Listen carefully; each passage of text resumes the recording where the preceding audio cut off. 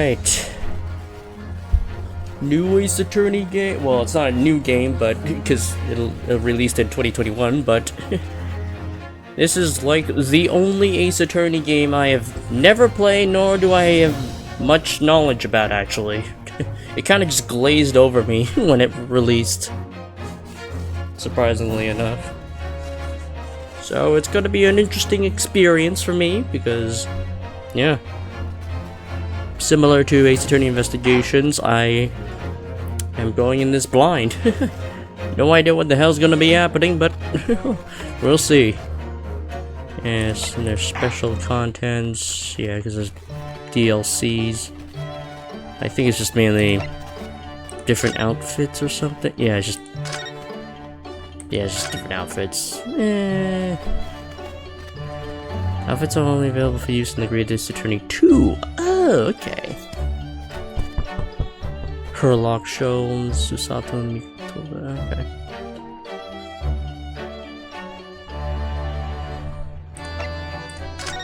Okay. Yeah, that looks ridiculous. Okay.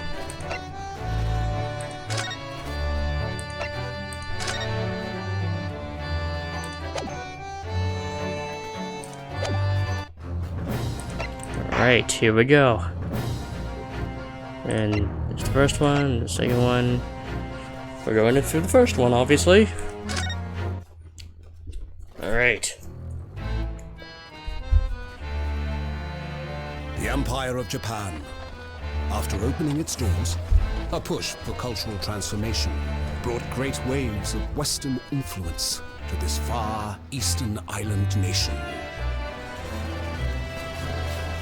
The revolution washed over the land, making life in the capital exciting and unsettling. It was a period of great change, and some was swept away by the tide.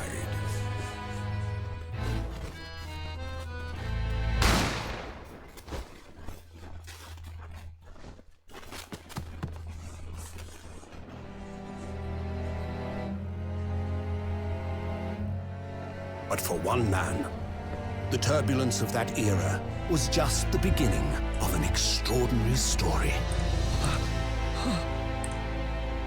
Oh, that's the main character. And Phoenix Wright's ancestor. Episode 1, The Adventure of the Great Departure.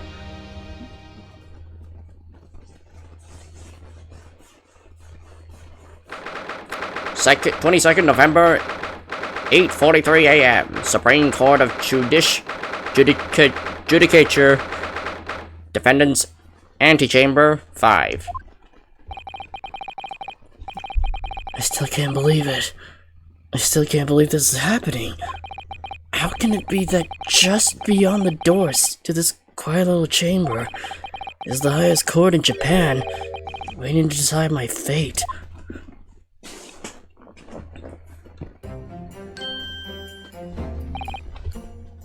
What? Oh, no, nothing. Save your glares, murderer.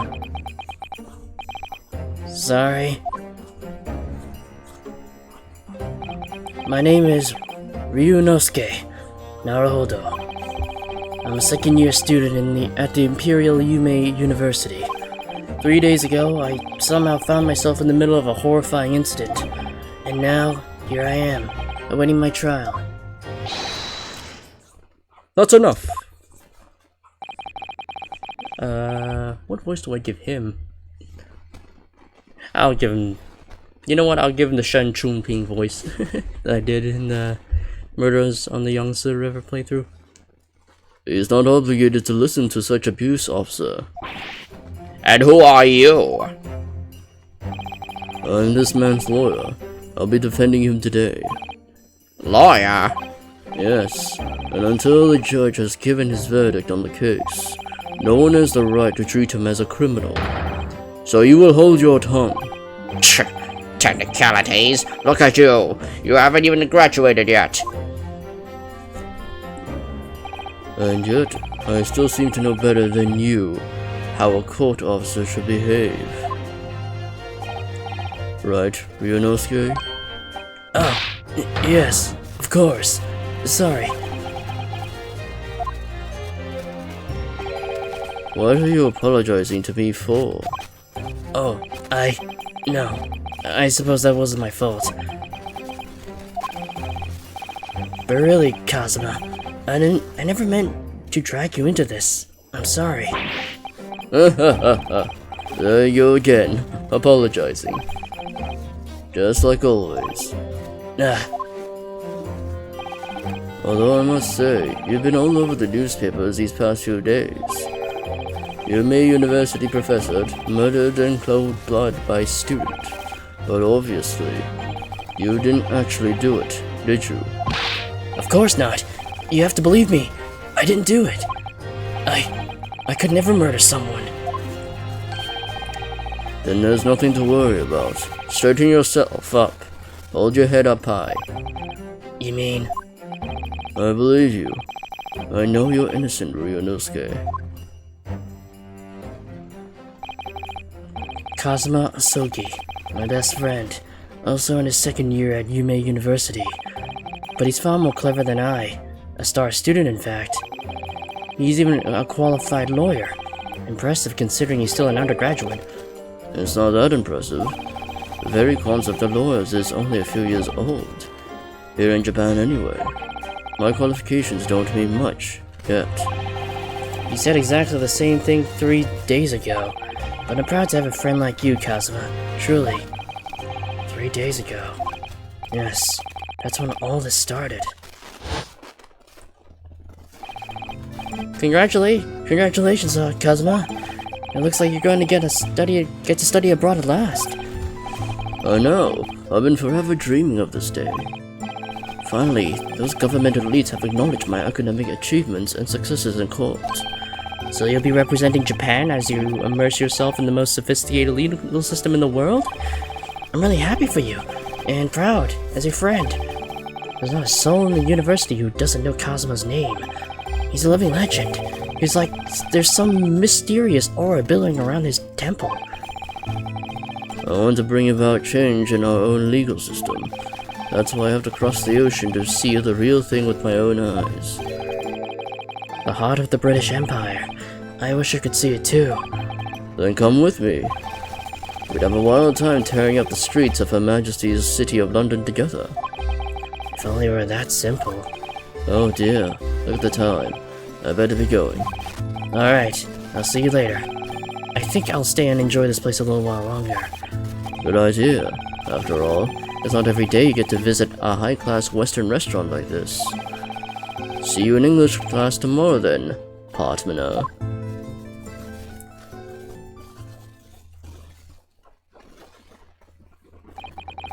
It was straight after that. That's when it happened.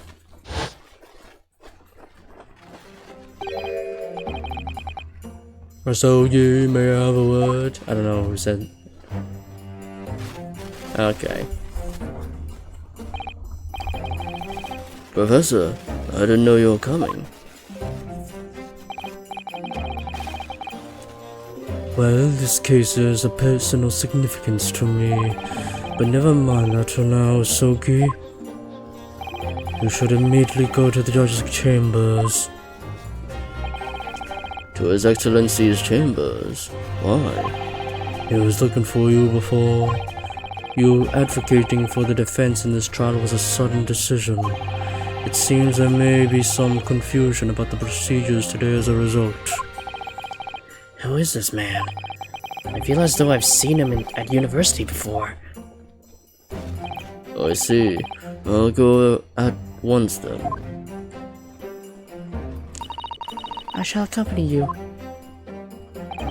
Alright then, Ryunosuke. I'll see you in the courtroom. Yes, thanks, Kazuma.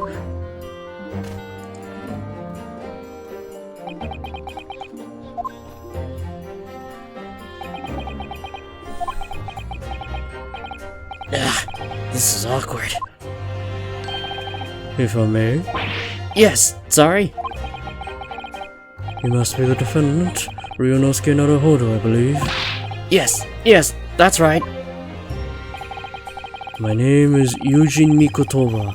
I'm professor of forensic medicine at Yume University. Ah, Professor Mikotowa.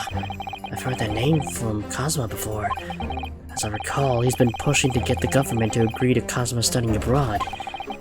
Asogi has told me about you. You and he are best friends, I understand. As such, I feel you should know. Know what? Well, as you have no doubt heard, Asogi has been granted permission to go and study in Great Britain. However, if he should fail to defend you in today's trial, I'm afraid that permission will be revoked and never granted again. What? Ah, as I suspected, you were unaware of this. I had a feeling Asogi may have chosen not to tell you. He's agreed to defend me, knowing that if he fails, his dreams will be shattered? But I don't understand. Why would the government do such a thing? The administration has to choose from a large number of applicants for overseas study. It's very difficult to persuade them to grant permission even in the most favorable of circumstances. I don't believe it. But I didn't do it. I swear. I'm not the murderer. I'm sure that's true. Nevertheless, I can assure you that proving your innocence will be no easy task. You see, there are certain peculiarities about today's trial. Sorry? What do you mean? You'll soon understand once proceedings get underway. But then what should I do? Well, naturally, I'm not going to suggest doing anything that could lead to a conviction. Right, so... As soon as the trial starts, the judge will pose certain question to the defense. When that happens, you must answer before anyone else. You must say, I do. I do? But what will the question be? Surely not? Do you accept the accusations brought before you? Of course not. Defendant? Court is about to begin. Proceed to the courtroom at once. It would seem our surreptitious discussions are to be cut short. So allow me to summarize. Kazuma Asogi must not be the defense lawyer in this trial. Of course, as the defendant, the final decision is yours. What are you waiting for? Do you want to be found guilty for failing to appear? Get moving. There's no point in anyone advocating for the likes of you anyway. This is it. If this trial goes badly, Kazuma's dreams of studying abroad are over. And what's more, I'll be found guilty of murder. And so, with absolutely no idea what lay ahead, I embarked on that unforgettable trial. I want an only chance for me proving my innocence, that the trial will decide my destiny.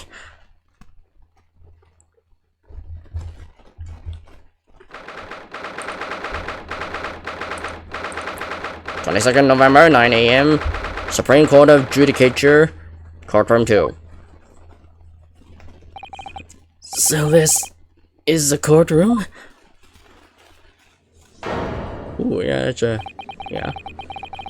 The Supreme Court of Judicature. No court in the land has more power. I don't much like the look of those people sitting in the public gallery. Lots of military and all the uniforms in there. The powers that be have demanded that this be a secret trial. A secret trial? A trial that's close to ordinary members of the public. Only military and government officials may attend. What? But why? It'll become clear in time, but for now, you need to concentrate, Ryunosuke.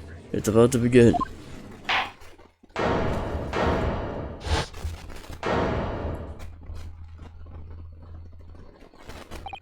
The court will now hear the trial of Ryunosuke Naruhodo. The prosecution. What? No.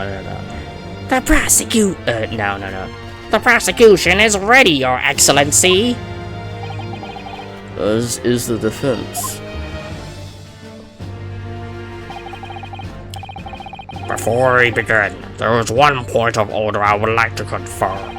Yesterday evening, the defense made a last-minute request for a change of advocate.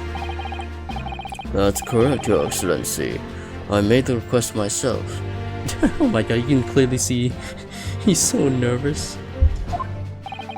Normal procedure is for the defendant's advocacy to be decided 2 days prior to trial. As this is an unusual circumstance, I am obliged to ask for final confirmation now. Who advocates for the defendant in this trial? This is it. This must be the question. Who's going to defend me? That's the question the professor meant. But then, if I say I do, He has to defend himself. I need to answer quickly. What should I do? Your Excellency, no confirmation is needed. Well, given that we are the protagonist of the game,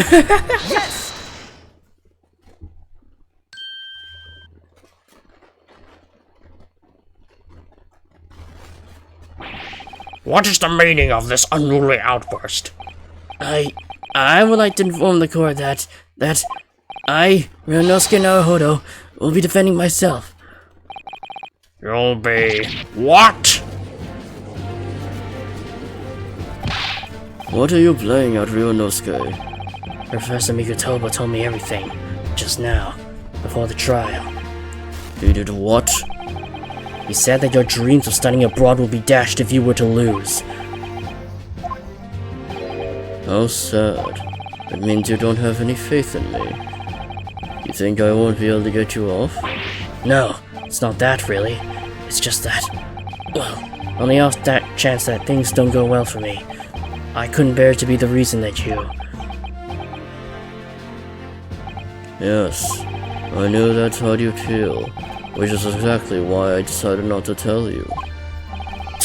Professor Mikutoba shouldn't have stuck his nose in. Very well. The court hereby recognizes the defendant's desire to advocate for himself in today's trial. Well. Does the accused admit defeat already, renouncing his own counsel? Really? Make no mistake, counsel. This merely shows that the defendant's innocence is so apparent he's confident he can speak for himself. Isn't that so, Naruhodo-san? Huh? Oh, yes, exactly. Exactly what I wasn't thinking. I'm not confident at all. In fact, my mind's a complete blank. Oh my, he's even assuming the same animations as Phoenix. Yeah, that's a good touch. I realize you're in charge now, but still, try not to be so bewildered. Well, for a mere university student to be brought here before the Supreme Court, you must have perpetrated a most heinous crime indeed. As you are no doubt aware, this is the Supreme Court of Judicature of Japan. Accordingly, the very highest standards of conduct are expected of all present. Do I make myself clear, Defendant Naruhodo? Yes, Your Excellency. It is therefore my duty to assess your competence for the task you have undertaken. My competence? What does that mean? He's questioning your ability to do your job. Well, you can't be questioning it more than I am. So, let's start with the very simplest of questions. Oh, yes. Kindly state before the court the name of the victim in this case. Well, that's easy enough. I've heard this name more times than I care to remember. But, wait. I'm so nervous I can't even remember that. What was it again? Ryunosuke. Let me guess, your mind's gone blank. You know me so well. All the relevant information for this case can be found in the court record. But I can't even find that. It's simple. You can access the court record with the press of E. If you ever find you've forgotten something, just consult that. It's all in there. I just have to press E for the court record? Alright, there's no time to lose. The list of everyone you've collected. This is the list of it. This is the list of evidence you've collected. Now try searching the people instead with E. You'll find details about the victim in here. When you're done, just press Z to go back. John H. Wilson. So remember, everything to do with the current case can be found in the court record. Now you better not keep His Excellency waiting any longer. Go on. Find the victim in the people section of the court record, then press R to present. Try it now.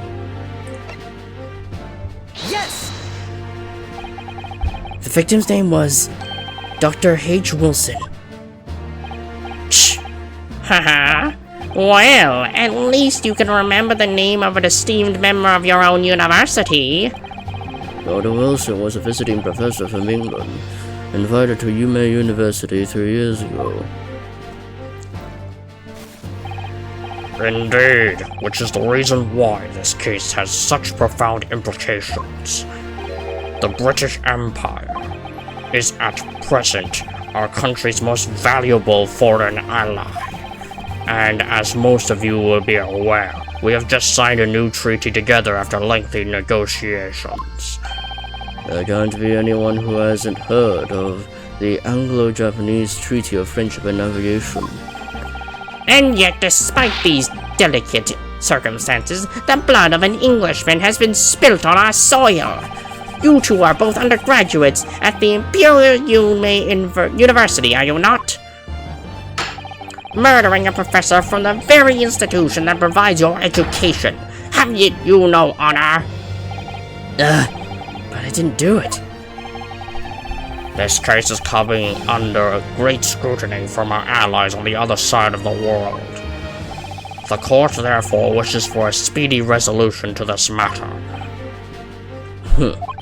In other words, our feeble government is scared of upsetting England's policymakers. And you're a convenient and expendable scapegoat to blame for this crime. So that's why this trial has these unusual peculiarities, is it? Exactly. Our government needs to convict someone as quickly as possible. All because the victim was an Englishman. Yes, Dr. Wilson was an Englishman. But nationalities and treaties won't make any difference for me here. The fact is, I was there at the scene of the crime. Oh dear, look at the time. I better be going. Alright, I'll see you later. I think I'll stay and enjoy this place a little longer. Good idea. After all, it's not every day you get to visit a high-class Western restaurant like this. See you in English class tomorrow then, partner. The British Empire. Wow, it's incredible to think... Wait. I've seen that man at university. I'm sure he's a visiting professor from Great Britain. I don't know his name, but still, I should go and say hello. Hi there, and he's dead. So I went over to the professor's table and introduced myself to Dr. Wilson. Now then, let me pose my next question to you, Defendant Naruhodo. Yes, Your Excellency. How did this professor of medicine, Dr. John H. Wilson, lose his life? State before the court the cause of death. Post-mortem report. He left 2 p.m. and was caused by loss of blood from a gunshot. The bullet did not pass through the victim's body. cause of death. Well, obviously, that was, Ionosuke, remember that in court, every assertion must be backed up by evidence. By evidence? But how? Find a piece of evidence that shows the professor's cause of death, and select present. Do it now. Yes! So instead of take that, it's yes! Okay, that's yeah, it's kind of an odd choice of change, but okay. Well, according to this document, the victim suffered a hemorrhagic death due to gunshot trauma. Learn to read, you imbecile. That's the post-mortem report, I take it. Sorry, yes, that's right. The post-mortem report. In the West, a doctor dissects corpses to identify the cause of death in an autopsy. But here in Japan, a police officer merely inspects the body and draws conclusions that way. Oh, I see. As long as I'm not going to be tested on any of this later. This so-called photographic print of the scene of the crime. You can clearly discern scorch marks around the bullet hole produced by the powder explosion. In other words, we should assume that the victim was shot at close range. Thank you, counsel. The court will accept this modern scientific evidence into the record.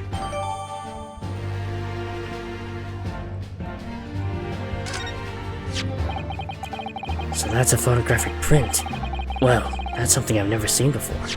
Let's look at this piece of evidence in detail. Can I... Oh, space to examine. Okay, so it's not really allowing me to click the buttons like in investigations, so... Oh, it even comes with a little magnifying glass.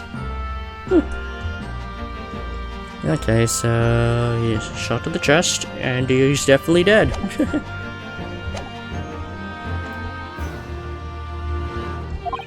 It's clearly superior to a drawing. The detail's incredible. Very well, I am satisfied with your answers. Let us start the trial. Certainly, Your Excellency. So, without further ado, in order to better apprise the court with the facts of the case, the prosecution hereby calls its first witness, who was there at the scene of the crime when it happened. Ugh. This is it then. I think I may have worked out what the professor had in mind. The professor? You mean Dr. Mikotoba? Yes, clearly you're the defense lawyer today, not me. But that doesn't mean... Well, I can still act as your assistant. Ah, of course. When he was speaking with me before, he simply said, Kazuma, so you must not be the defense lawyer in this trial. He really has been sticking his oar in, hasn't he? Maybe, but... Any help you can give me would be greatly appreciated, Kazuma. Well, my first piece of advice is... rein in that crazy look of bewilderment and control the cold sweats. Well, if you rein in that crazy headband and the control of the cold stares first...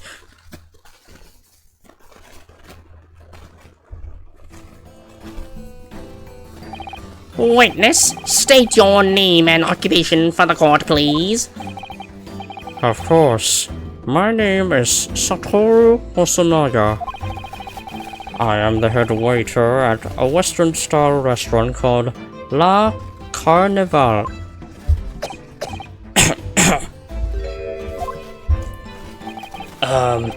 Are you alright? You seem to be coughing up some...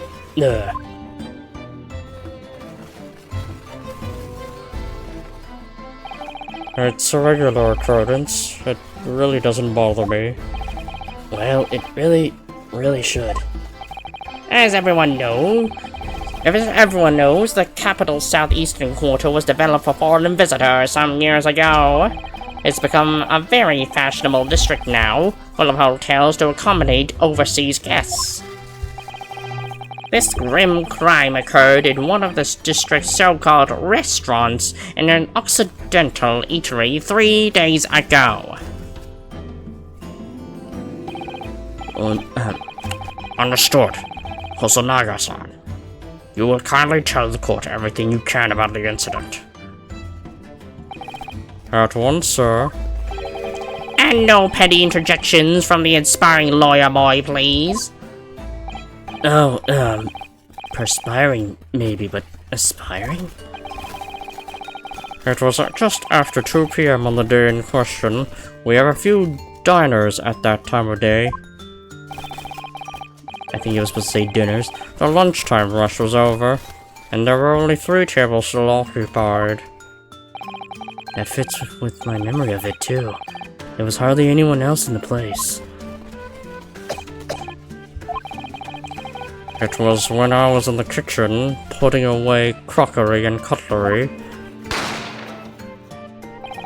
A gunshot rang out, so I hurried out to the dining area to see what had happened. I found the victim, an English gentleman, slumped in his chair, and standing immediately beside him, a gun in hand, was the accused university student. Hold on. Let me just clarify something here. Why did you say yes? Well, I did pick up the gun that I found lying on the floor beside the professor. I didn't shoot him. I believe that I asked you to refrain from petty interjections.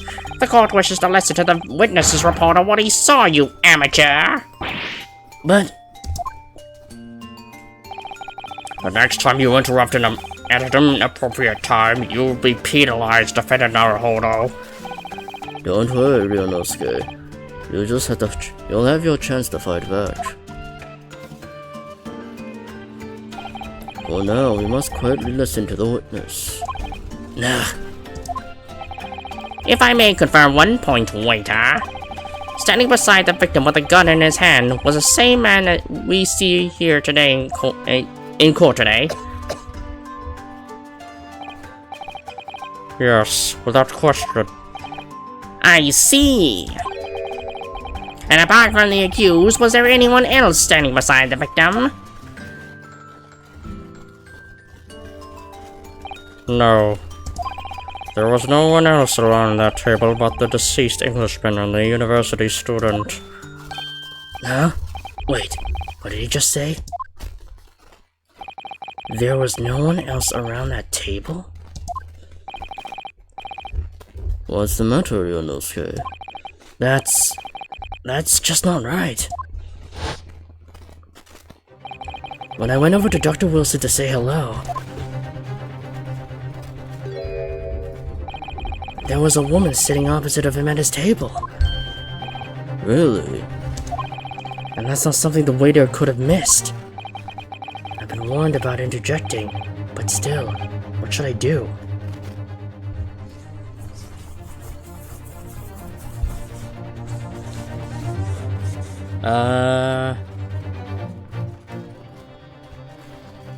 Is this the time to object? I thought we were gonna wait for the cross-examination stage, are we not?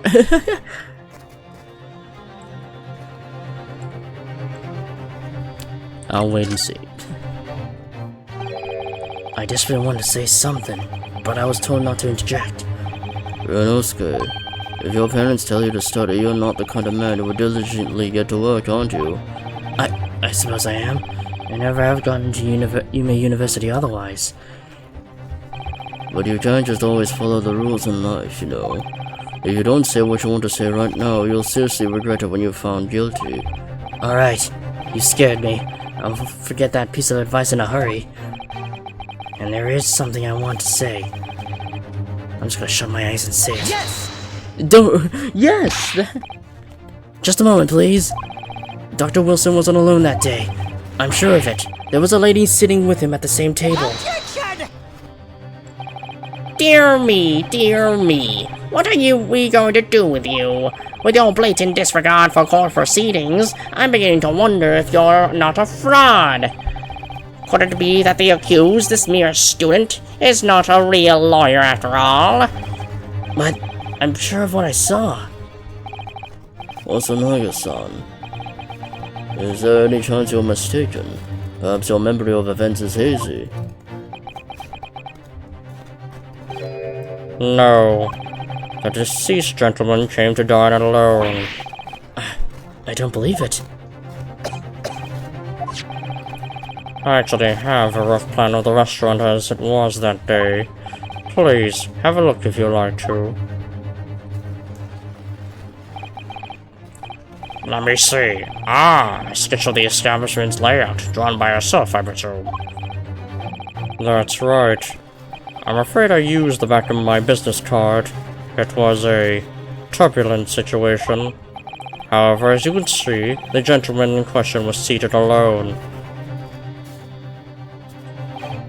Well, you're clearly a very conscientious rater. Thank you, sir. The court will take this plan and add it to the court record as evidence.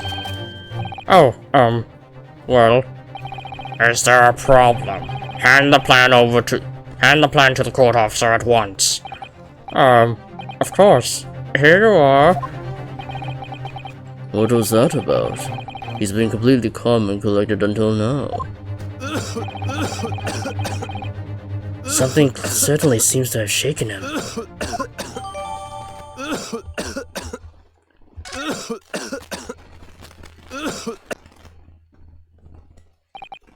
So, the court has now heard a precis of the case. Yes, at the moment, the gunshot was heard in the restaurant. The only person in close proximity to the victim was the defendant on trial today. It would seem we are looking at a black and white case here. Defendant Naruhodo, Yes, Your Excellency? if you admit your guilt at this stage, the court is willing to look mercifully upon you. In other words, you may have some small reprieve in terms of your inevitable punishment. I call this waiter as an unsworn witness in order to explain the details of the case to the court. But I must warn the defense if you are determined to pursue matters further in this trial. The prosecution has decisive evidence from sworn witnesses who were present at the scene of the crime. What do you think I should do, Kazuma? What do you mean? Well, I'm going to be found guilty one way or another, it seems. Would it be sensible to plead guilty at this stage and hope for a more lenient sentence? Everyone keeps telling me that this trial is unusual, about these peculiarities. You said it. Professor Mikotoba said it. And so has the judge and the prosecution. I'm scared of what lies ahead if I push this. As I said from the outset, I believe you're innocent. I trust you. And yet, despite knowing that, you're willing to throw in that trust back in my face. Is that it? What? If the accused is in fact innocent, then a defense lawyer is duty-bound to prove that innocent by whatever means necessary. Are you just going to abandon that duty? Are you going to give up on yourself? The battle hasn't even begun yet, Ryunosuke. The defense pleads not guilty, Your Excellency.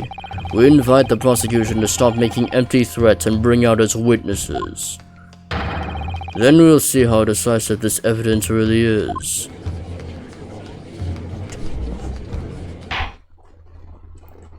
Indeed. Prosecutor Archie, please continue with proceedings. Tisk! Well, you were warned. The young can be so reckless. You know, many call me a saint, but I can be a devil when I want to be. Ugh.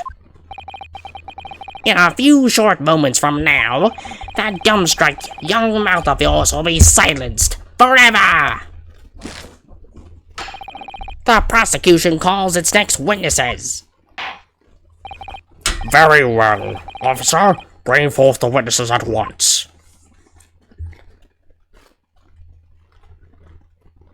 Oh yeah, those are the two other guys from the cutscene. Witnesses, kindly state your names and occupations for the court. Yes, sir. The great Nippon Imperial Army Sergeant Iasa Nosa reporting for duty, sir.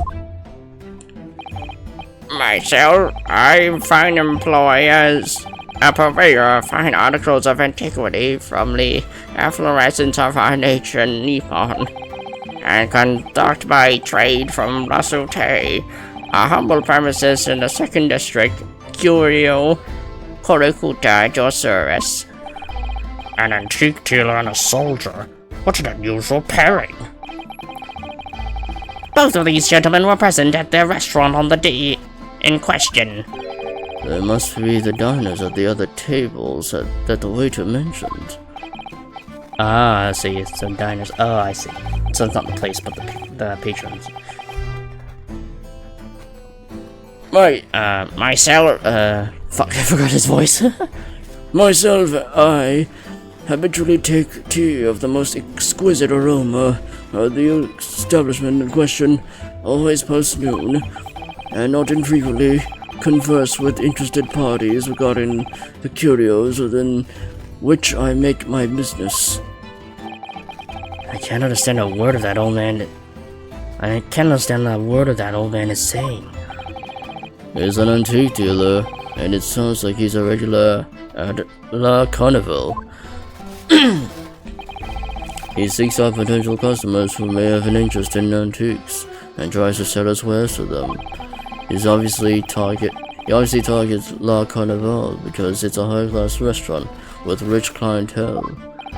Right, I see. Although, to be honest, that sergeant looks more like he'd be a seller rather than a buyer.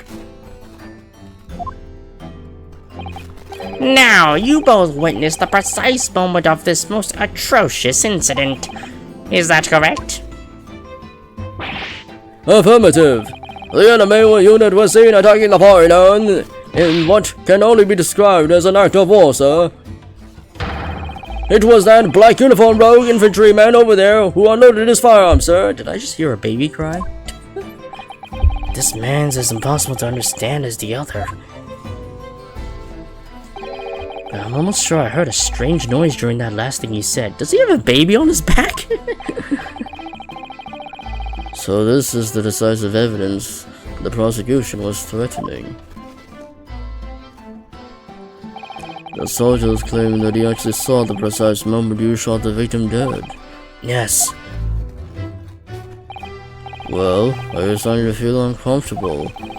If I'm honest, I was feeling uncomfortable from the start. now the court will hear your formal testimony, please. You will state everything you saw at the precise moment that incident occurred. Yes, sir. Standing by, ready to report, sir. Unsavory memories of a most acerbic afternoon. This is my first time actually doing a cross-examination of two witnesses at the same time. How was it? I forgot his voice again. I was adjusting a regulation of beefsteak at the restaurant while having a tactical discussion with the old man. Myself, I was extolling the virtues of a particularly fine golden curio to the military gentleman. At that precise moment, a firearm was discharged. I observed the enemy's actions with my own eyes. The black uniformed varsity cadet fired on the English civilian, and from the back, the cowardly little weasel. I was on my hands and knees investigating whereabouts of my previously absconded precious curio.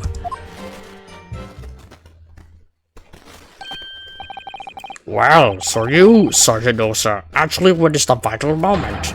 You saw the split second when the defendant fired the weapon at the victim. Yes, sir. Affirmative, sir. The wicked university cadet, sir. The cruel and unforgivable enemy. What times we live in when an English gentleman may have been assailed in the broad light of day. But this is this is ridiculous. I didn't shoot anyone. Is that really true, Ryunosuke? Yes, all I did was pick up the gun I saw lying on the floor. After I said hello to Dr. Wilson, I went back to my table and sat drinking some coffee. Then when I finished, I got up from my seat to leave the restaurant, when I noticed an English-made gun next to the chair where the professor was sitting. I thought perhaps the professor had dropped it, so I bent down, and just as I was picking it up,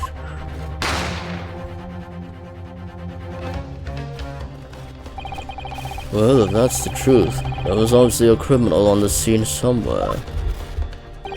And somewhere in these two witnesses' testimonies, there's a clue as to who that criminal was. there is? Ryunosuke, you must exercise your right to cross-examine the witnesses. Cross-examine? Do it now. As we have heard, Your Excellency, there is no room for doubt in the testimony of these witnesses. The defendant is clearly guilty. It is time to bring this despicable student to justice. Certainly, the testimony the court has just heard eliminates any vestige of doubt. Therefore, it is my grave duty to declare the verdict of... Don't say yes, say hold it. What in the name of the Emperor is the meaning of this outburst? I mean, the defense demands his right to a cross-examination. Dear me, dear me.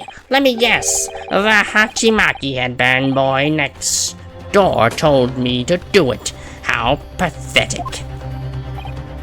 Huh? How did he know?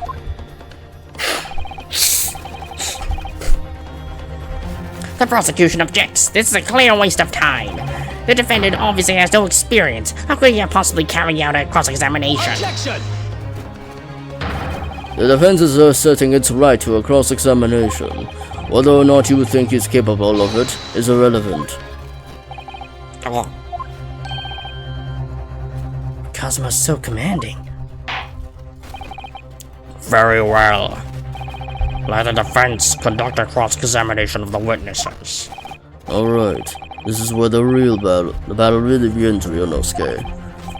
But I don't even know what I have to do in a cross-examination. Isn't it obvious? You have to expose the lies on the witnesses' statements. How? You didn't fire the gun, which means that what that soldier said has to be a lie. Well, yes, but It's just a case of proving it, and the key to doing that is evidence. right. Evidence. So, what evidence might happen then? Get the card.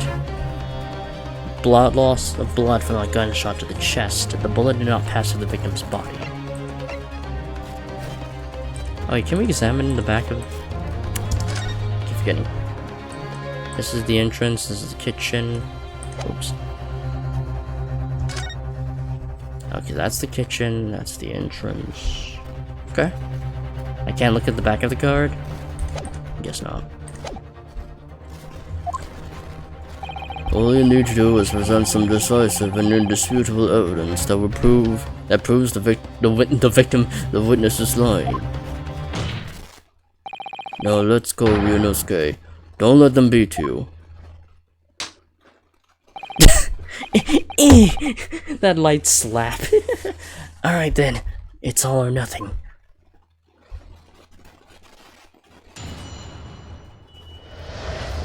What the witnesses saw.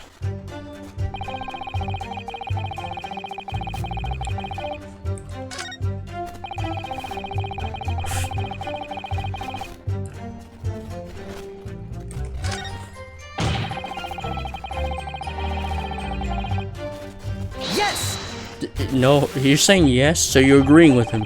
So, you're saying that you actually saw me at that time? Affirmative. I saw you.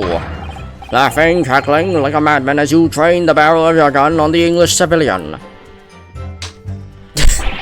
But that's impossible. I only... Allow me to confirm just one point, please. What's that?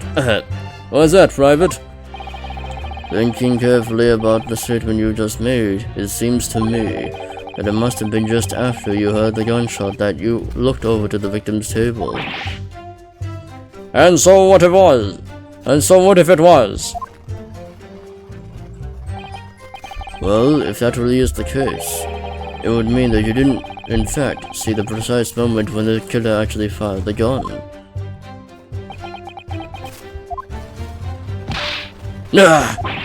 The double R! And the double R! My sixth sense! Sorry? My sixth sense of danger! I picked up the waves of murderous energy radiating from your foul mind! Which means... a split second before you pulled the trigger, I was looking right at you, cadet! Surely that's not really possible, is it? Do you think I'd have gone where I am today in the army if I couldn't sense danger in the air, son? Well... it would seem that this soldier is absolutely convinced that he saw you do the deed. This is not good. I got an achievement for pressing a statement.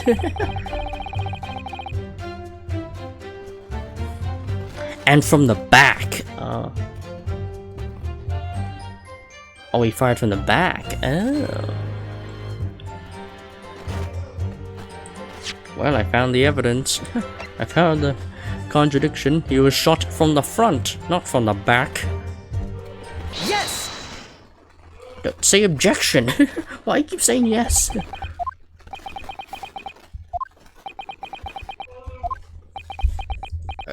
You gonna say something now, Hodo?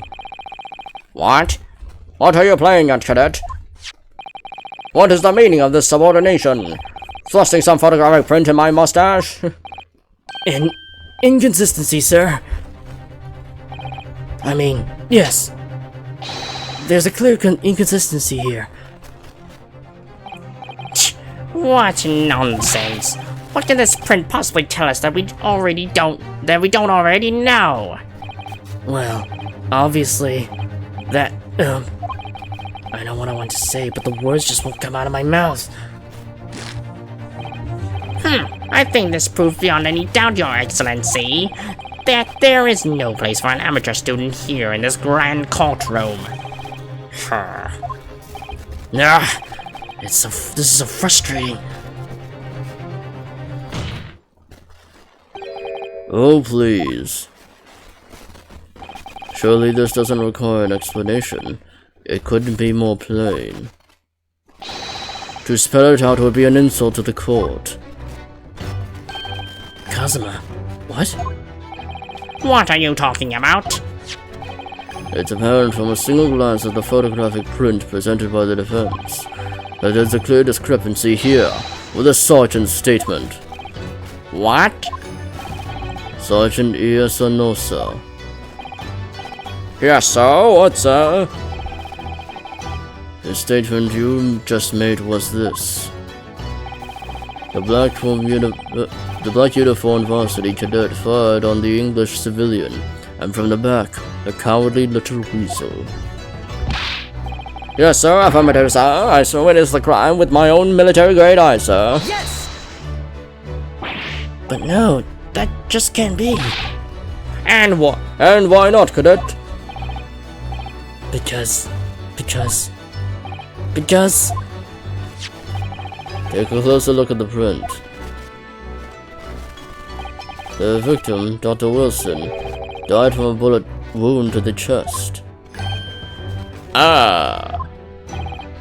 Sergeant, according to your witness statement, the culprit shot the victim from behind. And that is the obvious discrepancy here. Well, how do you explain it? Oh, I can see the baby. What?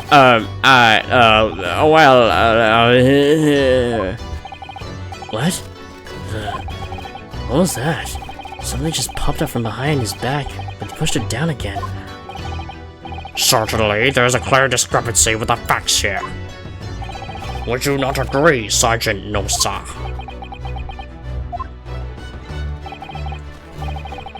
Yes, sir. At this juncture, that would appear to be indisputable.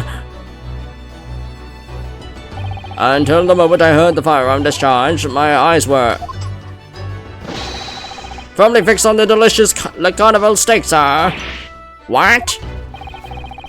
The last testimony of the court here has proven one thing beyond all reasonable doubt.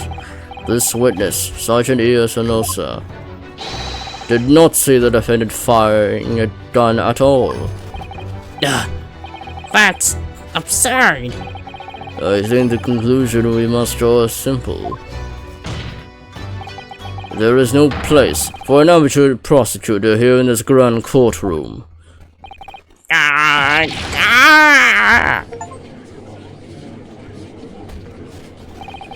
There's been a complete turnabout in the mood of this trial, just from that one discrepancy.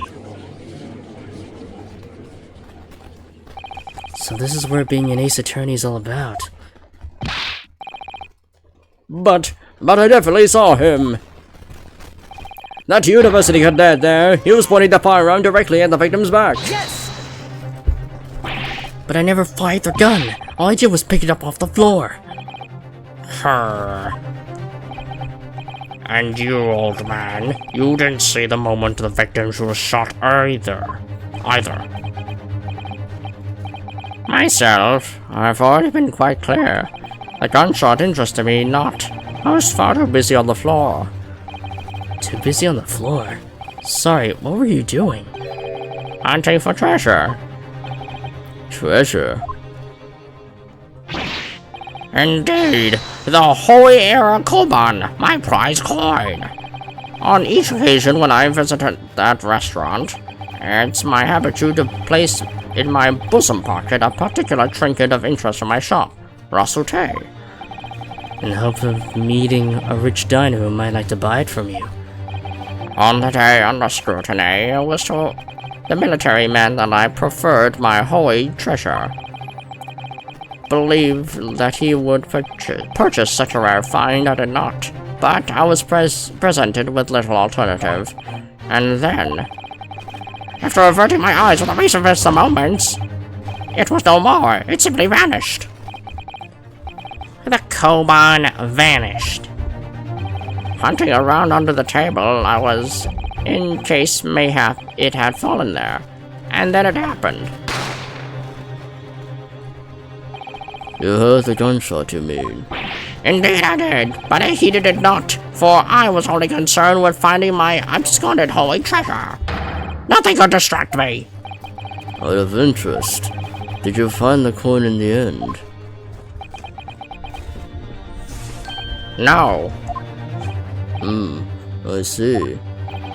That lamentable day, the precious holy Koban was lost to me. No doubt some unscrupulous scoundrel pocketed the prize coin for himself. As I am sure everyone present is aware, this case demands a swift and decisive resolution. Our government has promised to send a full report to the Great Britain by telegraph this very afternoon. Nevertheless, the witness testimony the court has just heard was inconclusive. No matter how subservient our government feels, it must be to the British. It would be unforgivable to deliver a verdict on this trial right now.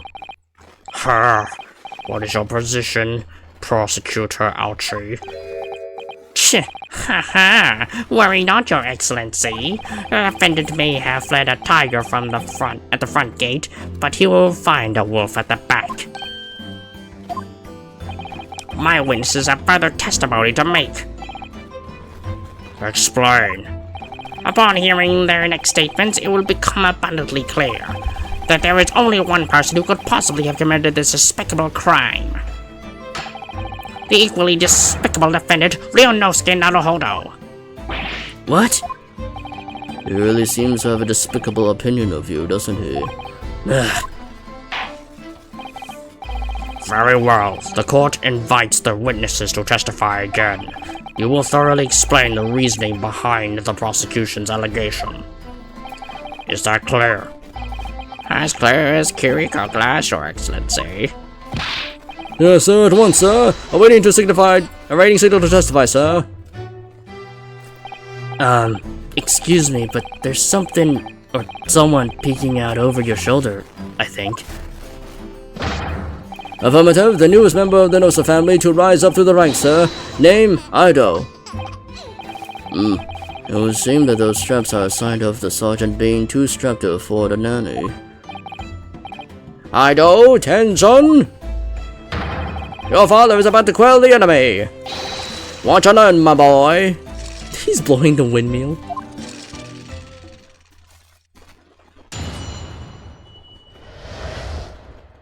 The true culprit. Even what I saw was at the precise moment the firearm was discharged. It's almost the same thing. Yes, pointing his gun at the foreign man he was. That young lad in black. That much I myself did see. Furthermore, our visual search of the premises at the time confirmed that we were the only personnel present. Indeed, alone he was, the Englishman, dining all by himself. Therefore, no one other than the black uniform cadet could have dispatched the Englishman. Over and out.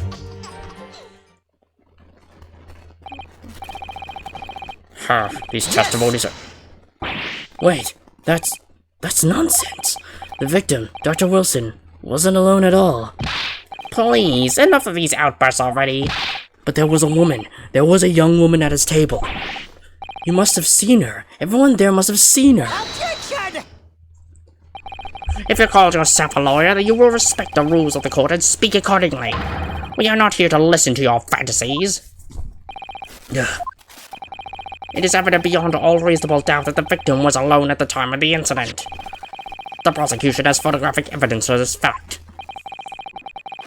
Is this a photographic print of the scene of the crime, Counsel?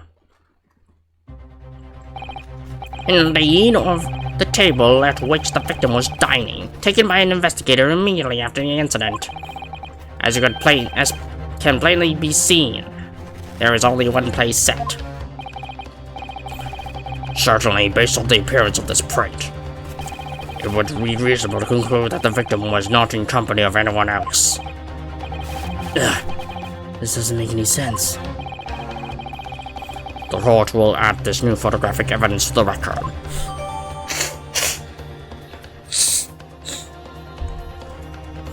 Carbonated water and a steak lunch could be seen on the victim's table. I don't understand. What's going on here? It's just not possible that nobody else saw that woman. The waiter before said the same thing. He maintains that Dr. Wilson came to the restaurant alone as well. But that's not true. I saw her. I swear that I saw a woman with him. It would seem that we'll be able to telegraph the report to Great Britain on time after all. The witnesses' testimonies we have just heard leave no further room for doubt. These are very sensitive political times, as we all know. The ink is still fresh on the treaty with Great Britain.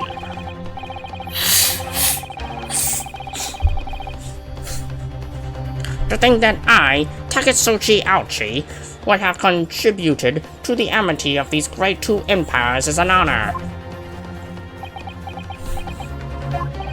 How can this be happening? The judge is ready to rule. Stand tall, Ryunosuke. It's not over yet. What? If what you say is true, then there's something going on here behind the scenes. And now's your chance to expose it, to draw out the truth in your cross-examination. I don't know, Kazuma. The defense is entitled to cross-examine the witnesses, but make it quick, understood? Rules can be so unbending at times. Nah.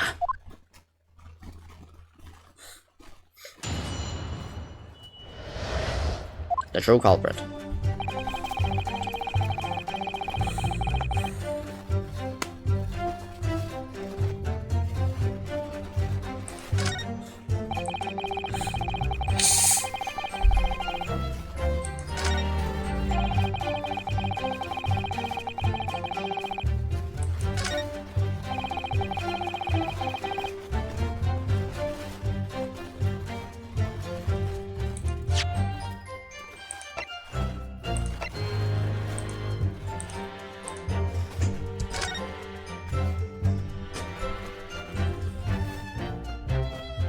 There's no sign that the victim had someone dining with him.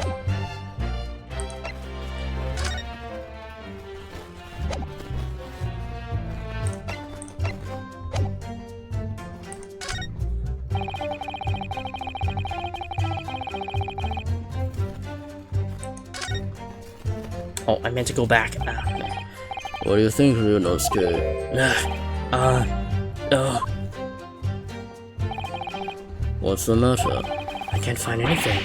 I can't find a clear discrepancy anywhere. I'm done for. I can't win this trial. No.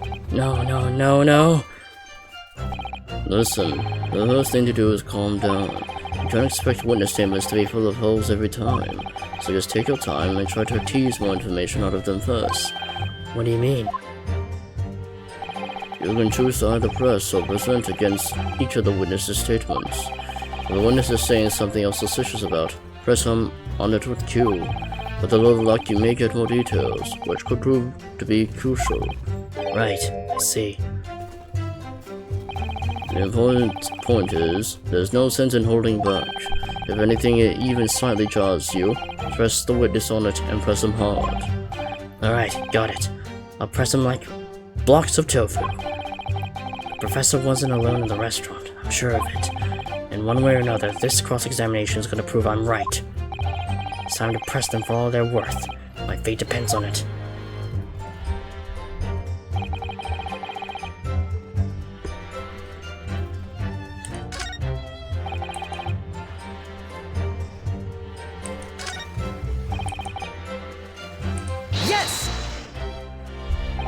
You must have noticed someone else at Dr. Wilson's table. There was a lady there.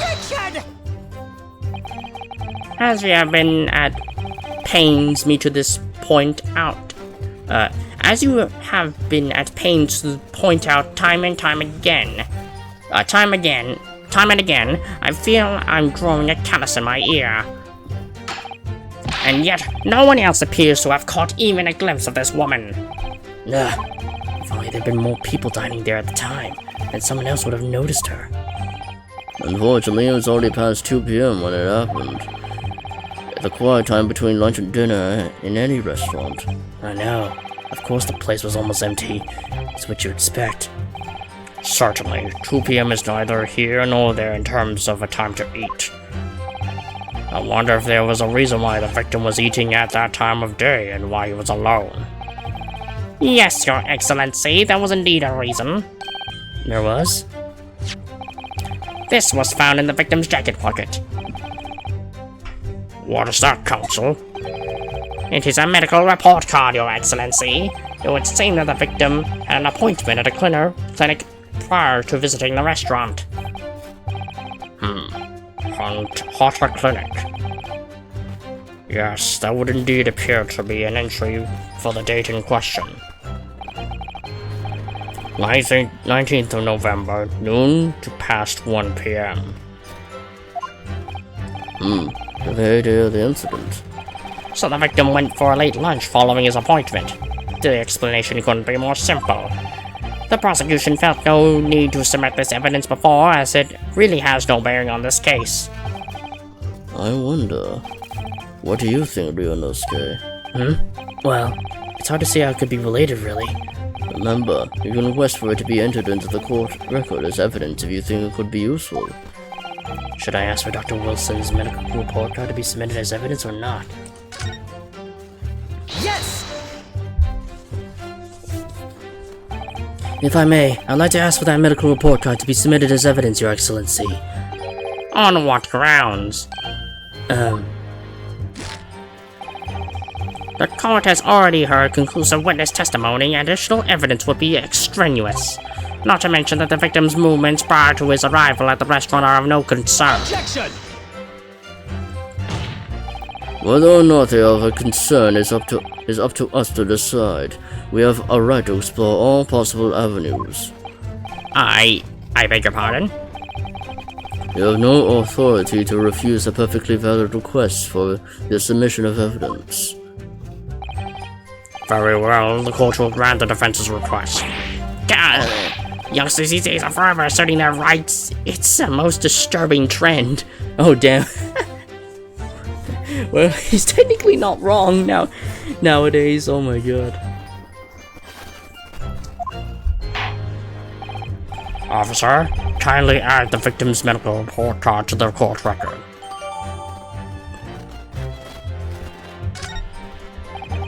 What we need right now is new clues. We have to explore things from every possible angle, even if they don't seem relevant at first.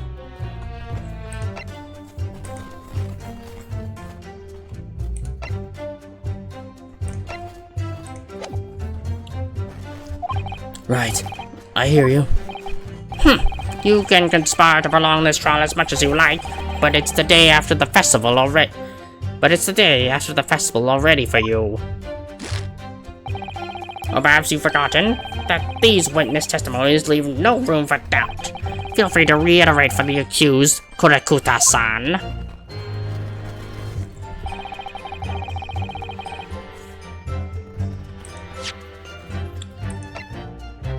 Yeah, so far, don't really have anything, so.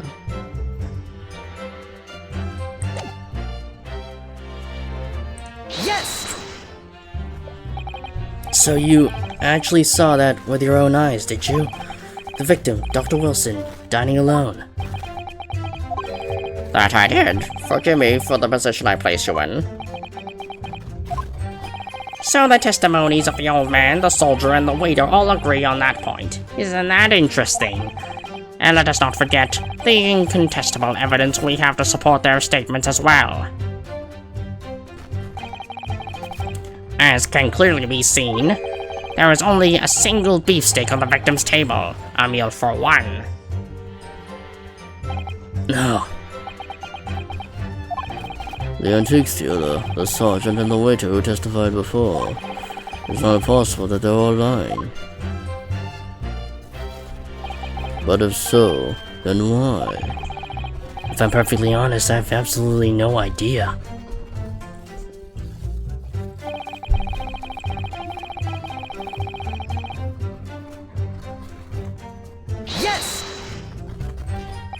Why aren't you telling the truth? What? What did you say, Cadet? I clearly remember. There was a woman sitting across the table from the professor. Perhaps one of you might not have noticed. But for both of you to have failed to see the professor's dining companion is just not possible. Unfortunately for you, Defendant Naruhodo, it's not just a case of these two witnesses alone. Sorry? The waiter, whose testimony the court heard earlier, clearly stated the same thing. He also said that the victim was alone. That's right. Precisely. In other words, you are the sole proponent of this phantom lady. But I... If such a woman were indeed present at the scene, the prosecution demands to see proof. No such proof exists. The prosecution demands that no further mention of this phantom woman be made. It is a blatant waste of the court's time. There's nothing I could say to that. Ha ha ha ha! Excellent, Ryonosuke. Excellent work, Ryonosuke. We gleaned some new information now. Well, yes, but I don't feel like it changes much. I can't say that it brings any real discrepancies to light. I wouldn't be so sure. Let me see that medical report card you got before. Oh, you mean this? Yes, this is a brand new piece of evidence. So perhaps we should examine it on a little more detail. How exactly? You'll notice that some pieces of evidence bear a magnifying glass. The ones you may examine. Press space and you can take a closer look at the piece in question. Use arrow keys to rotate the evidence in all directions and examine it from all angles. By using WASD,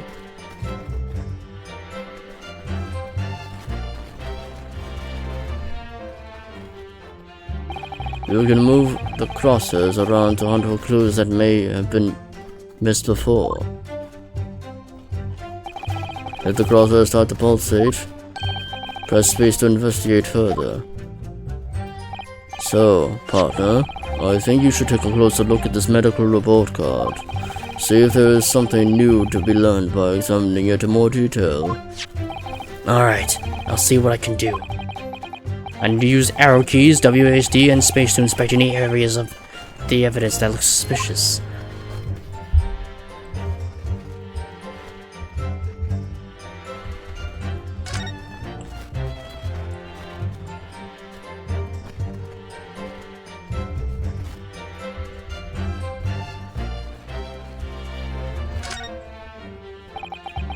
Let's have a look. There's some kind of medical history. And there's an entry for the day the professor was killed. Extraction of molar with topical anesthesia. Extraction of molar? You mean he had a tooth taken out? It would seem so. Just before the incident, he had a bad tooth removed. Perhaps they used laughing gas. That's the most modern practice in the West for pain relief. Yes, I heard of this anesthesia. Although it's hard to believe that there's anything that can actually stop you feeling pain. There's a cautionary note from the medical practitioner as well. Strictly no food or drink besides water for 3 hours post-procedure until anesthetic effects have passed. No food or drink besides water for 3 hours. Oh, Really? sounds like information worth bearing in mind.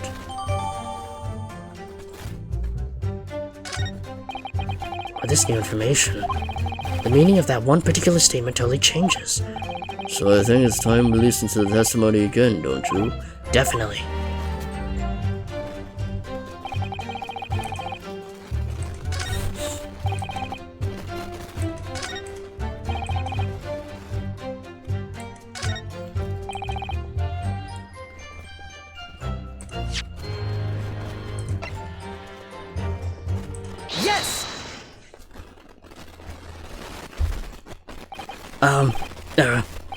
Well, I think, What about what you were wittering, lad? About what are you wittering, lad? Call yourself a lawyer. I wish I could, but first and foremost here, I'm the accused. Yonosuke, everyone stumbles on the words occasionally. Under the circumstances, I won't worry about it. Thanks, Kazuma. I could see it quite clearly in that cross-examination you just carried out. When you raised your hand straight up like that, so purposefully, you knew exactly what it was you wanted to say. Don't feel like you have to choose your words carefully. Just say what you're thinking. Alright, and thanks for the advice.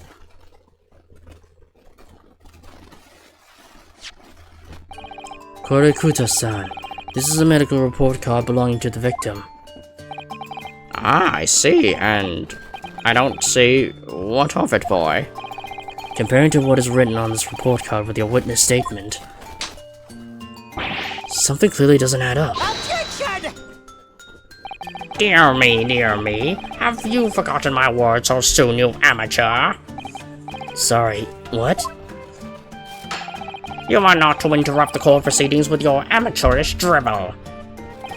But, Let's see if I can explain it in words you might understand. It was after 2 p.m. in the afternoon when the victim was murdered at the restaurant.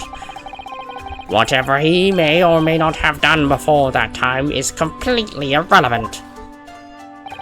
yeah, but that's, Remember, Yonosuke, you don't have to use clever language or fancy words. Just make your point. Your Excellency, I believe we're finished here. There's surely no need to prolong this trial further.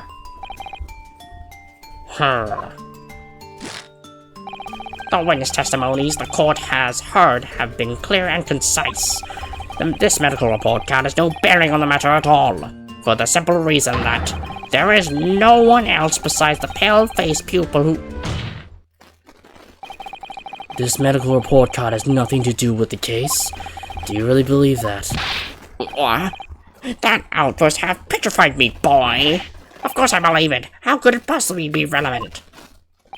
Perhaps because Hara Clinic, which issued the report card, is a dental clinic.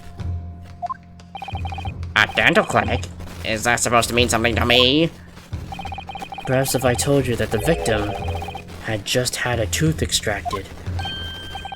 What's this now? And furthermore, if I told you that as a result, the victim has been forbidden from eating. Just what are you trying to say, Cadet? He had orders not to eat, so what? It's all written up in here. No food or drink other than water for 3 hours post-procedure while anesthesia wears off. What? No, that can't... Kodakuta-san, What, boy? What? as you just heard, when he was killed sometime shortly after 2 p.m., the victim couldn't have been eating anything at all. No. Additionally, There's more?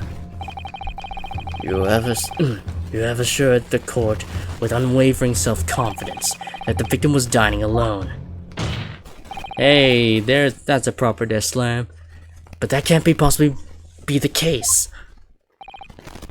Because the victim, as we now know, had just had one of his teeth extracted and was still experiencing the effects of the anesthetic. Ah! Expertly done, partner.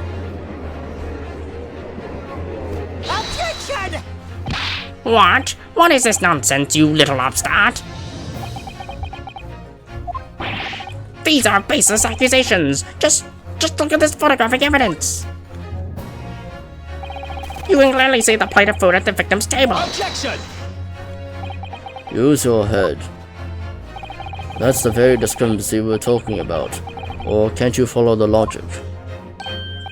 How dare you? I think it's fair to say that the tables in this restaurant, in this restaurant case, have turned. Wouldn't you agree, Ryunosuke? Huh? Yes, most definitely. So having just undergone some dental surgery, the victim was unable to eat. Which leaves one very crucial conundrum. Who in fact was eating the pictured beef steak? The courtroom will hear the opinion of the defense on this new puzzle. I assume you're ready, counsel. Counsel? Oh, that means me, doesn't it? Alright, the answer to this question is going to be pivotal. This is the start of you turning this trial around. Show them what you're made of. Got it. So, the person eating the steak at the victim's table must have been... Me, the victim himself, the two witnesses, and an as of yet unknown third party. Obviously, it could only have been someone else who was sitting at the professor's table. You will not let us go, will you? There was no such person. There was, because I saw her. When the incident occurred, we know that the victim couldn't have been eating anything. Yet we have evidence of a half-eaten steak on his table. Therefore, the only logical conclusion is that there was somebody else there eating it. Ah! We have strong evidence to support your assertion. It's clear that these witness testimonies are unreliable. If the court decides to push through a ruling at this stage, we will lodge a formal complaint with the Ministry of Justice and pursue a fair retrial, relentlessly. Kazuma. Are you insane? You would take on the government? Don't worry, Counsel. I have no issue with you. What do you mean? I have issue with them, those two witnesses in the stand. What? What are you talking about? We have demonstrated with evidence that the victim was not alone. So it turns out that the two of you deliberately lied when giving your testimonies. Obviously, you will be charged with perjury. Perjury? And since this is a murder trial, you will also be deemed complicit to the killing. Complicit in murder? No!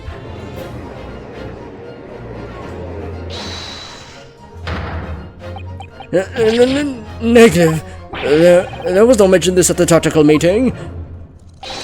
I was just following orders. That's right, as the man says. You just say you never saw the gentlewoman. That's what they told us. Oh. What? What did you just say, Kodakuta-san? Oh, no. You were just following orders? No, not that. I was, So you never saw the gentlewoman? Yeah. When you say gentlewoman, do you mean you saw the victim with a lady from overseas? What? What? What is the meaning of all of this? These witnesses gave false statements. Is this true, you pair? Just one simple slip of the tongue.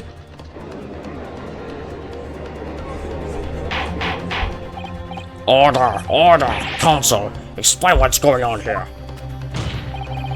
It's painfully clear now. You tried to prevent these witnesses from telling the truth. Absolutely not. The prosecution knows nothing of this. Then who's behind this? Who tried to make you keep your mouth shut? Well, That's classified. So you're prepared to be tried as conspirator to this murder, are you? You wouldn't. This can't be happening. Ryunosuke, judging from the way they are reacting to this, I'd say they were sworn to silence by someone with considerable influence. The baby's pulling on his mustache. However, I don't believe Oichi had any idea about it. What are you saying? I mean, to wield that kind of influence, there are only a handful of possibilities. It could only have been the government, the military, or the police, I suppose. Well, any ideas who might be behind this? If we can confirm who tried to silence these witnesses, then we can continue our pursuit. So we need to name whoever it was that tried to make the witnesses keep their mouths shut. Of course, we'll need evidence before we make any firm accusations. Evidence that proves whoever it was really did wield his or her power here. But how? How can we possibly... Remember how we made progress before? Before? We examined this piece of evidence in more detail and found a new clue as a result. Oh yes, that's right. Well, that's not the only piece of evidence we have, is it? We need to examine everything and make sure there's nothing we've missed. There's no time to lose. I want answers. If it's proven that these witnesses have been manipulated, I assure you the penalty will be severe. Please, wait, Your Excellency. I had no idea about any of this. I swear to every Shinto god, I knew nothing. And what does the defense have to say about all this, Well, Your Excellency... no time to think. I'm just going to have to close my eyes and shout out the first name that comes to my head.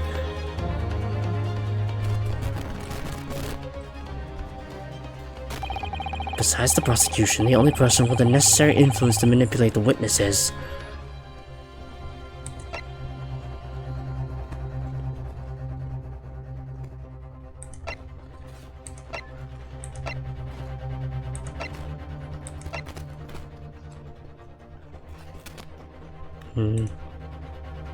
Well then, this is an interesting turn of events.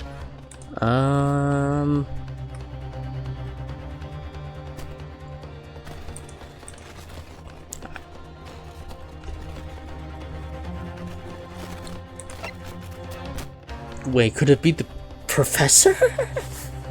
He's an authority in forensic medicine. I mean, he's like the only one I can think of, because it can't be the waiter, because he's just a waiter. And well, these two are being manipulated, and it's not him. It's shown to be not him, so he's like the only one. Yes! There. What do you make of that? I think, Counsel, that you may want to close your ears as well as your eyes. Otherwise, the signs of disappointment in the courtroom may very well deafen you. Oh. If you feel you must close your eyes in a crisis, might I suggest you keep your mouth shut next time too? Otherwise, I may have to use the influence I have in this courtroom to shut it permanently. Oh, damn, it's not that? I don't know what it is about that prosecutor exactly, but it really makes me wince in pain sometimes. Winston Payne.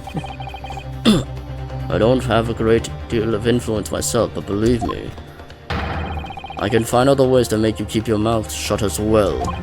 Alright, don't get angry. I'll think again. There must be a clue somewhere in all that evidence in the court record. Okay, so I'll just Actually re-examine it.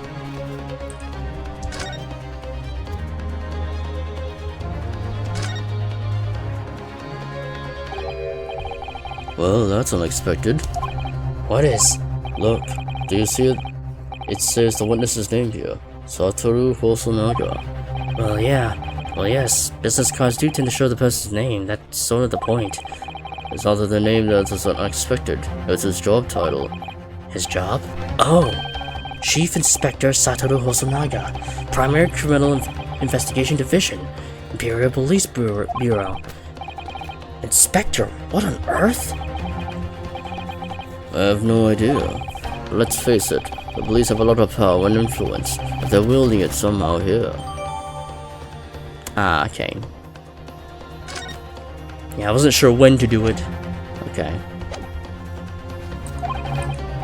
Actually, now I think about it, there might be some pieces of evidence I haven't thoroughly examined yet. And what does the evidence have to say about this? About all this, Well, Your Excellency? No time to think. Okay. Okay.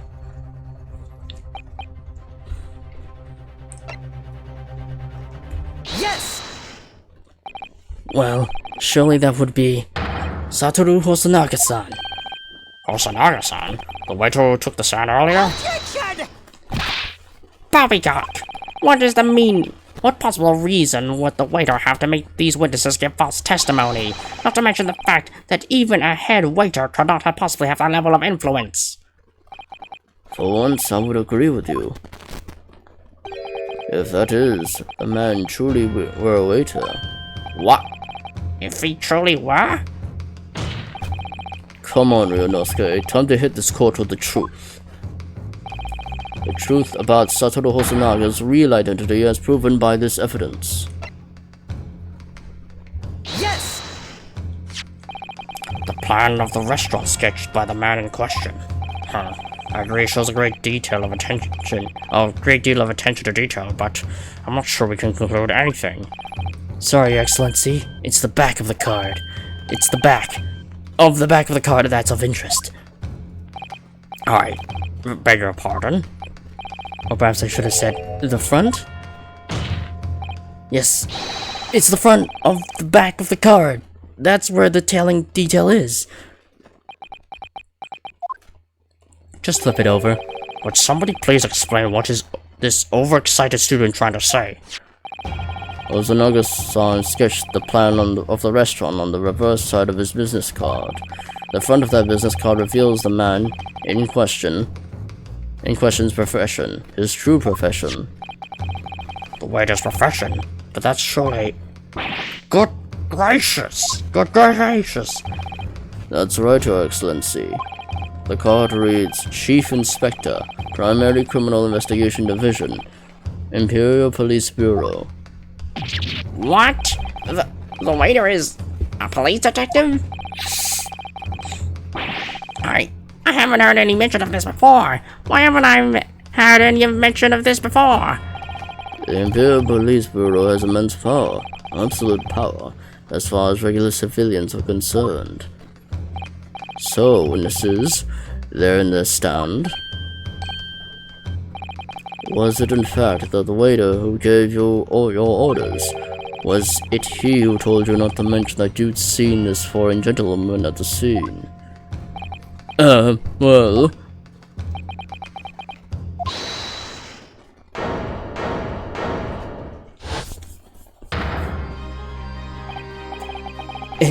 Inspector Hosonaga, I was worried something like this may happen. The moment you asked me to submit my sketch as evidence, I realized it was a possibility. The court will take this plan and add it to the court record as evidence. Oh, well... Is there a problem? Hand the plan to the court officer at once. Of course. Here you are. Yes, I remember now. He did act strangely when the judge asked him to hand over his business card. I strive to carry out all investigations flawlessly. It's my guiding principle. But I let myself be distracted when I made that sketch. It was an unusually careless mistake. So, you mean to say, you really are a detective? But why would a detective be working at a restaurant as a waiter? Ah, of course. Your salary must be terrible. I was working undercover. Undercover? Yes, there have been a series of incidents at the restaurant recently. In order to investigate, I decided to get a job there as a waiter, working undercover. Incidents at the restaurant? What kind of incidents? That would be classified police information, which I am not at liberty to divulge. However, I can state categorically that they are unrelated to this case of homicide.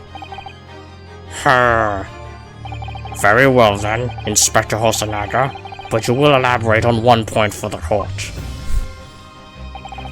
Of course, Your Excellency. We have just heard new information from the two witnesses beside you. That at the time of the shooting, there was in fact another person present at the victim's table. If that is indeed true, clearly you would also have been aware of this person's presence, having served at the table in question. However, your testimony did not allude to this other diner. Therefore, I am led to assume that your professional capacity as a police officer, you required these witnesses to be in agreement. Would that be correct?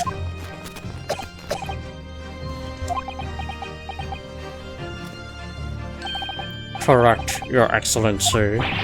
Unbelievable. As I suspected.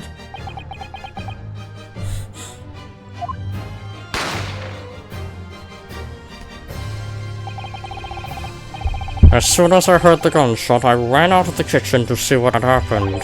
The victim sat slumped in his chair, and beside him, a gun in hand, stood the accused student.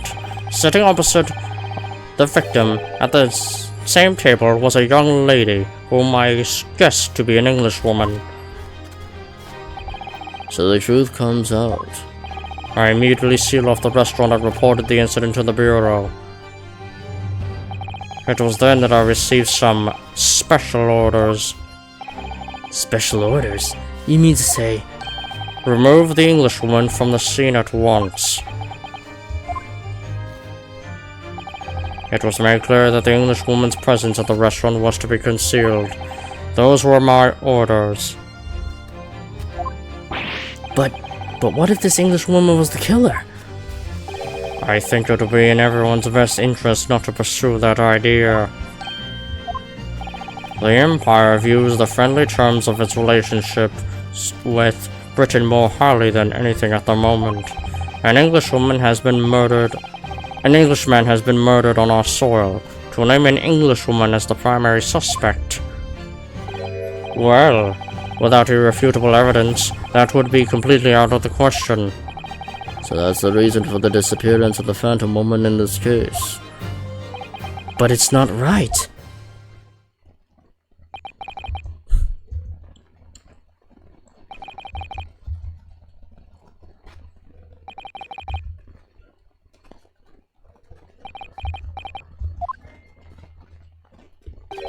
One possibility does spring to mind. What do you mean, Kazuma? Yume University is currently hosting a number of exchange students from Great Britain, and I'm fairly certain that one of them, studying in the medical faculty's research laboratory, is a young Englishwoman. What? You're a shrewd man. I can see why you're the chosen candidate for the overseas study tour. You mean? When I removed the woman from the scene of the crime, I thought it prudent to check her identity first. Then the court demands that you name the lady in question at once, Inspector.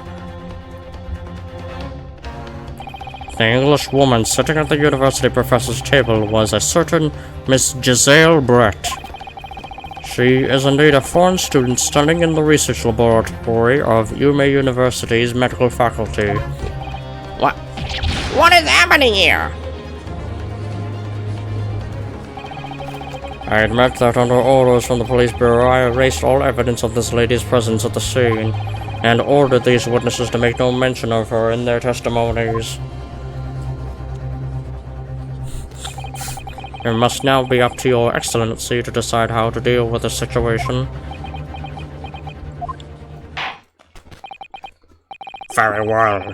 My thoughts on the matter are as follows. Thus far, the case presented to the court has been underpinned by a particularly critical premise.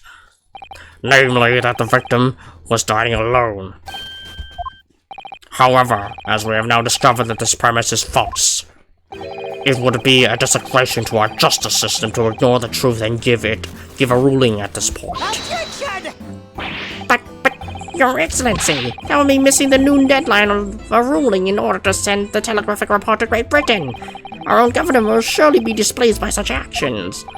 Calm yourself, Counsel. I will not allow the government of our country or any other to influence the proceedings of my courtroom. Inspector Hosonaga. Yes, sir? You will locate this Giselle Brett and escort her to the courtroom with the utmost urgency.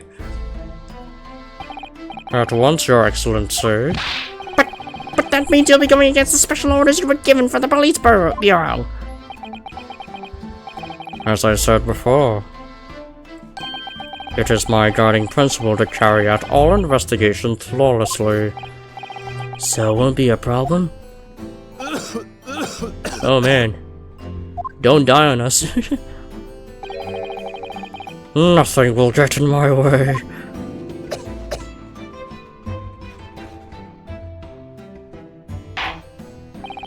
Court will adjourn briefly. The prosecution must call the English student Giselle Brett to the witness stand. Do I make myself clear? Yes. Your Excellency! Good. Then we'll have a 30-minute recess before reconvening. To be continued.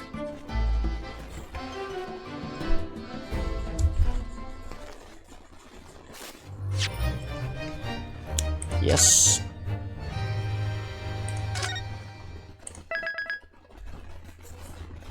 How many save slots do I have? 20. Oh yeah, because there's 2 whole games in this collection. 22nd November, 11:38 a.m. Supreme Court of the Judicature, Defendant, Antijaber. 5. Excellent work, Ryunosuke. That was superb. Ugh, my heart was in my mouth the entire time. It was almost unbelievable. I mean, looking at you in there. You were drenched in sweat, your eyes popping, your knees knocking, and you were grinding your teeth. It was a grim sight, but before I knew it, you started finding inconsistencies in the testimonies. I think you might have a natural talent for being a lawyer. Forget it, it's terrifying. If I get through this, I don't ever want to see the inside of a courtroom again. Anyway, it looks like we've only exposed your phantom lady at last. Miss Giselle Brett, a student from Great Britain. Is she? That's what I was trying to tell everyone from the start. Dr. Wilson wasn't alone. There was a young woman with him, like I've been saying all along. Yes, you have, haven't you? I might not be overly confident in the courtroom, but my powers of observation are one thing I am sure of. Yes, I could see that. So, about this young gentlewoman. Thanks to a detective friend, she was hastily escorted away from the scene, it seems. Do you see what happened with that? No, I didn't see any of it. I was just on my way out of the restaurant myself. Then, on the floor next to Dr. Wilson's table, I noticed there was a gun lying on the floor. And just after I bent down and picked it up,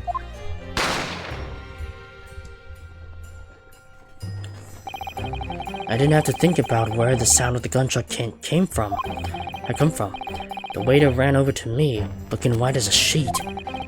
And then he bundled me into some sort of pantry next to the kitchen. Fast thinking by the detective, you apprehended the suspect without a moment's delay. Yes, and because I was shut in the pantry, I had no idea what happened outside in the dining area.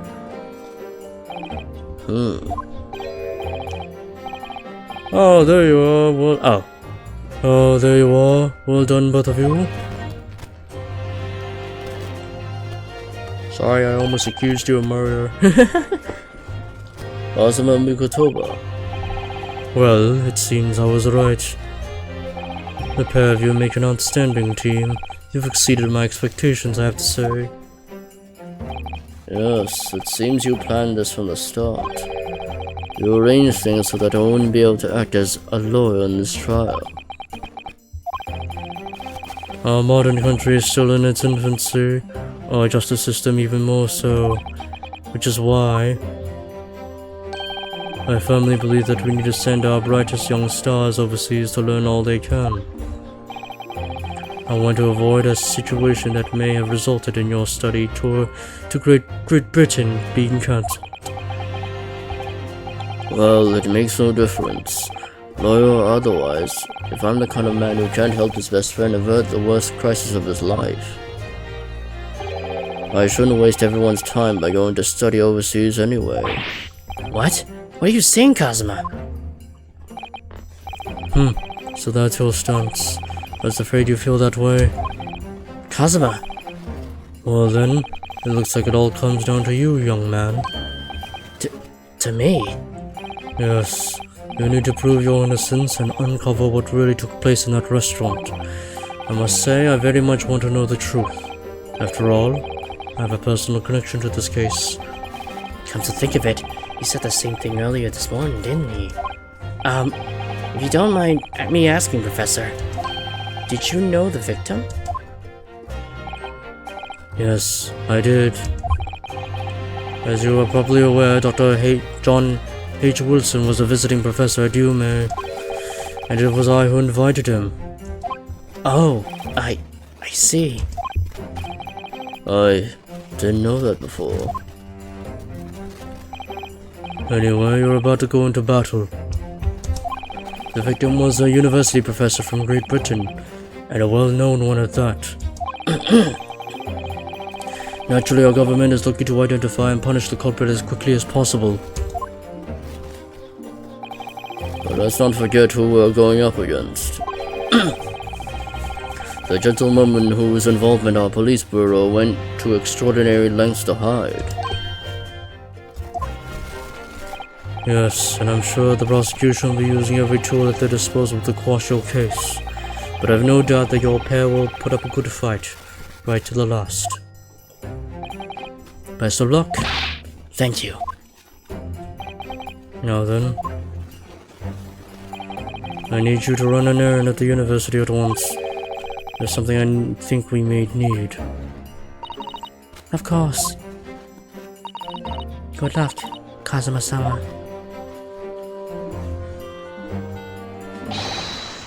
Defendant Naruto, court recess is over. Please make your way back inside the courtroom at once. It's time. Let's get back to it, partner. Let's go in there and deal a decisive blow, before those old fossils know what hit them. Kazuma? What? Thank you. Really. What for? Well, if you hadn't said you believed me, then... I'm fairly sure I'd already been found guilty by now. Look, I have faith in you. As a lawyer, and as a friend. Coming from you, that means a lot. if I'm found guilty in this trial, he's really going to give up on his dream of studying abroad. That's the kind of true friend he is. So this isn't just my battle anymore. Whoever we're up against, we absolutely cannot afford to lose. Alright then. I'll save the thank yous for after the trial. You can treat me to one of those sukiyaki meals I like from Yume Cafeteria on University Street. With an extra large portion, of course.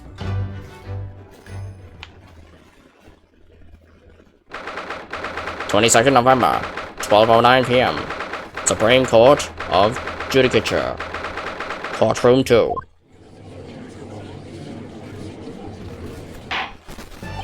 The court hereby resumes the trial of Ryunosuke Naruhodo. Prosecutor Aochi, have you managed to subpoena the witness?" Yes, Your Excellency, against all odds. And thanks to a certain young stripling, the prosecution is now under rather painful scrutiny from the government. Sorry. Let the government scrutinize. That's their job. There's nothing to worry about. It's highly unlikely that the good relations we forged with Great Britain will emerge from this trial unscathed. Will you still think there's nothing to worry about when the new treaty breaks down in our nation founders? Again, terribly sorry. If the friendship between our nations is really so fragile, then the treaty isn't worth the paper it's written on. You really have nothing to worry about, Ryunosuke. What do you mean? A secret trial, anxiety over some foreign government's opinions, a bungled investigation, missing witnesses. Is this what our nation's justice system is? Is this the Supreme Court of Japan or of England? Shut up! Shut up, you jumped-up rookie boy! You and your friend know nothing of the situation our nation finds itself in. But aligning ourselves with this great world power, we'll become strong. Diplomacy has never been more critical. Steady political maneuvering is what will secure our futures. I won't deny that I'm no expert. I'm just a student, and one who arguably studied harder, who could arguably study harder too. But standing here now in the Supreme Court, there's one thing that I feel strongly. A country that fails to uphold the truth in its justice system is a country with no future at all.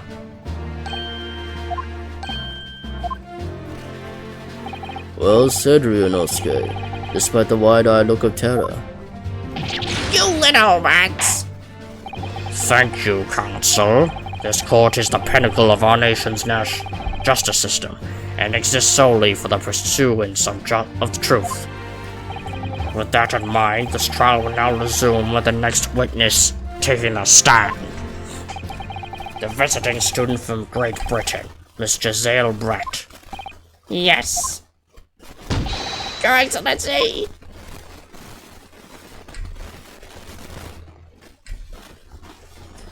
Ooh, quite the dapper one. With a swan hat. Well, what a delight it is to welcome such a fine gentlewoman to Japan, and from such a distant land. Tea! Someone bring English tea! In England, no discussions take place without tea. Is that true? Is that true? No idea. So, could we possibly trouble you to state your name and occupation for the court? Of course. My name is Satoru Hosonaga. I have been working undercover as the head waiter at the— Yes, we know about you already. Inspector Hosonaga, what are your manners? In England, it's always ladies first. Is that true? No idea. Well, it is true, technically. It is true in England, yes. More importantly, I know a little earlier today you said something to me. Oops. You said your powers of observation are the one thing you're sure of. Oh, yes. I think I did, didn't I? Your description for this amazing sight was simply a woman.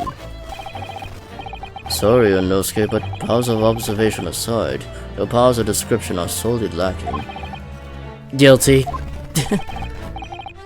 So, dear lady, once again, if we may trouble you for your name and occupation, please.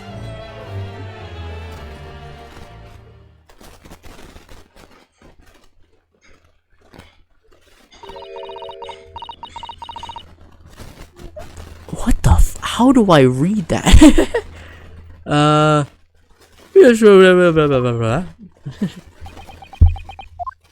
I assume she's speaking quote-unquote English while everyone else is Japanese speaking. So I have no idea what the fuck she just said. I'm terribly sorry, dear lady, but... What?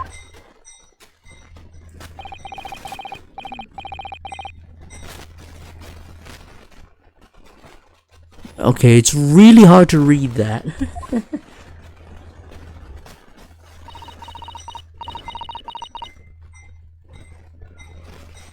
Okay, I don't know how to read that. The lady says her name is Giselle Brett. She comes from London, England. She is a visiting research student, currently enrolled in UMA University's medical faculty. Oh my, what a rare treat to have the dulcet tones of the delightful language of the British people. I'm afraid I don't understand what you said, but it was as beautiful as a hummingbird song. As far as I can tell. The detective is translating your words faithfully enough. Yes, I agree. You're obviously too fine in England, Kazuma.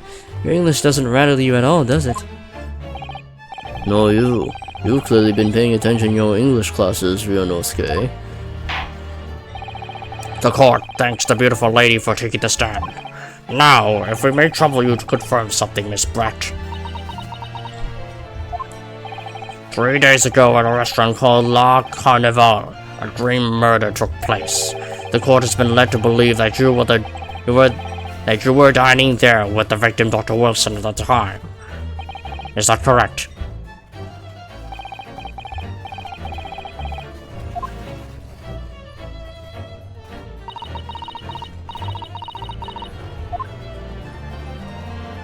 She says yes. This could take some time. So even though she's studying here in Japan, she can't speak any Japanese.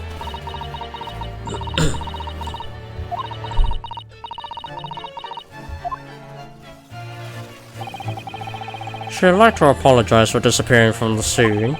She says that she was due to make a presentation at the university, so she had to leave immediately. Interesting. When you're the one who engineered her escape. I was just following special orders from the Bureau. Well now, dear lady, would you be so kind as to cast your eyes over this photographic print? Seeing as you are so unfortunately present at the scene of the crime, could it be that your resplendent eyes caught sight of the wicked perpetrator, perhaps?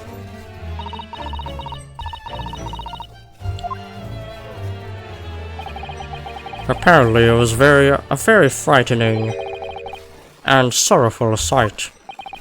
Do you mean to say? Yes, it would appear the lady did witness the crime.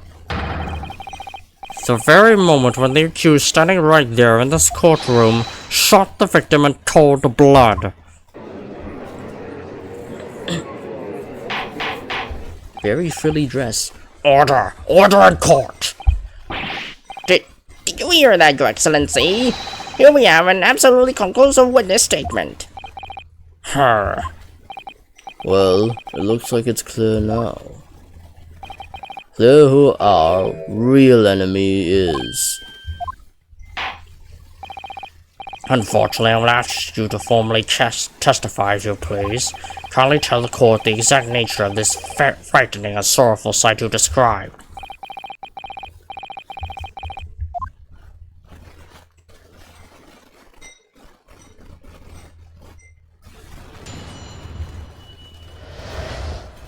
A frightening and sorrowful sight.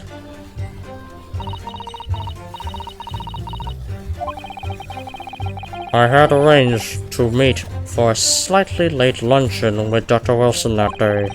The professor was unable to eat, so I ordered myself only a beefsteak. After a while, the accused came over to greet the professor, and they got into a fierce argument. Oh. Then, not long afterwards, the accused took the professor's gun and shot him right before my eyes.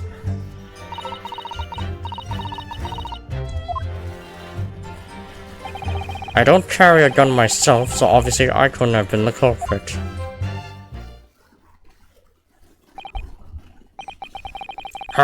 This is a No, I didn't have any kind of argument with the professor at all. Quiet, you filthy wretch! Look at you, you black-hearted blackguard! And look at this snow-white angel! I'm sure that even a dark-minded scoundrel like you can imagine whose words the court is going to believe. Nah. You're still making the same mistakes, Ryunosuke.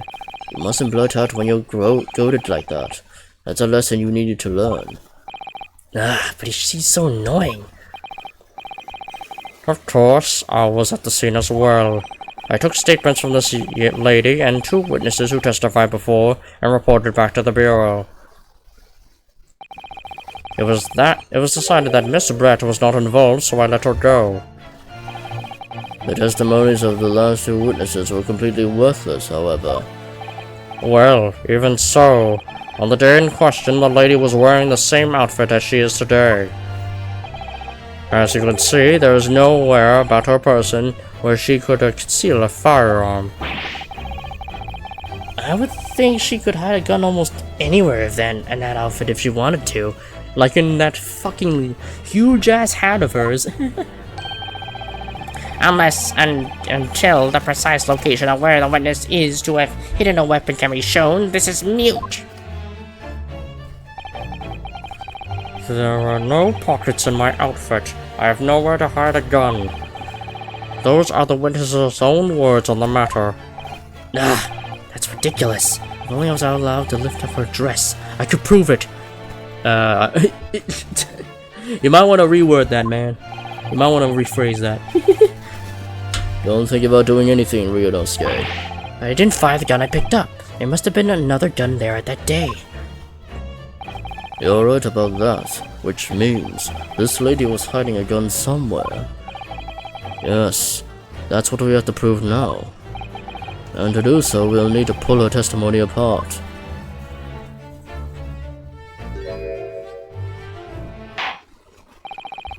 The defense may now cross-examine the witness. Oh, yes, Your Excellency.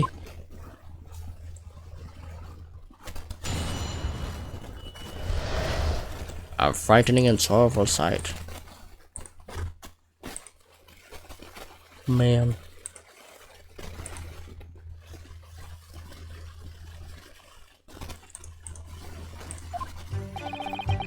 Okay. Do I need to properly examine anything?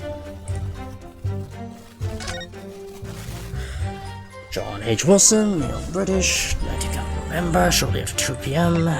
Caused a death, single bullet fired at close range. Fatal hemorrhage from pectoral ballistic trauma. Okay. No, he's a wound, bullet did not pass through the body.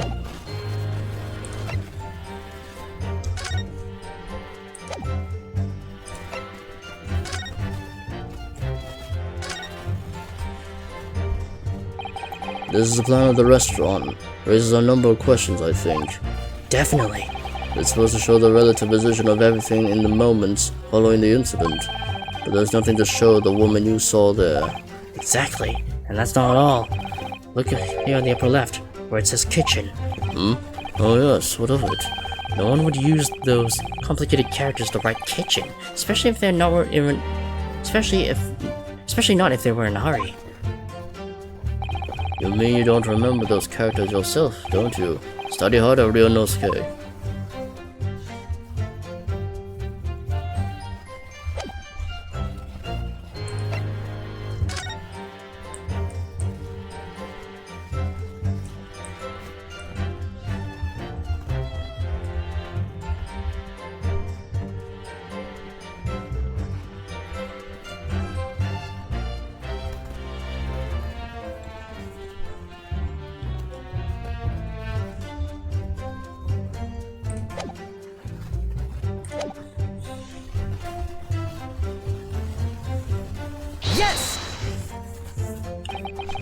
up to 2 p.m. In fact, that's really quite a late lunch, isn't it? You don't keep up with the latest fashions from Britain, don't you? Late luncheons are en vogue, is that right? No. Oh, that's her. No. Ah! A decisive English no has quite a sting to it. The gentleman is currently working in the victim's research laboratory, it seems. So it was apparently a daily occurrence that they would lunch together. But on the day in question, the victim had another appointment at the clinic first. Yes, which we can prove from the medical report card that was submitted as evidence earlier. That's right. Miss Brett and the victim went to lunch following the victim's treatment, which was why it was so late. Yes, that all makes perfect sense. Such wonderful logic. What a shining example of English intelligence this fine gentleman is. So you both arrive at the restaurant. What happened next?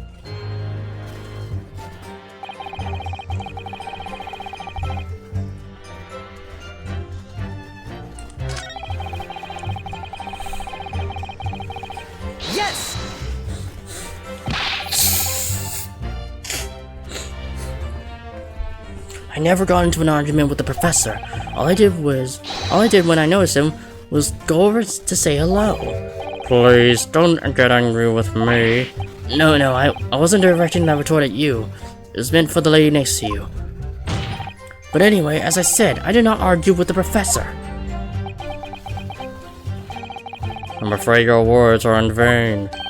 Sorry? Miss Brett does not appear to speak Japanese. No, of course not. Japanese is such a cumbersome language anyway. English is the future. We must all subistu English.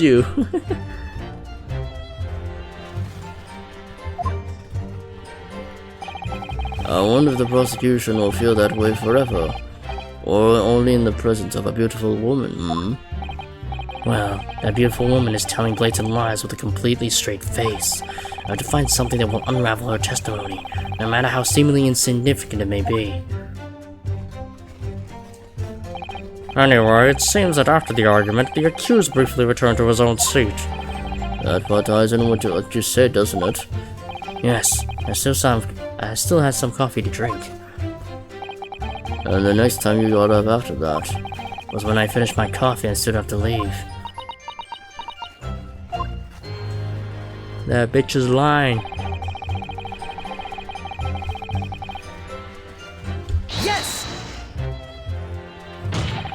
Like I said, I did not shoot that gun. And like I said, there's no point repeating that assertion over and over. Well, I wasn't expected to be attacked by my own side. Nevertheless, defendant, you can't deny that when the shot rang out of the restaurant, you had a gun in your hand. Well, yes, that's true, but... But all I did was pick up the gun I saw on the floor next to the professor as I was leaving the restaurant. In fact, yes, there was someone much closer to the victim than me at that time. It's highly... That will do, you dirty, rotten scoundrel. Dirty? Your baseless accusations could very well cause an international incident, boy. It seems to me that your accusation is just as baseless as ours. Tch, haha, what nonsense. The lady is merely stating what she saw. And this is already an international incident as far as I'm concerned anyway.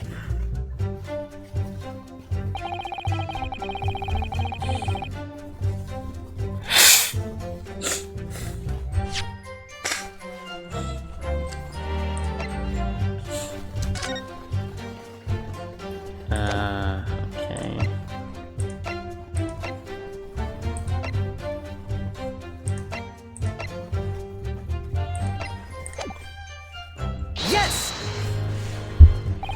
It's all very well saying that, but can you prove it?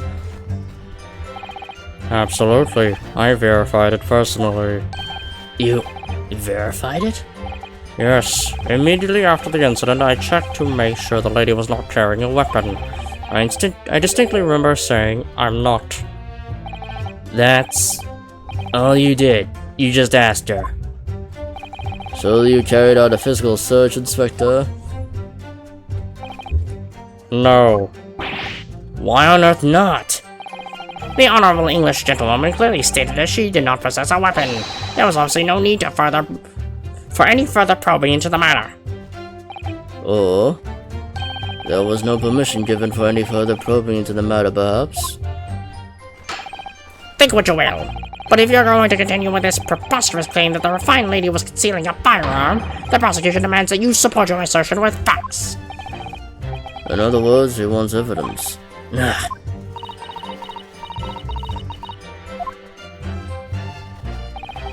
The lady wishes to point out that of course she wanted to stay and assist with the investigation, but she was in a hurry to give a presentation at the university, so she was compelled to leave. Not to mention the fact that your office had told you to get the woman out of here. Not get her out of there, I urged her to leave. The lady would like to point out that she in no way was meant to run away from the scene of the crime. Which is why she's only too happy to cooperate and testify here in court today, of course. Unlike a certain student who refuses to admit when the game is up.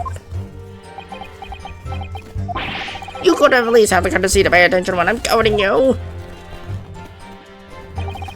So she's maintaining that you had an argument with the professor, at the end of which you shot him. Which is an out and totally unfounded lie. Still, her statement is very compelling. After all, she is an elegant, refined, young and beautiful gentlewoman from Great Britain. In stark contrast to you, dressed from head to toe in a dull black school uniform. I'm just exactly the same way as you are, except for the flapping red ribbons. Well, anyway, this is our only chance to expose her testimony as fiction that it is. If we can't do that, the trial's over. Even you, with your thick skin, must be able to feel that murderous look you're getting from around the room. Only too well. I feel half dead already. And the fact that I can't see a single inconsistency in her testimony isn't making me feel any better either. The first thing to do is press on any of her statements that seems even slightly off to you. Do that, and the opening will present itself, I promise you. I need to expose the true face of this exotic foreigner that's hiding behind the mask. That's why I should be aiming for this in this cross-examination.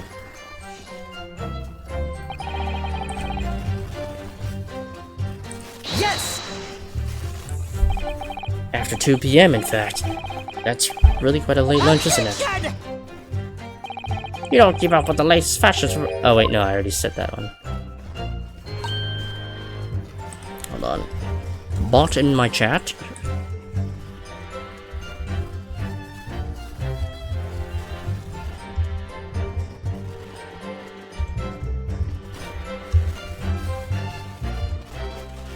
There we go. Yeah, I already pressed that one.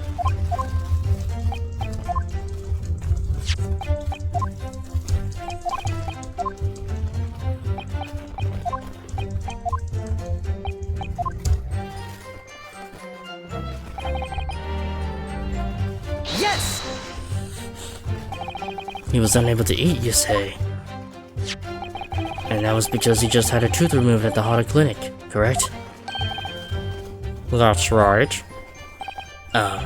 You're supposed to actually check with the witness before answering. Was Miss Brett aware of that fact? It seems so, yes. She heard that the professor was to have some dental treatment. So that would mean... And it was you who ate the steak pictured here. Is that right, Miss Brett? That's right, yes. The print you have there shows the table exactly as it was left after the horrifying events. Exactly as it was left. Dear me, what a harrowing experience. To have traveled to a distant land on the far side of the world, and to be embroiled in such a tragic incident.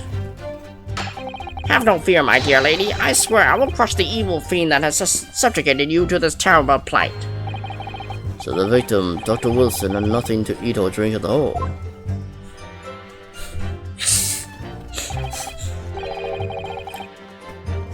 That's right, other than some carbonated water. Just water?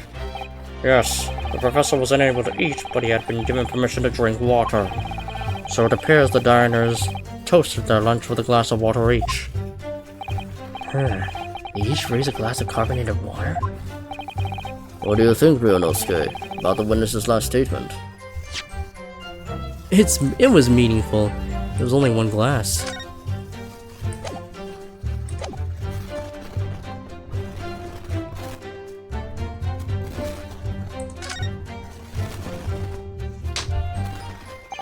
That last statement of yours, Miss Brett, has a profound bearing on this case. Well, well, how fascinating. Do tell us, what is this profound bearing,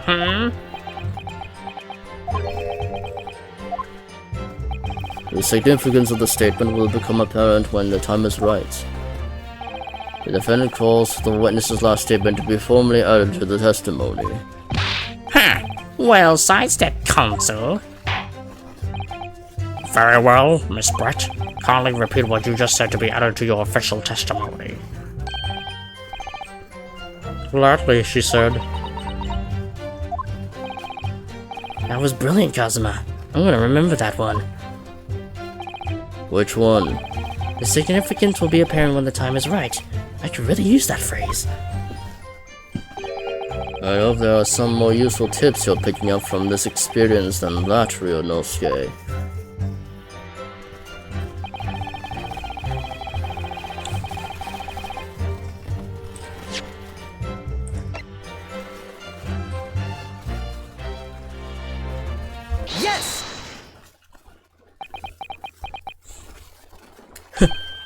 That's it. Let me just confirm something, please. It's to do with this photographic print. Just a short while ago, you spoke of this print showing the victim's table at the crime scene. That it was exactly as it was left.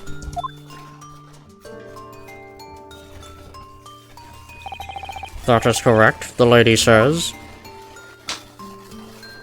Well, it's odd. Very odd. Dear me, what's odd in the defense's inability to express itself? Ugh. Ryunosuke, what is it about the print that looks odd to you? Well, obviously, it's the cheers. The cheers. Miss Britt just told us that she and the professor said cheers over a glass of water. But if that's true, there should be 2 glasses on the table, not 1. Ah.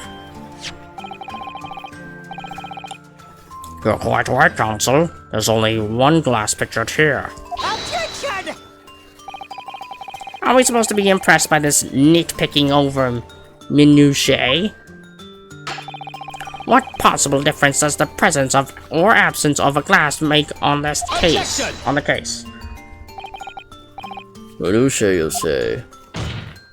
Could it be that the detective here removed the glass from the table to conceal the lady's presence? Of course not. I would never do something so reckless. But there should have been 2 glasses on the table. Or are you going to try and tell me you can only clink with only 1? You're quite right. I certainly took 2 glasses to the table.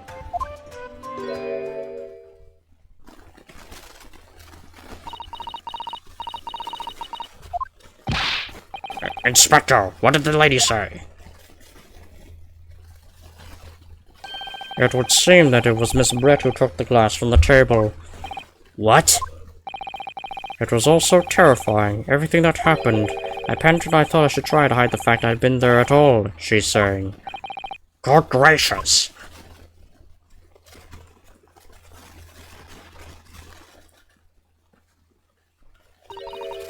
Sorry.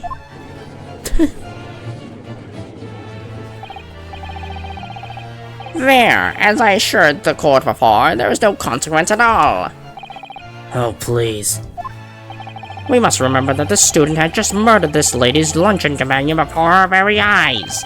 Who could blame her for concealing a glass or two in her state of disarray? That's absurd. Oh, really? So, do we take it that you are going to accuse this vulnerable young and beautiful woman of mischief? What? No. This can't be put down to mischief. I'd like to know exactly how the lady took the glass from the scene.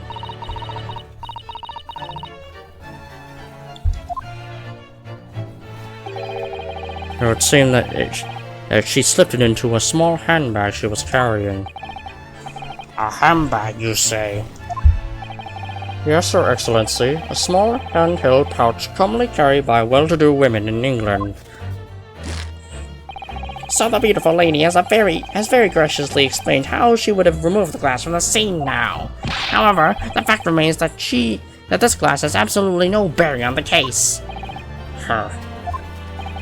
This student has been trying to confuse the court with logical reasoning, but in the end it comes to nothing. No more pretentious accusations. You are wasting enough time already. Indeed, the lady has offered a satisfactory explanation as to why she removed this glass. I think henceforth we can consider the matter to have no bearing on the case. Counsel for the defense, are you in agreement? Well, I don't know really.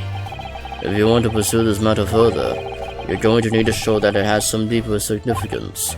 Yes, you're right. So she took the glass away in her handbag. If there's a deeper significance, there is the handbag. Wait, the lady put the glass in her handbag, you say? Yes, do try to keep up. It's already been explained to the court that all English gentlewomen carry handbags for small items. Let me see. A little while ago, Miss Brett stated the following. There are no pockets in my outfit. I have nowhere to hide a gun. But what she forgot to mention was her handbag, in which would be perfectly possible to conceal a gun. You're right. Well done, partner. I had a feeling you'd pick up on that too. What are you insinuating, you vile blackguard? It's really very simple. The gunshot was heard when the defendant picked up the gun from the restaurant floor.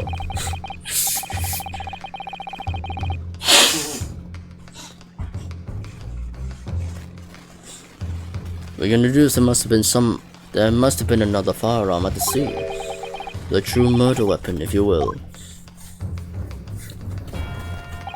You can't seriously be suggesting. Inspector Hosonaga, Yes? did you or did you not search Miss Giselle Brett's handbag on the day of the murder? No, sir, I did not. As I thought. In other words, another gun, the one that was actually used to kill the professor, could have been hidden in Miss Brett's handbag. No! Order! What is the meaning of this, Inspector? The meaning of what, Prosecutor Archie? Why on earth did you not have the lady open her handbag to show the contents at the time? Thanks to your bungling incompetence, now she has to endure these uncomfortable accusations. Brilliant work, partner. Now we have the chance to expose the real woman behind the mask. Do you really think so, Kazuma?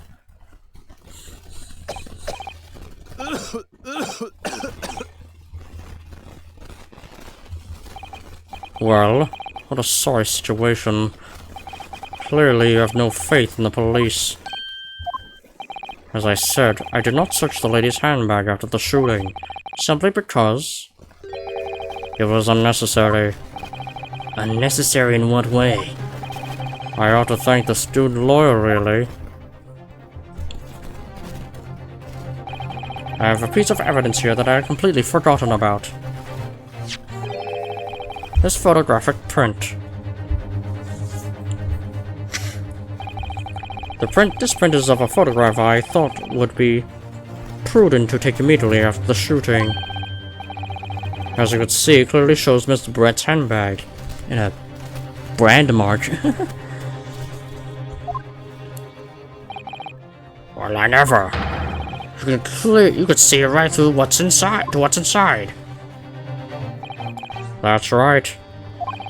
Apparently, meshwork bags like these are the height of fashion in London at the moment. Huh, so the contents are clearly visible. Exactly. So there was no need to search the lady's handbag. If there had been a gun inside, it would have been immediately obvious. Ugh. As you would see, there's nothing to imply Miss Brett's guilt here. Thank you for helping to prove that, Naruhodo-san.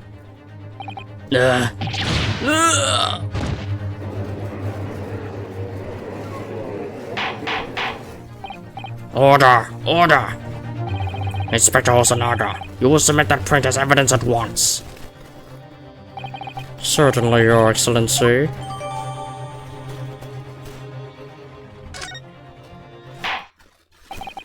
I think you've had long enough to cross-examine the witness, counsel. The court has now been shown considerable evidence. As the photographic print just submitted into the court record appears to have no further significance, I am satisfied that this is no longer any room for doubt in this matter, and I must make my ruling. Indeed, there's only one logical conclusion.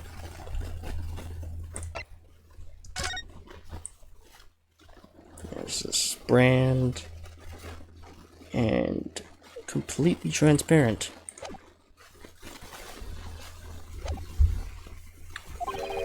That the pathetic rookie slumped over the bench before us is the only possible perpetrator of this crime. No. Just when I thought I was beginning to turn things around, I'm in a worse situation than I was at the start. Kazuma? I'm sorry, Ryunosuke. Now that the cross-examination of the witness is over, there's no way to force the trial to continue. What? You mean, this is it? Haha! I must say you put up quite a fight for a rookie student, but the weak are meat while the strong eat. You are wasting your time. There's no way to defeat true justice. In fact, you can chew on to your heart's content from the inside of your cell. This can't be happening. Am I really going to be found guilty of a crime that I didn't commit? And Kazuma, his dream of going to study in the Great Britain will slip through his fingers. Kazuma. What? Is there really no chance now of turning this trial around? You heard the judge. There's nothing about that last photograph the detective produced that we can contest. Which means there's no basis on which we can argue for the trial to continue. Very well. I will now proceed immediately to the ruling. It seems we will be able to report to the British government on time after all. That smug little...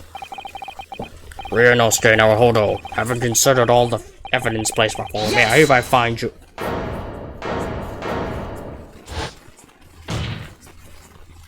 Wait, Your Excellency.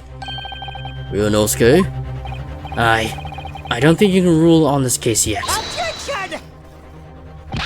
This amateurishness is getting tedious.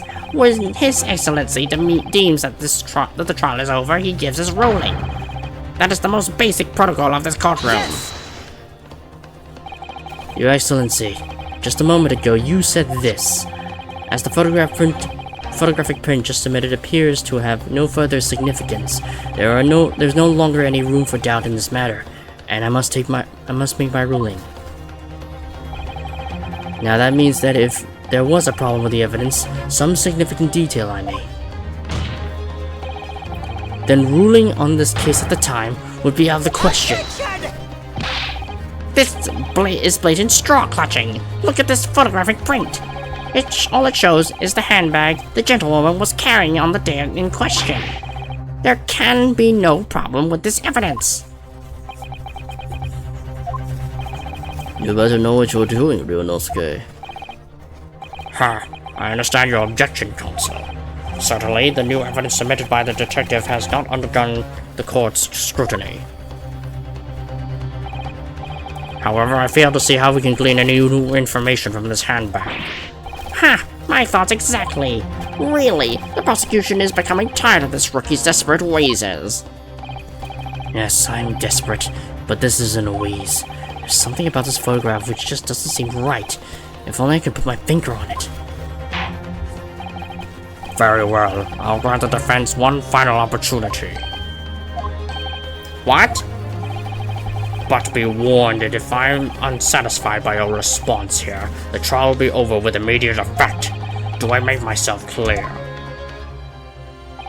Yes, Your Excellency. So, take another look at the photographic print Inspector Hosanaga submitted before. You will identify for the court where in this print we see the significant detail which you have alluded.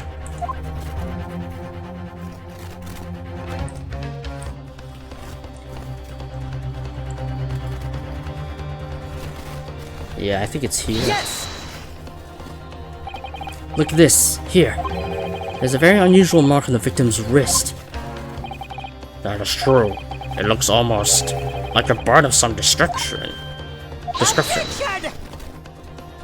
Dear me, I was wondering what new piffle you would come out with. A burn, you say, on the victim's wrist? Clearly that has nothing whatsoever to do with the magnificent lady's handbag. Yes, that is a burn mark, you're right. Go on, Inspector. The police coroner also noticed it when he was performing the post-mortem examination. It was deemed unrelated to the cause of death, so he didn't note it in his report. What did I tell you? In any case, we have no idea when the victim suffered this burn, do we? And no possible way of knowing either. Actually, there is. The more I look at it, the more I find myself intrigued by the curious shape of this mark. However, as Prosecutor Alchi points out, unless a firm connection to the case can be shown, I cannot allow any further time to be spent on the precise details of this burn.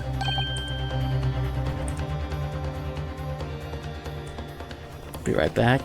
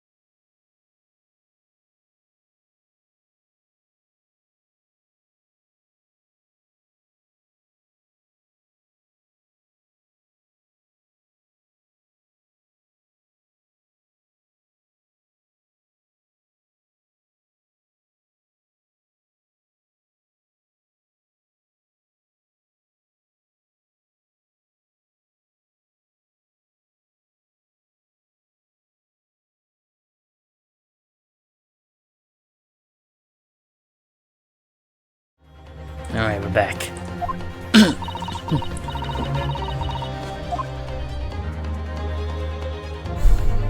Excuse me, Your Excellency.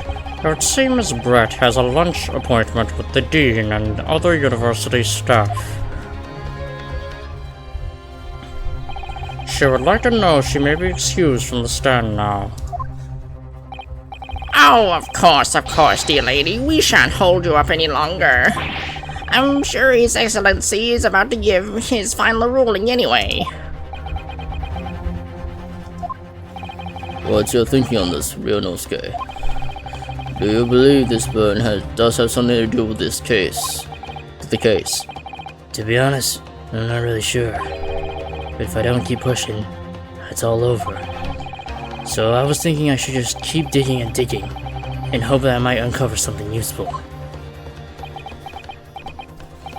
Yes, you're right. I am? If we can just link that burn to this case, if we can do that, we might be able to prise this shutting door back open again. Yeah, it's from the stick plate, isn't it? Yeah, it is.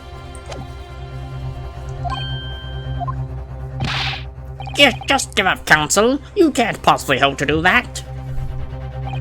Indeed, I'm afraid that without evidence, I can't allow you to pursue what is little more than conjecture. But if we have evidence that irrefutably linked the burn on the victim's wrist to the case, then you'd allow it. I would, yes. To tell the truth, I hadn't noticed that burn. But as soon as you pointed it out, what I did notice was the color draining from Miss Brett's face. Really? I have to find some link between that burn and the case.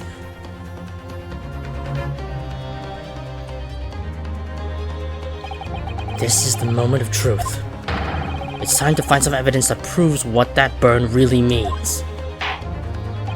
So then, the defense will now present its evidence to the court. The evidence that demonstrates an inextricable connection between the victim's burn and this trial. Yes! What's this, Counsel? Yet another print? Yes, Your Excellency. I believe photographic prints are an amazing invention. When we humans look at the scene, we miss things.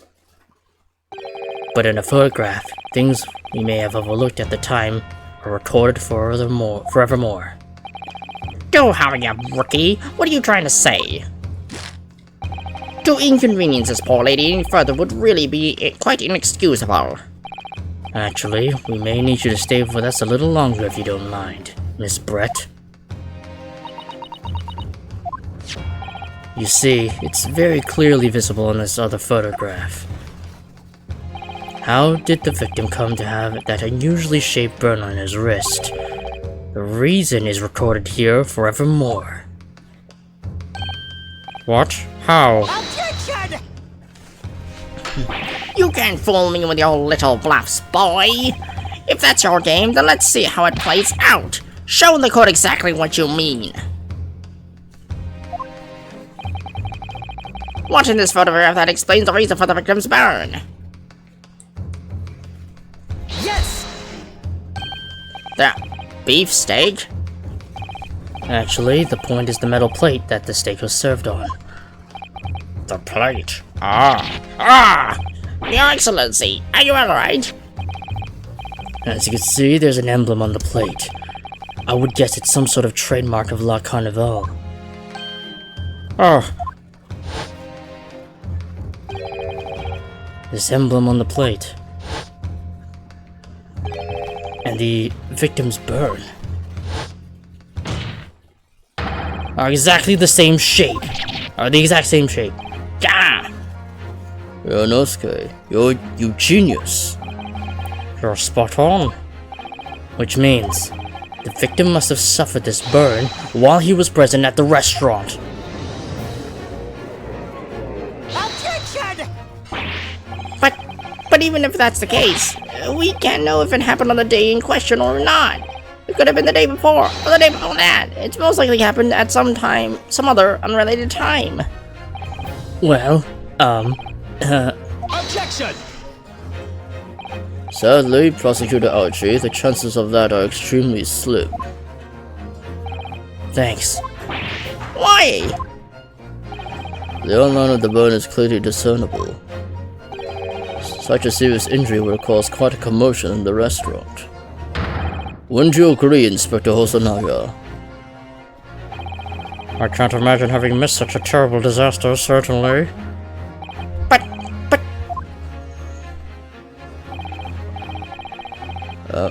I would say, looking at the picture of the wound, that it wasn't suffered very long ago. And although it's not particularly a large burn, it's extremely well defined, as the defense just pointed out. This was no mild burn, that's for sure. Can you be more specific, Inspector?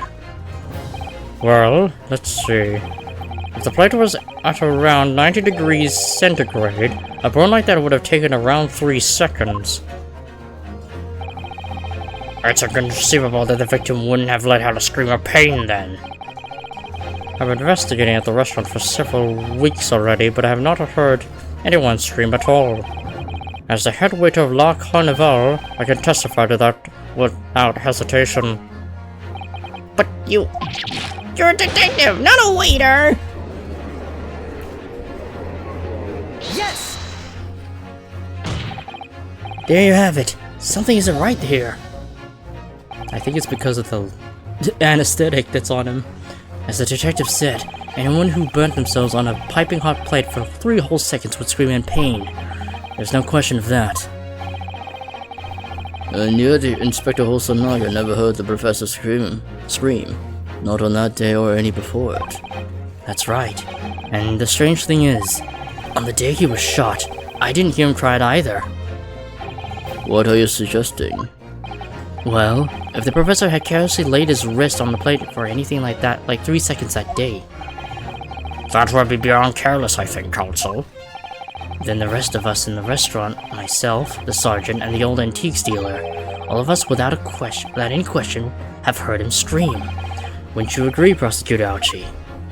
Well, yes, I suppose. So the question is, why didn't a single person hear Dr. Wilson scream? I almost don't believe it, Ryunosuke. Do you think? Can it really be true? I never dreamed we arrived at a conclusion like this, but I'm starting to think that maybe we've been led into a terrible trap.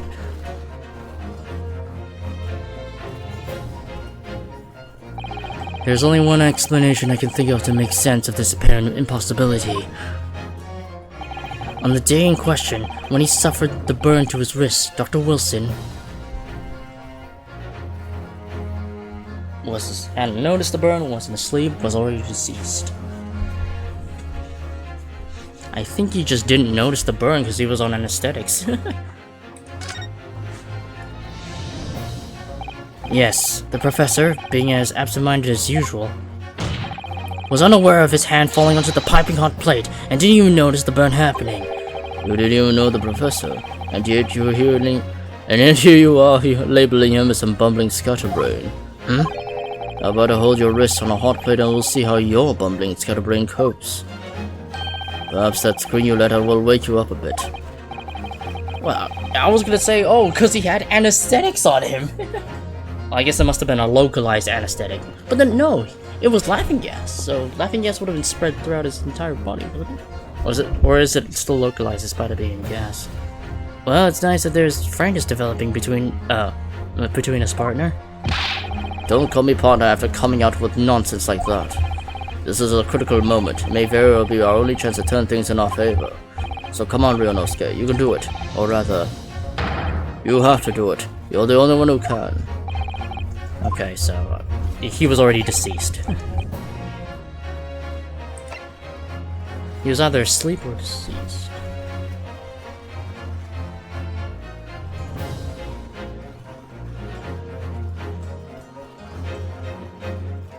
No,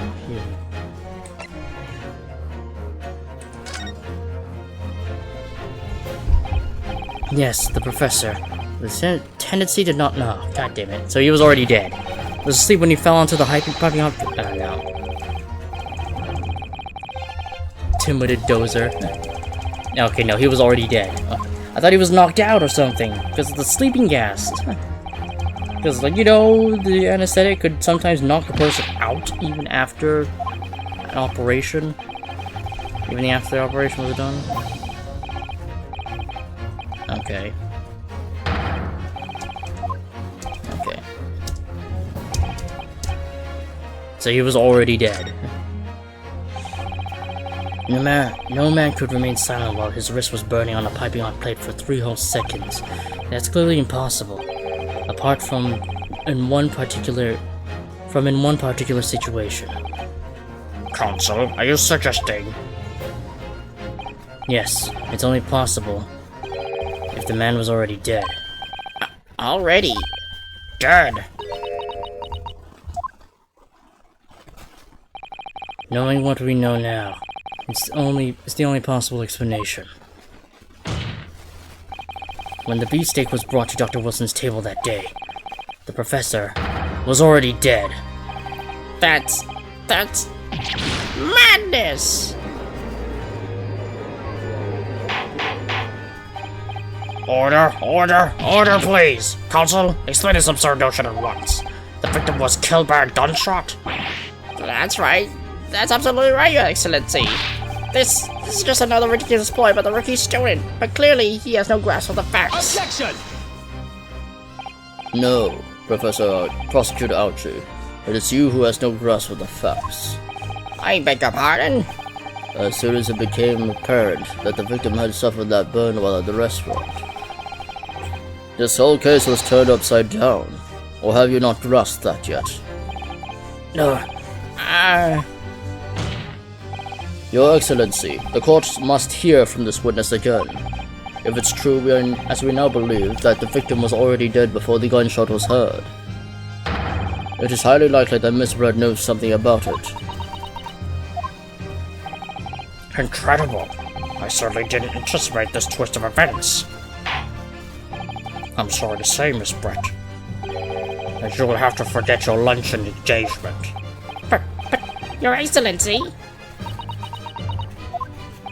The justice system in our country may be in its infancy, but rest assured, all reasonable doubt must be dispelled before I am prepared to pass judgment. Thank you, Your Excellency.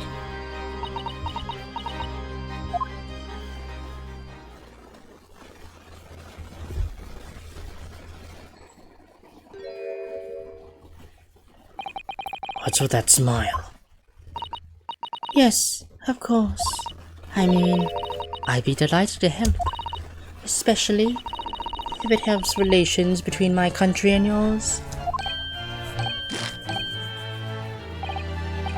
Miss Brett, you speak Japanese? Well, of course I do. I am studying in your country after all. But then, why have you been speaking through an interpreter until now? My mother tongue, the Queen's English, is the most refined and elegant language in the world. As a gentlewoman, I try to avoid speaking in your vulgar tones as much as possible.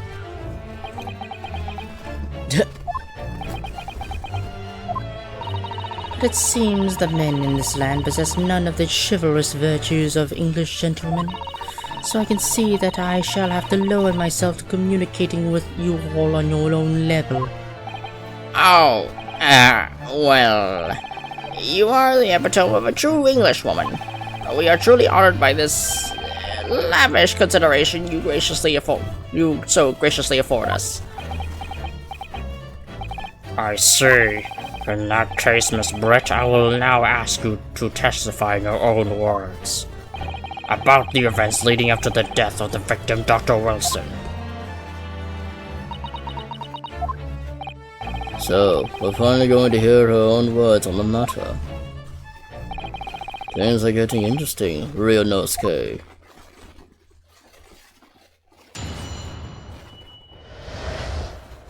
The victim's death. Unfortunately, I have no idea here when that poor man burned his wrist like that. When the waiter brought my steak, the professor and I raised our glasses in a toast. As far as I've heard, the post-mortem report showed no other possible cause of death besides the gunshot. If there's some other way a man's life can be taken without leaving a trace, please do show me. But of course, this country's inferior investigative techniques probably wouldn't pick up on it anyway.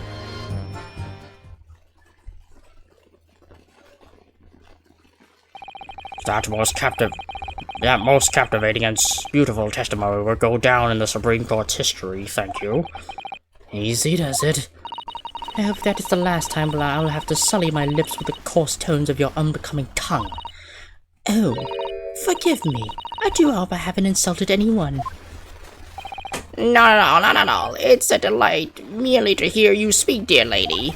And it seems very clear that from your testimony that this boorish talk of the victim's burn is utterly irrelevant. I will be speaking to your country's Minister of Justice about what has happened here today. The Minister of Justice? May that irritating little bully of a student be given the harshest punishment possible. Amen. Amen or amen. Thanks? Was that a prayer just then?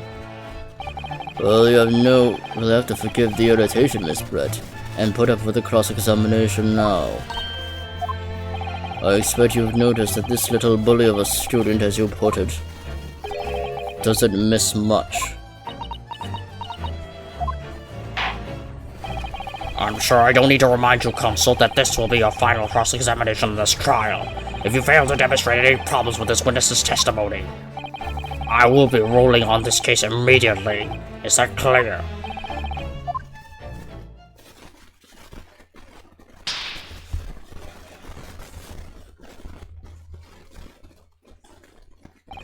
Yes, Your Excellency.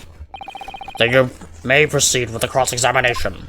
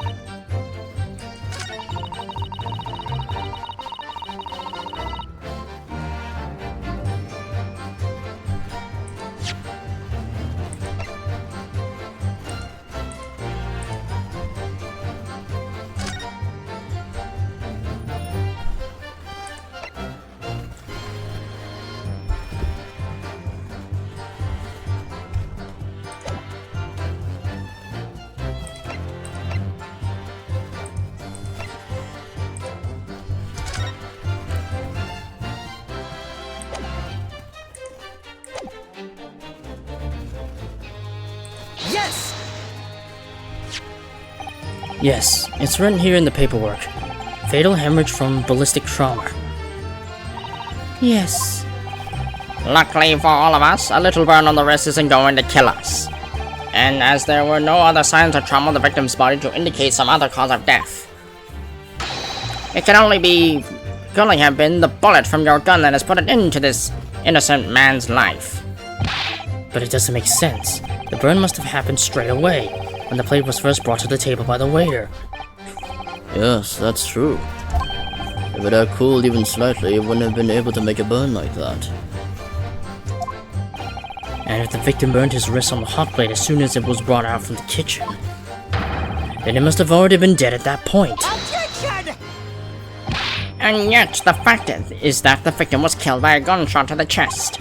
Until you're able to show the court evidence to disprove that, this is a complete waste of time. I concur. Prosecutor Ouchie is right. Ugh.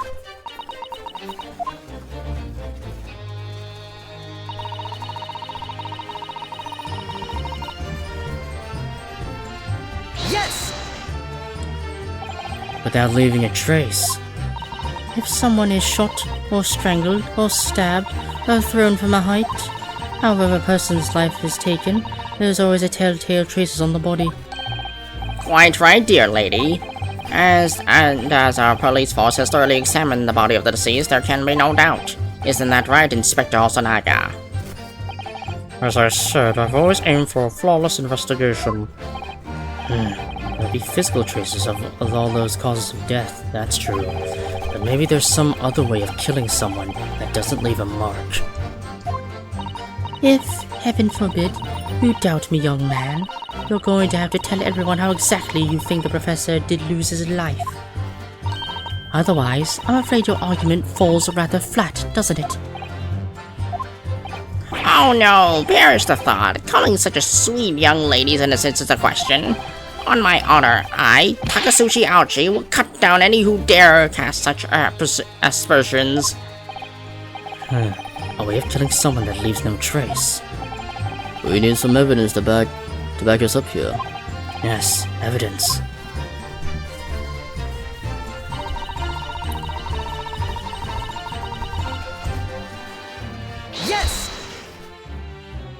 Inferior? What do you mean by that? In the lands of the Great British Empire, police store everything found at a crime scene for later examination. But in this country, you investigate once and that's the end of it. Isn't that so? Quite right. La Carnival is open for business as usual today, just days after the incident. Exactly, which means that even if the investigation takes a different direction, vital evidence may be lost. What? What was that?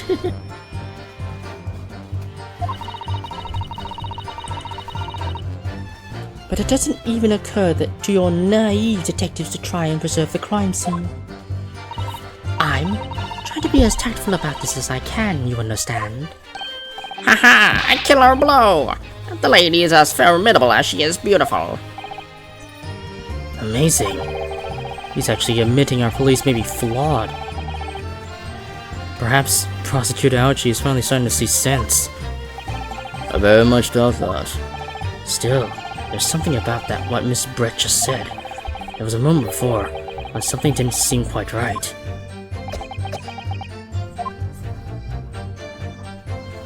What do you think, Ryunosuke? I think it's going terribly. No matter how much I press her, I'm not turning up any new information. Yes, as I suspected. She's a tough witness. We need to find a way to break your testimony, or the cross-examination will be over. But that would mean... But that would mean... I have to find a way. There must be some clue to somewhere as to help us find a chink in her armor. Kazuma. What, Ryunosuke? There is one thing I noticed. Something that's been bothering me. Bothering you? You mean about Miss Brett? Actually, no. Yeah, that little notification I saw about the person standing next to her, Inspector Hosonaga. The detective?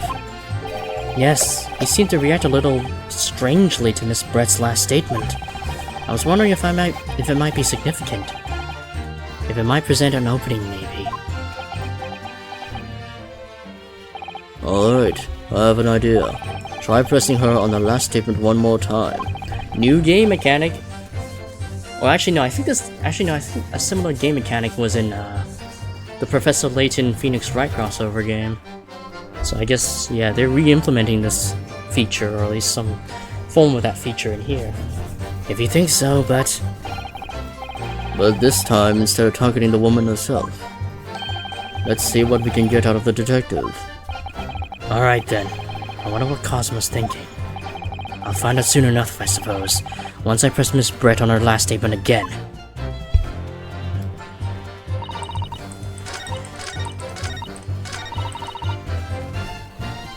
Yes! Inferior? What do you mean by that?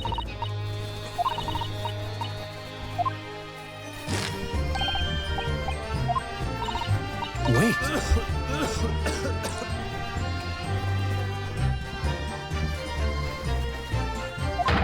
Yes, there it is again.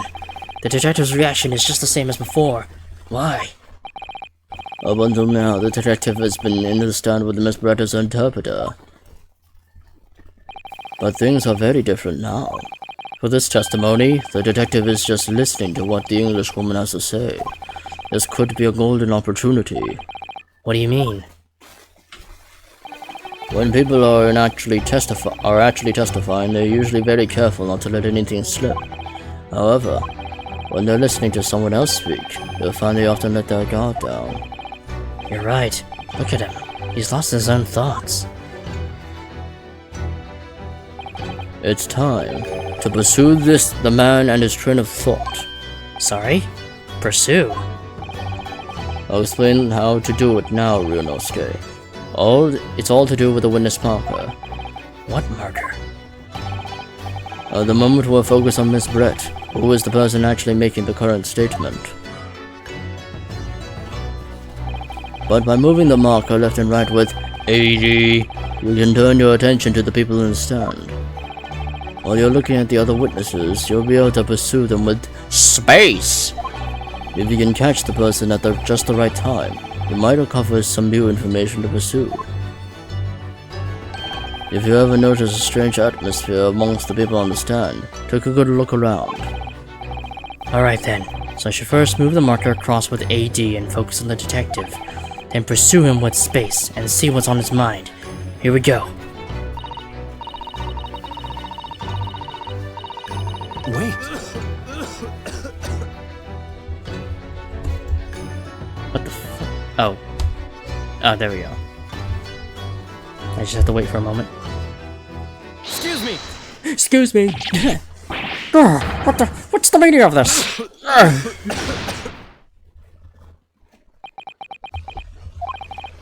I'm so sorry. I didn't mean to shock you. He really was lost in his thoughts. Deeply. It looked like you were thinking of something just now, Inspector. Perhaps haven't you heard what the lady next to you had to say? If there's something you'd like to say, please, share it with the court. What is the meaning of this? It's the delightful Englishwoman who's testifying at the moment. If you can't find fault with our testimony, then the cross-examination should be over, immediately. Oh, is that how it works?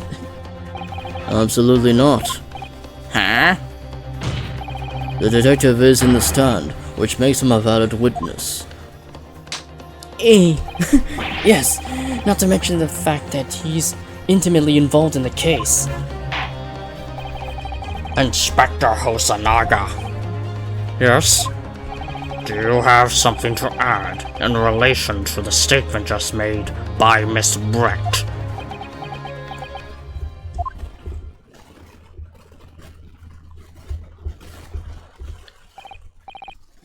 Well, yes. If you don't mind, I would like to speak.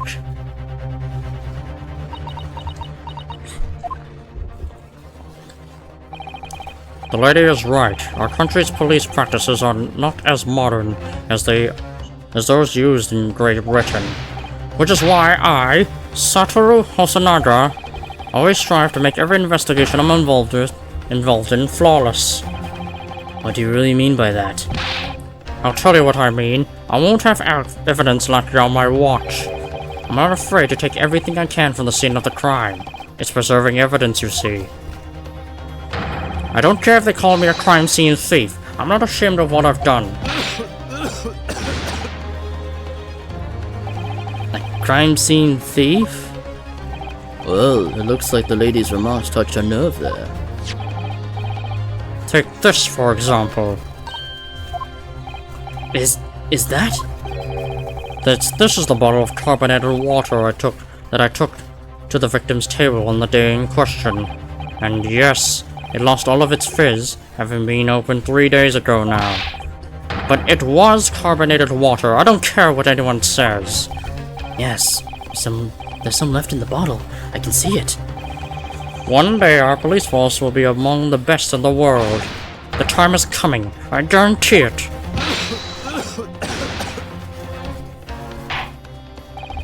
I can't say I condone the witness's actions, but I do understand this sentiment. The court will accept the glass bottle of water as evidence.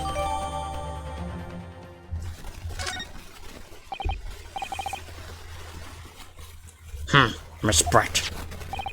Can you confirm this is indeed the bottle from which you drank on the day of the victim's death? Yeah, she poisoned it, probably. Yes, it was that bottle. What was that about? She seemed to avert her eyes when she's answered the judge's question. Very well. Consul, you may resume the cross-examination. And the inspector will kindly control his fervor.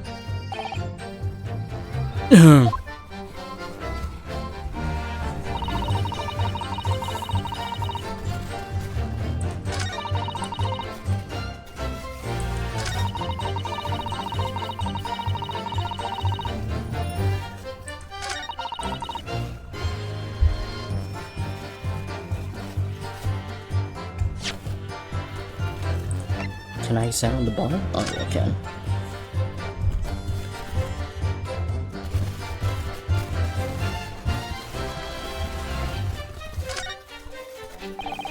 The label is written in a foreign language that I don't recognize. Do you know what it says, customer? I think it's French. It must be very expensive water. Yes, but what does it say? That's what I was asking. Then go to France and ask. You could just say that you don't know.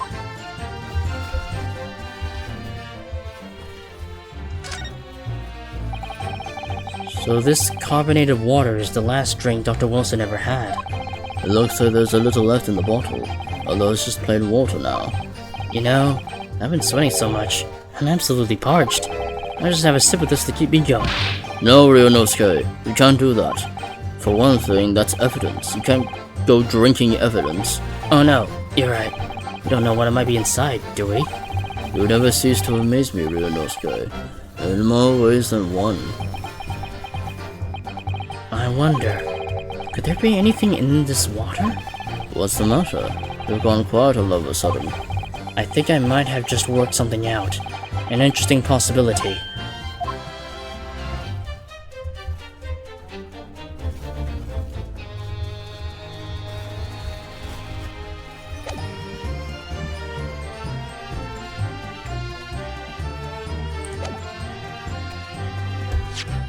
Yeah, I think I just present the bottle.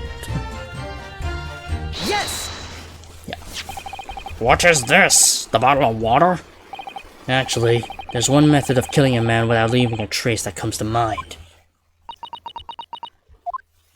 Obviously, I'm referring to poison. Poison? On the day of his death, we know that Dr. Wilson drank from this bottle of carbonated water. Could it be that there was poison inside? Could it be that the professor actually died after taking a sip from his glass?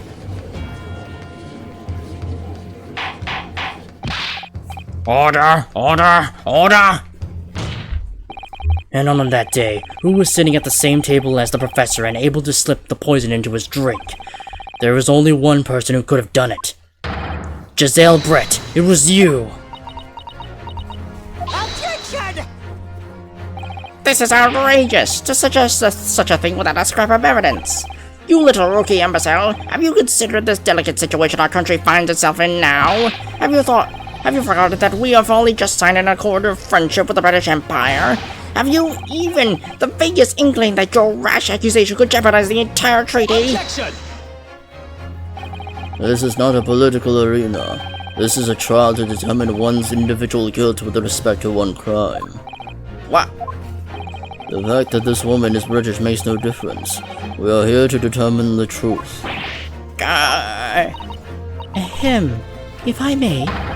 I will silence you forever for this disgraceful attack of— Damn, she just told him to shut up. Shut up! It is you who should be silent. Of course. Dear lady! Where did that come from? She just snapped. I'm afraid I may have spoken unfairly before. I offer my most humble apologies. I'm sorry, my lady. To what are you referring? I described your police force as inferior, but no matter how inferior they may be, you still investigated this particular point thoroughly, I believe. The bottle, I mean, Inspector, and whether it contained poison or not. Wait, did he drink the poison? Is that why he's coughing up blood? Of course. You did? Have you forgotten what my guiding principle is already? I strive for a flawless investigation every time. I don't believe it. Naturally, we tested the inside of the bottle and its contents. And? What did you find, Inspector? I wrote a test for every toxin that's available in the country at the present time. We couldn't find no trace of poison or of any description in the bottle of carbonated water, Your Excellency. What? Are you sure? The tests were meticulously carried out by the Chief Coroner himself. No. No! I'm very grateful to all you Japanese. You've successfully established my complete innocence in this horrid affair. Thank you. But of course, dear lady, the pleasure was all ours. I was so sure. This can't be right. Everything falls into place if he was poisoned. What about the glass that she stole? Thank you, Counsel. I think that cross-examination has clarified everything. As the prosecution have asserted, a shot to the chest from this gun is the only conceivable cause of death. Furthermore, the accused, who by his own admission was holding this weapon, is the only possible culprit. I'm done for. The court wishes to apologize for the great inconvenience this has cost you, Miss Brett. Oh no. I'm just glad the matter is resolved. Before proceeding, I must ask the counsel for defense. Do you have any further new evidence to present to the court at this point? Kazuma? I'm sorry, Ryunosuke. I have nothing more. Well, if you'll excuse me now, I must be leaving.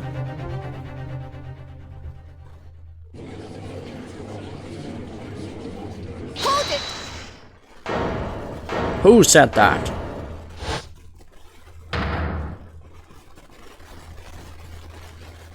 Please, wait. Isn't that? What is the meaning of this? Forgive me for intruding on court proceedings, Your Excellency. Susato Mikotoba, Judicial Assistant to the Defense. Mikotoba?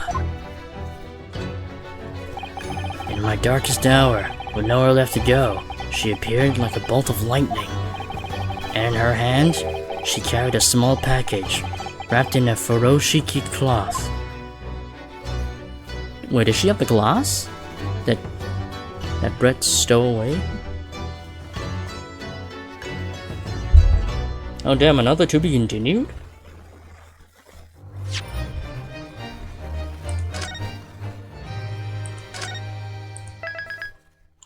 I was not expecting that. This is a pretty long first case. 22nd November, 1:14 p.m. Supreme Court of Judicature, Courtroom 2.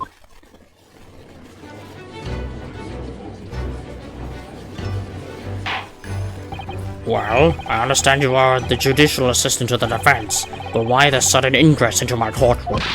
Ha! A judicial assistant? And a woman, no less. The rules state that females are not permitted into this court of law other than to testify. Yes, I fully understand. I asked only for 5 minutes of time. I have some vital evidence that I must hand over to the defense. Ha! You're too late, little girl. This trial has already been concluded. 5 minutes. I will not allow a moment more. But, Your Excellency... I am most grateful. Man, it's getting kind of crowded over here. Who exactly are you? I'm sorry, there's no time. Please, simply accept this for now. What is it? A report about something? Written in English? It's Giselle's Brett's research. The English woman's?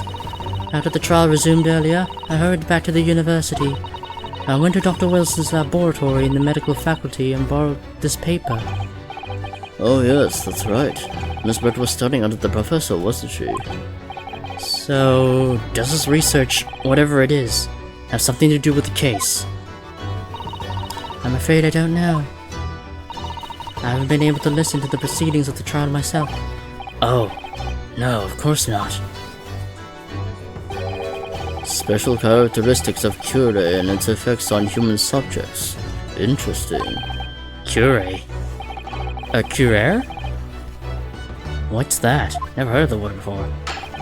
Time's up! The prosecution demands the immediate removal of this female trespasser in the courtroom. There was too little time for me to read it in detail, but I summarized what I could on the note just inside the cover. If you think it could be valuable, please cast your eye over it. This is wonderful. Thank you. Giselle's research. An unknown poison. Goodbye then, and good luck. Cure. You have had a long enough. You've had it long enough, Counsel. We will not detain our English guest any longer. I ask the prosecution and the defense now one last time. Does either side have any further evidence to present to the court? I presume not, but... The prosecution has made its case convincingly enough already. Nothing more to add, Your Excellency.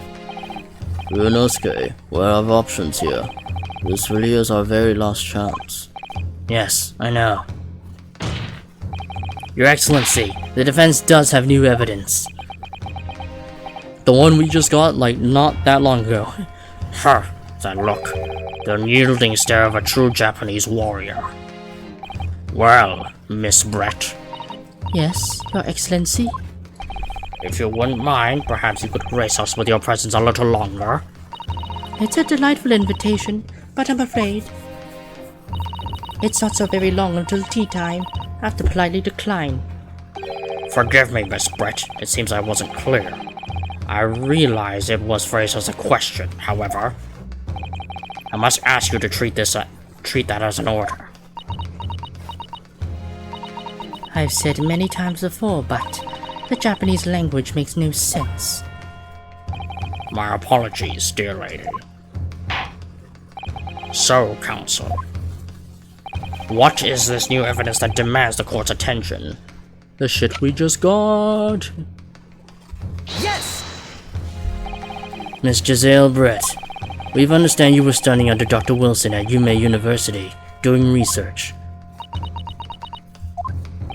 Research, by sheer coincidence perhaps, into a deadly poison. What? Poison? Where are you going with this, Counsel? Our talks are known as Cure, Your Excellency. Even the slightest amount of this deadly poison entering the body leads to instant death. What? Complete and utter nonsense. Cure, you say? I never even heard of it. You wouldn't have done. What do you mean? I mean, you wouldn't have heard of Cure before, for one very reason. Oh my god, another bot in my chat. Okay.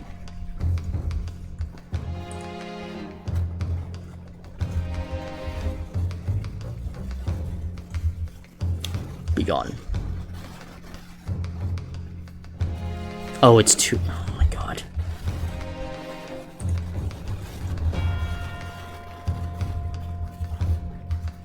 There we go. It doesn't exist in our country. It doesn't exist?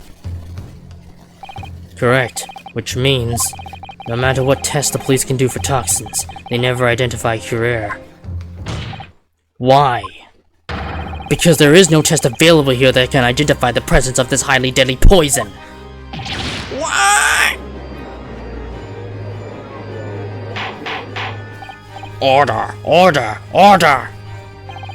Counsel, does this deadly poison truly exist? According to this report authored by the visiting research student from England, Cure has long been used by the tribes people of South America as a poison to lace their arrows. It seems that it's reasonably well known among European doctors and scientists. To lace their arrows? The report says that it is poured from the extract of a tree that grows deep in the Amazonian jungle, and it was first brought back to Europe at the turn of the century by explorers.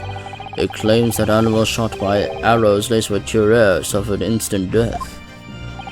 Doesn't that sum it up, Miss Brett?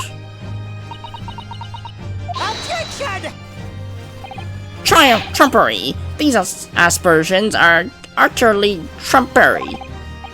To start with, if the victim had been administered some of this so-called deadly poison, he would have been squirming and writhing in pain, and the other diners would have surely noticed. Huh, that's true. What do you say to that, Inspector? Obviously, I would have noticed a disturbance like that.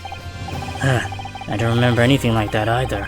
I didn't notice the professor being in any kind of pain.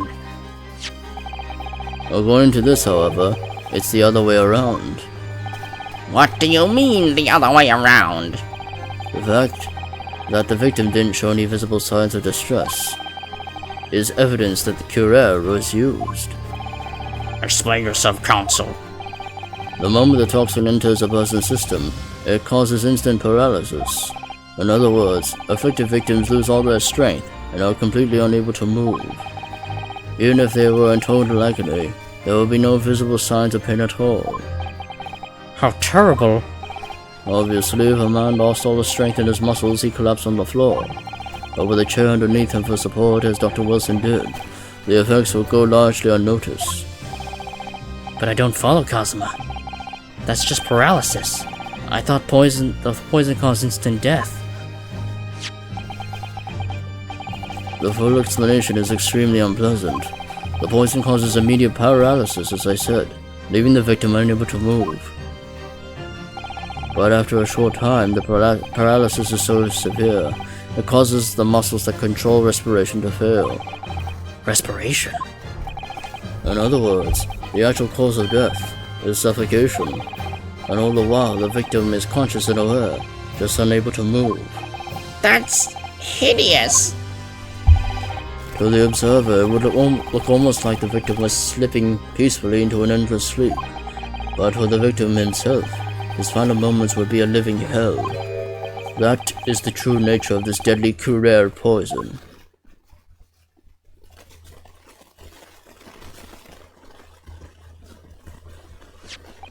And you're suggesting that this bottle, Counsel, actually contains this terrifying poison? This is all very convenient, isn't it?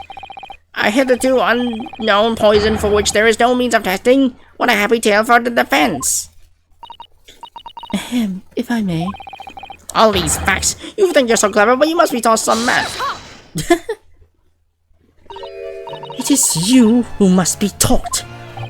Of course. Dear lady. So, this is how you Japanese behave, is it? What? You steal another's honest hard work and then announce the results as if you discovered them. I'm appalled. What a loathsome act. Well, Miss Brett, the feeling is mutual. Whatever you do, you mean? Capitalizing on the unfortunate circumstances of an innocent man to frame him for a heinous crime. That really is a loathsome act, wouldn't you agree? Enough of this. I, for one, refuse to accept it. The idea of some poison that doesn't even exist in the great empire of Japan is breaking the rules. What's so funny? Oh, excuse me, Your Excellency. Yes, Miss Brett? May I borrow that bottle for a moment, please? Well, yes. I don't see, why not? Oh, is she gonna drink it?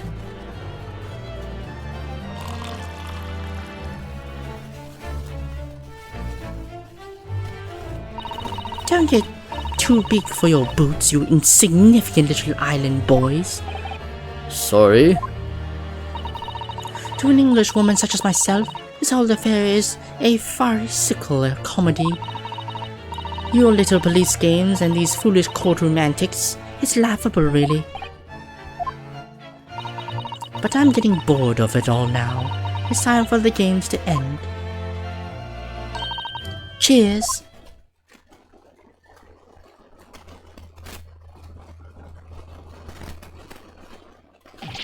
Wait, what are you doing?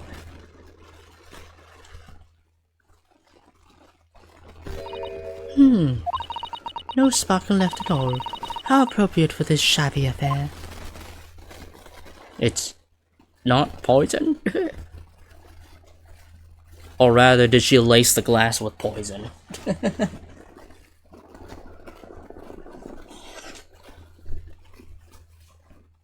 No, I think she laced the victim's glass with the poison.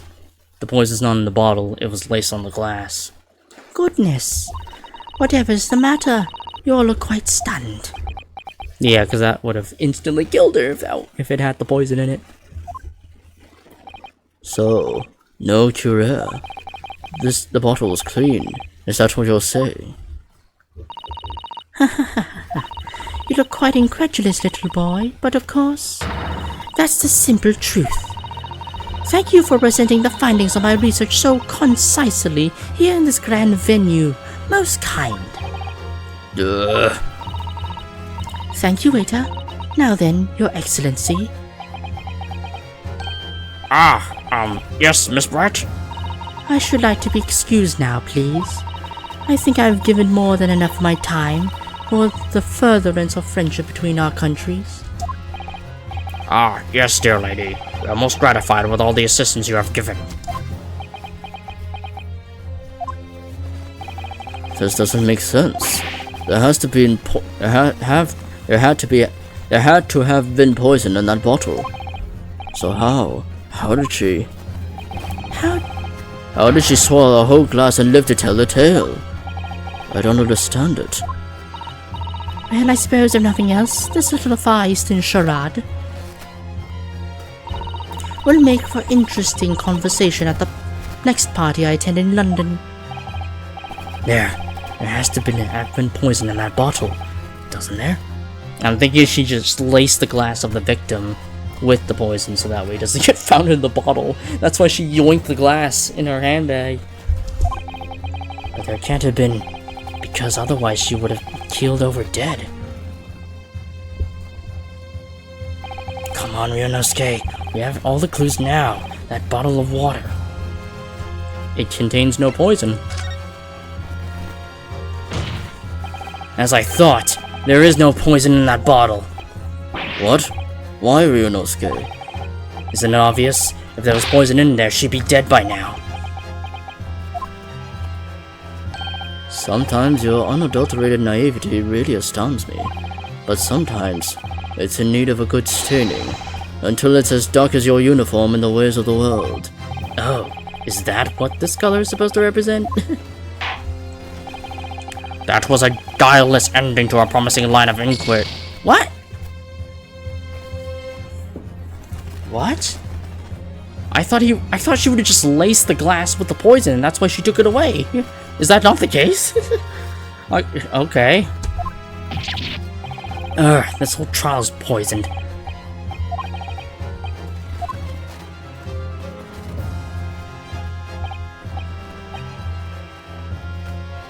I guess it contains the poison? The culprit did put Curare poison into Dr. Wilson's carbonated water. The defense refused to change its position.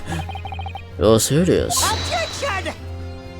Fool, are you blind? There's no possible way that bottle could contain poison. I mean, we just saw... Miss Brett drinking the water from it? That's right, which rather complicates your argument, I think. And I believe that complication can be explained. How exactly? What are the exact details of this poison?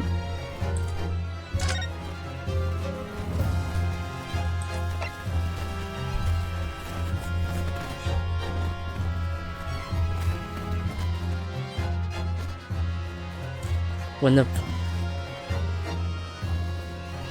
mention occurs when the poison enters the body through a wound. Oh, it has to enter through a wound.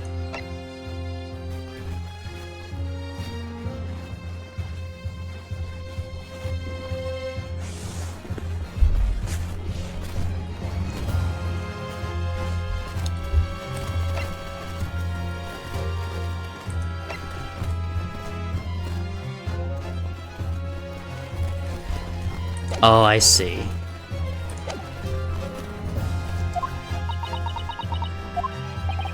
need to think through all the things that don't quite add up here, one by one. I'm sure the answer is in the evidence we have in the court record somewhere. It has to be. Very well. If the defense truly intends to assert this claim, then I must ask you to support the assertion with evidence. What explains how the witness was able to consume this supposedly poisoned water unscathed?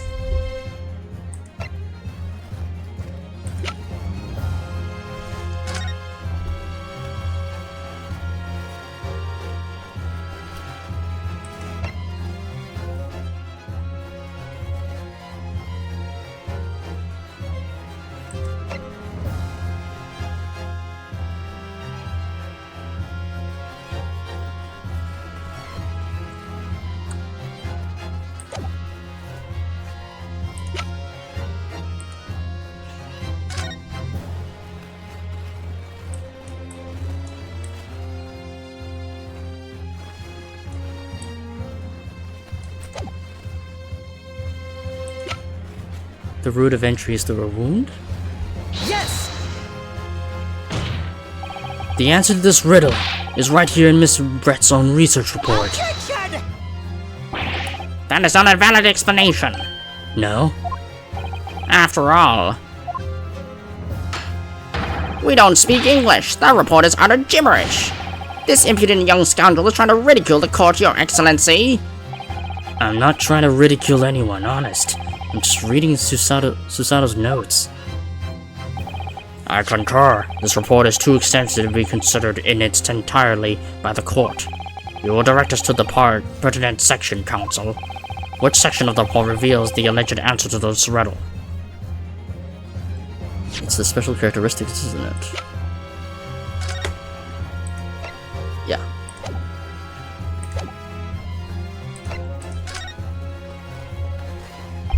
We've been hearing a lot about this Curare poison, and it's left me curious about something. Oh, counsel? Well, it sounds as though indigenous hunters have been using this poison for years and years, to lace the heads of the arrows they shoot at whatever prey they're hunting. So I've been led to believe, yes. And the point of hunting is to catch the prey, prey to eat. Get to the point, please.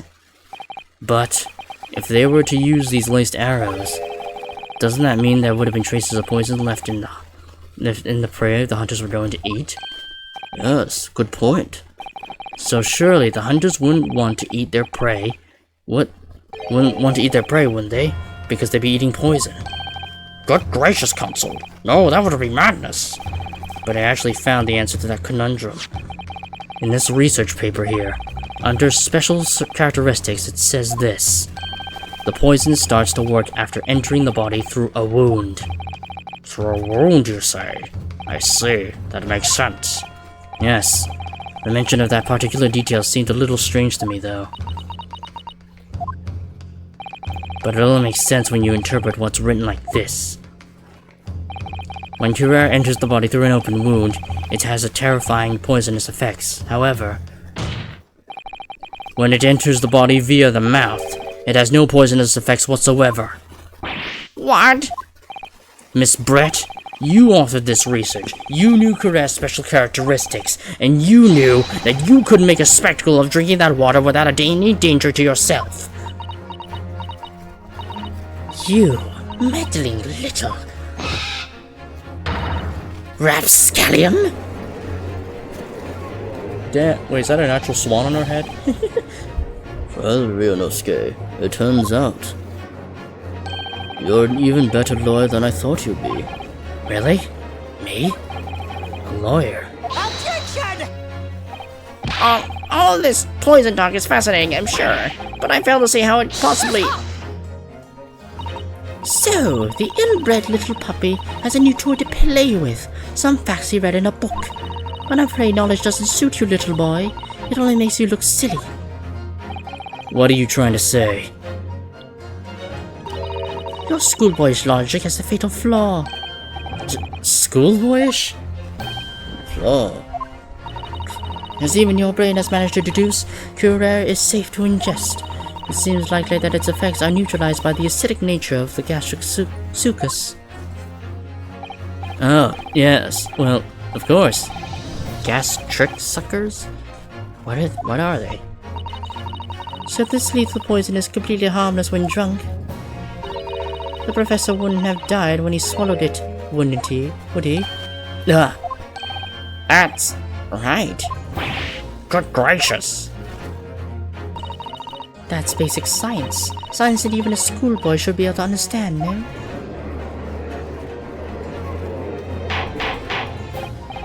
no. Because he had the tooth extraction, so that would have been an open wound in his mouth. That would have killed him.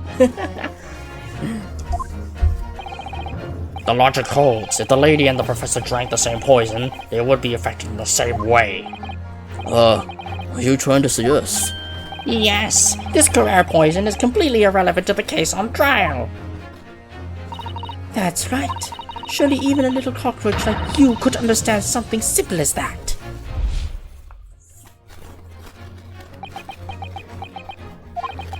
What is this? Welling up inside of me. I've never felt like this before. There's a sort of conviction to break down all the discrepancies. It's so intense, almost rage-like. And more than anything else, it's an animalistic desire to take down my prey. Objection! Hey, he said objection, finally! I don't think so, Miss Giselle Brett. How dare you use that tone with me? You know very well that there is no fatal flaw here. You know exactly why, even though both you and the victim swallowed the same poison. You are alive, but Dr. Wilson is dead. Counsel, I'm sure I don't need to remind you, you must provide compelling evidence. As we now know that this poison is completely harmless when ingested. Why would Dr. Wilson alone have been killed by the Carrere? Where's the report card? There you are. Take that! Oh, he said take that! Oh my god, he actually said take that instead of yes! As Miss Brett so really pointed out, she drank the same water as the professor. However, there was a fundamental and fatal difference between the two diners. A fatal difference. The toxic effects of Carrere are only felt when the poison enters the body through an open wound. So for a healthy person with no injuries, drinking it is completely harmless. But... Or Naru... Oh wait, no, Naruhodo means I know. What if there was a wound inside the mouth of the person drinking the poisoned water? Inside? Yes, like the wound you might have if you had just been to the dentist and had a tooth extracted, for example. Miss Brett, you've acknowledged many times in your testimony already that you were well aware of Dr. Watson's dental appointment that day. So that's it. You use that knowledge to orchestrate this. Is she laughing? I don't like to repeat myself, but honestly I can't resist. These childish courtroom games and your half-baked arguments are so puerile. What do you mean? Don't worry, little schoolboy. You'll find out soon enough. What? You see, when you leave vital evidence lying around, you never know what might happen to it. No! Wait, she gonna break it? I mean, I could just slip. No! Oh dear, how careless of me. I'm afraid some crucial evidence may have just been tragically destroyed. No! What is it? What just happened? It's the Englishwoman. She just smashed the model. And in the Supreme Court. What a terrible blunder. Officer, what are you waiting for? Collect as much of the water from that broken bottle as possible, at once. You're wasting your time. This delightful carpet under my feet here was a gift from the British Empire. I assure you, it'll soak up the water beautifully. You have neither the technology nor the presence of mind to recover it. Man, she just blatantly She just blatantly destroyed evidence in front of everyone.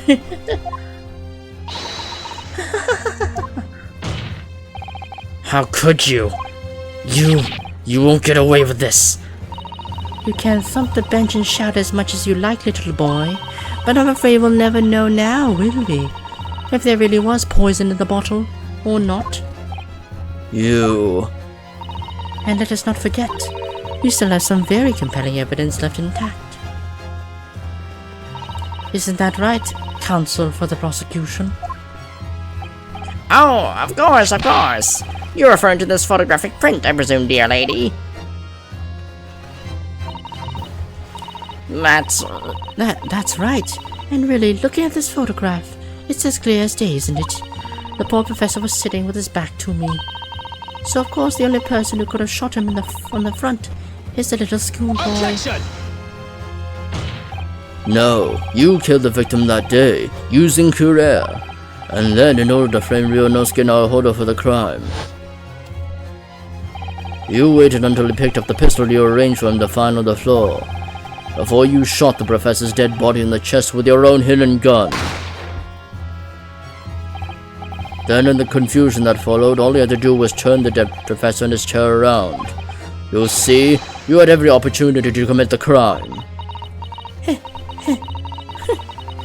What a wonderful imagination you have, young man. A hidden gun, you say? And I shot the professor's dead body, did I? Well, I'm terribly sorry, but you don't have a shred of evidence.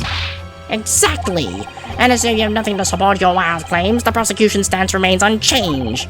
The victim, Dr. H. Wilson, was killed by a gunshot to the chest. Delivered in cold blood by the accused Ryunosuke Naruhodo. Ugh. This is unbelievable. How could this be happening? We had her, but now... Is she really gonna get away with it? The way she destroyed that evidence was obscene. Ryunosuke. Yes? We've come this far, but now, you're the only one who can finish it. What? What do you mean? We lost a vital piece of evidence, it's true. So if there are any clues left for us to use now, there must be in your head. In my head? You told me before that your powers of observation were one thing you could really depend upon. Well, yes, that's true, but I didn't manage to notice that this woman was a foreigner with a swan on her head. So think back again now. Try to remember every last detail about the scene that day. Everything you saw, everything you felt, every color, every smell. What I saw, what I felt. Every color. Oh. Is Kazuma right? Somewhere in the vibrant memory of the same scene in my head. Could there have been another clue to expose the identity of Dr. Wilson's killer? There was blood on it?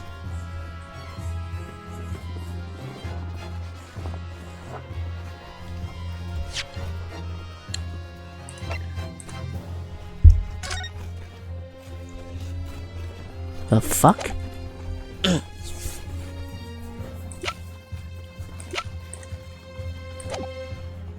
There's a clue? Actually, Kazuma, I think I might have something. Thinking back over everything I saw, I think I might have uncovered another clue.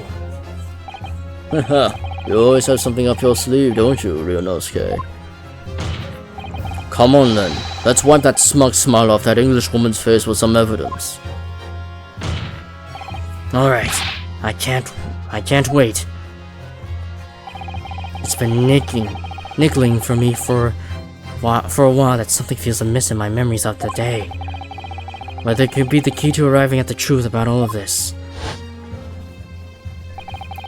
It's here somewhere, the clue that shows us who Dr. Wilson's real killer must have been is... the blood? Take that! Inspector Ozanaga, answer me this. Yes? What is it? Ugh, he's still miles away, probably thinking about that bottle being smashed. As you said a number of times now, you strive for perfection in your investigations, don't you? Absolutely. I wonder, therefore, if you perhaps took anything else from the scene of the crime. Like, for instance, the plate of steak that you took to the victim's table that day. Objection! Wait a minute. What are you going with? Where are you going with this, little boy? It's just a memory that's been troubling me. What memory? I saw the scene shown in this photographic print with my own eyes that day. And I saw that one wooden base of the plate that the steak was served on. It was a splattering of blood. What? Oh, really? And what of it? Obviously, that must have happened when you shot the professor. No, that can't be the case. Take a good look at the photograph and the relative position of everything there. The plate of steak is almost directly behind the victim. If I'm supposed to have shot Dr. Wilson in the chest from the front, there's no way that the blood from the victim could have ended up directly behind him. Ah! Yes. The blood to have made it onto the plate implies the plate was between the victim and the shooter, which means the shooter must have been sitting opposite of the professor as you were. Giselle Brett. I beg your pardon? Objection! This is beyond ridiculous. Fabricated nonsense. The court is expected to believe something that the accused was apparently just remembered seeing. Hold it! Oh, he said hold it. Oh no, the Hosanaya said it. This could be the moment that my entire career in the police force has been leading to. Inspector, you mean? Yes, I took the plate. In interest of preserving evidence from the scene of the crime. I took it, meat and all, and I don't care if they call me a crime scene thief because of it. You did what? I took the steak that you have been eating, Miss Brett. I took the steak that the sergeant had been eating. And I did it all in the name of justice. Then we can find out for sure whether or not there's a bloodstain on Mr. Brett's plate. We must examine it, now!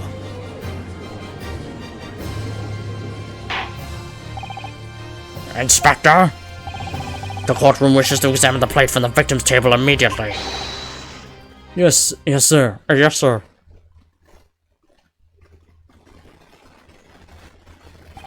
Sorry for the delay. Here's what you ordered. The steak. Well, what about the blood? Is there blood on it? Of course there isn't. Quickly, Inspector. The blood, man! Show the court! Of course. Examine the plate at your leisure. What? No. No blood. No blood anywhere. But no, that's impossible! I know I saw it, I'm sure of it. It was right there on the table behind the professor. There was blood on the side of the plate.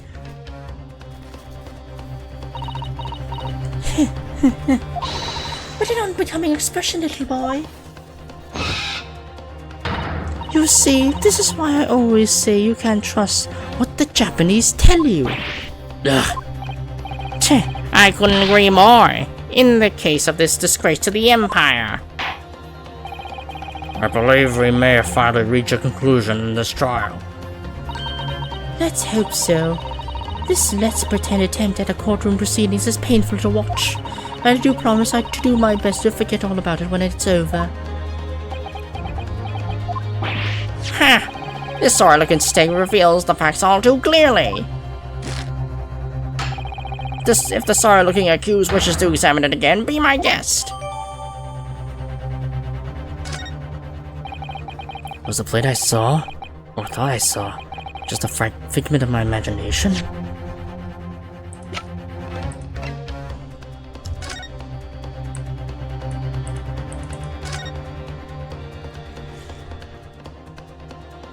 Oh. Huh? What in the world is this? I think it's a Koban coin. The hallmark is from the Hoei era, I believe. No. I don't mean what is it? I mean, what's it doing there? Wait, did you say it was a Hoei Koban? Yes, and apart from the meat juices, it looks to be in good condition. I imagine it's very valuable. This isn't the first time today that there's been talk of a Hoei Koban. I've heard of pearls before swine, but I've never heard of a bullion in a bouillon. And I don't think you ever will again. This is extraordinary, though. This means...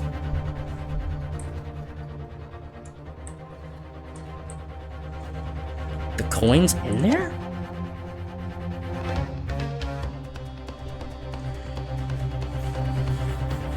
This is the wrong plate.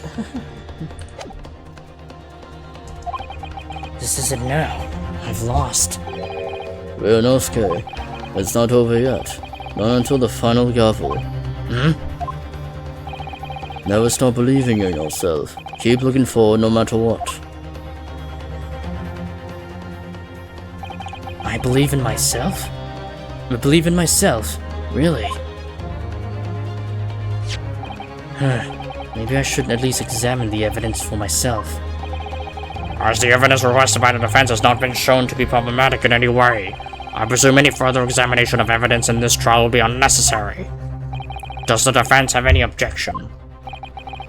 That Bloodstained was going to clinch the trial for me. Can this plate of steak reveal any other clues at all?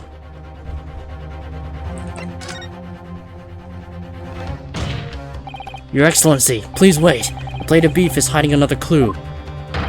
Another clue that will reveal the shocking truth. Objection! The only thing that's shocking here is your unhealthy fascination with beefsteak. Your Excellency, I think I made myself clear, haven't I? I will not be able to turn a blind eye anymore to any more unnecessary procrastination in this trial. I'm sorry, Miss Brett, but we must ensure a thorough examination of the evidence.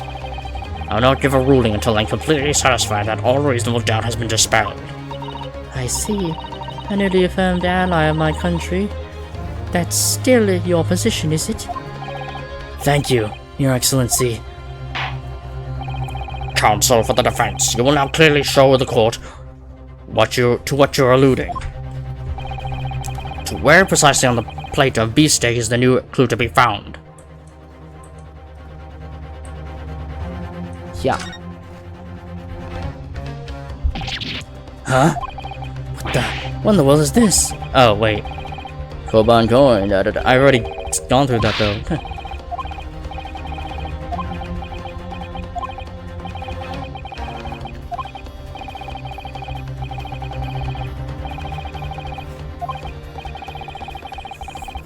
Yeah, okay.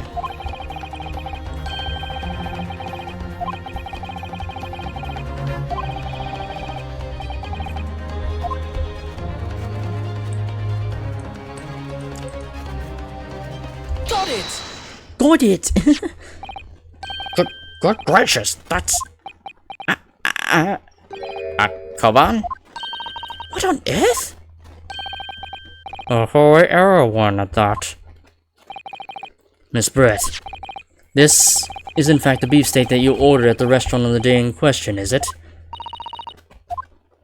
Tell me, why is there an old coin seemingly hidden underneath the meat? Shut up! What a ridiculous question! How should I know? I've never seen that thing before in my life. I don't even know what this is, but I want no part of it. Objection! I fail to see how this is relevant. A coin under the meat? That could have simply been a careless mistake by the chef in a moment of distraction. Objection! Don't be absurd. We're supposed to believe that this happened by accident in the kitchen. A rare Hoei Koban just happens to be underneath that piece of steak. If this turns out to be irrelevant to the case, I'll rip up my ticket to go to Great Britain right now. He's right. It can't be a coincidence. Your Excellency, Yes, Counsel? a rare Hoei Koban just happens to be underneath that piece of steak. If it turns out to be irrelevant to the case, I'll give up my lawyer job right now. You're not even a lawyer, you're a student. Objection! By all means, don't let us stop you. No one invited you anyway. Shut up! Perhaps, little boy, you should realize that it is you who is irrelevant. Even though I'm the one on trial here? The point is, it's essential that we ask the owner of this coin if he can explain what it's doing under that stake. The owner? Yes, it's obvious. There's only one person it can belong to. The owner of the koban that was found underneath the stake, the beefsteak is... Take that! Obviously, it can only be the antiques dealer and owner of Rasute, Kyuhiro Korekuta-san. As in Mr. Cucumber something? And honestly, these ridiculous Japanese names are quite unfathomable. Ah, yes. The old man who testified earlier alongside the military sergeant, correct? Yes, Your Excellency. I remember him saying that he was up to something with his koban coin when it happened. At exactly the moment the gun was fired. The gunshot interested me not. I was far too busy on the floor. Too busy on the floor? Sorry, what were you doing? Hunting for treasure. Indeed! The Hoei Koban! The Hoei Era Koban, my prized coin! Then this whole way, Erakoban, do you mean to tell me? Objection! No. Please, why would Korekuta-san's koban be sandwiched between the victim's beefsteak and its plate? It makes no sense. Yes! Which is why I'm asking to bring Korekuta-san back to the witness stand so we can ask him. Officer, bring both witnesses that testified earlier back in here. Without a moment's delay.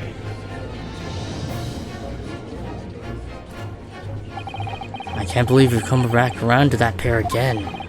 But I have a hunch, a strong hunch, that if we chase down the real significance of this koban, we'll find that it's a key element in this case.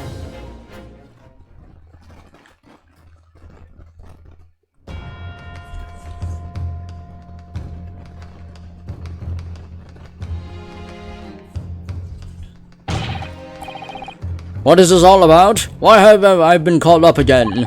Don't you realize that it's dinner time for my little baby idol? When my son's belly is empty, he's fiercer than a pack of wolves. Exploited by the police, we were. Like miserable. No, wrong voice. Exploited by the police, we were. Like miserable dogs, forced to bear false witness. And when cast from this courtroom myself, I became a ruined man in a trice, a worthless, withered antique.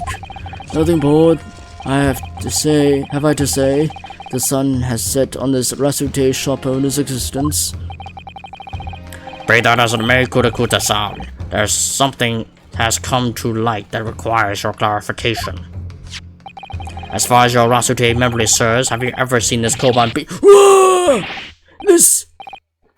That's it, yes! Yes, that's it! The very exact one that is! Did his blade land on the guy's foot? The resplendent, splendiferous Hoei treasure that's my rusted bones managed to misplace that fateful day! It can't be. Huh, as I thought. Young man, enlighten this decrepit old fool, put me out of my misery! Where was my treasure? Where was it dropped? I'm not sure if it was dropped anywhere. We found your koi sandwiched between a beefsteak and its plate, soaking in the seasoned meat juices. Sandwiched? Soaking? Seriously? They couldn't have fallen there by accident.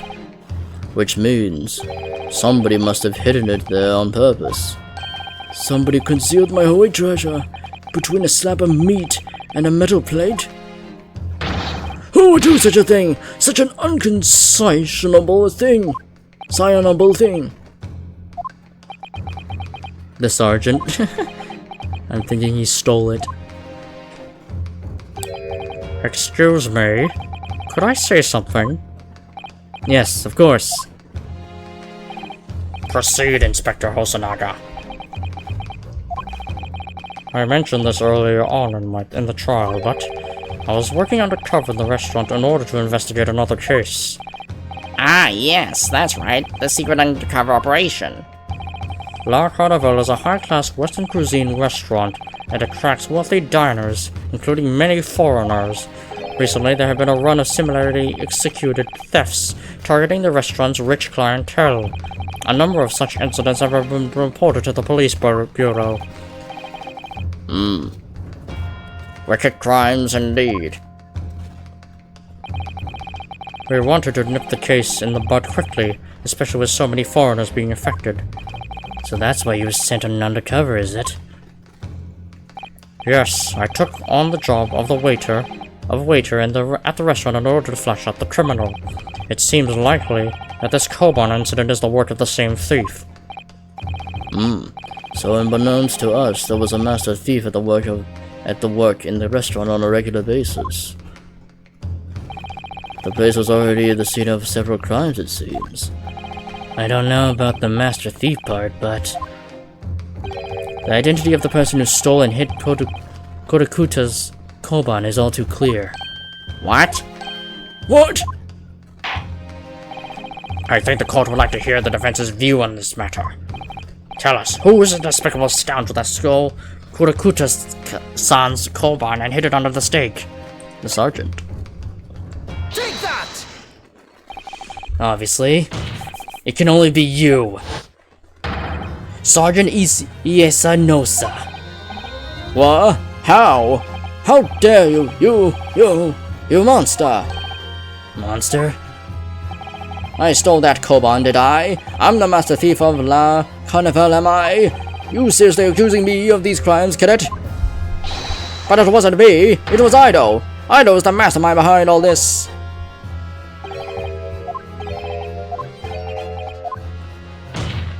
You would push blame for your crimes onto your own son, an innocent little baby. It's you's the monster, Sergeant Nosa.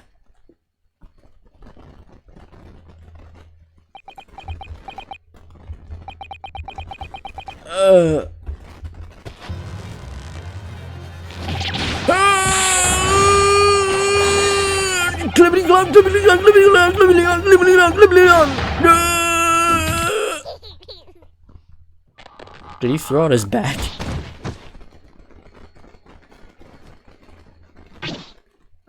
The little baby did the salute too. The Nippon Imperial Army. Sergeant Iesanosa, preparing to stand down in Supreme Court, sir.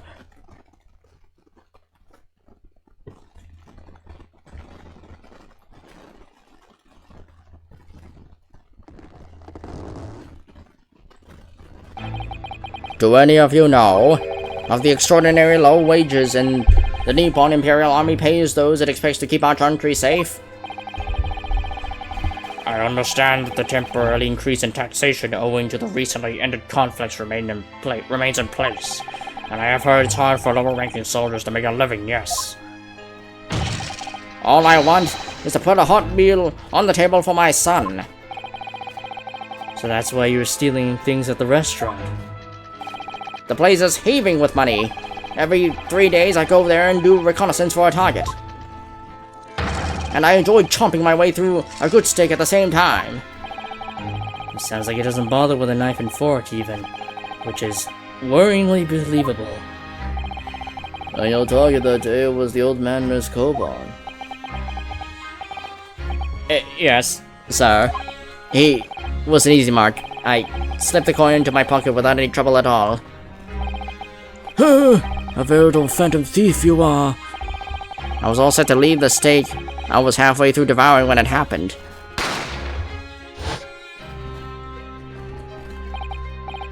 Yes, when the professor was shot. I knew that if the police conducted a search and found the coin in my pocket, I'd be finished. I'd know too. So I hit the criminating evidence as fast as I could on the double. I slipped it under the steak, hoping that I'd be able to rendezvous with it again at a later date.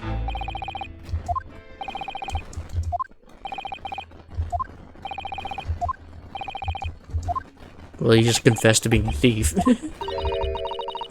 This is ridiculous. Perhaps you could carry on with this absurd prattling in your own time. Well, Miss Brett, Oh, of course, dear lady, of course. How rude of us.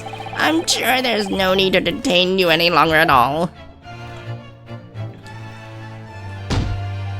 May the esteemed gentleman please be excused, Your Excellency? Huh, indeed. The theft of the Koban was clearly perpetrated by this baby-saddled sergeant. It would certainly appear to be unrelated to Dr. Wilson's murder. Of course it is. Hiding a coin under a lump of meat. The sheer nonsense of such an idea astounds me. nonsense, is it? Well, As for picking up your steak and biting into it without using a knife and fork, it's beyond nonsense. It's pure madness. very well then. Now that all the questions concerning this witness's testimony has been answered, I see no further justification for detaining her. Miss Brett, you are free to leave.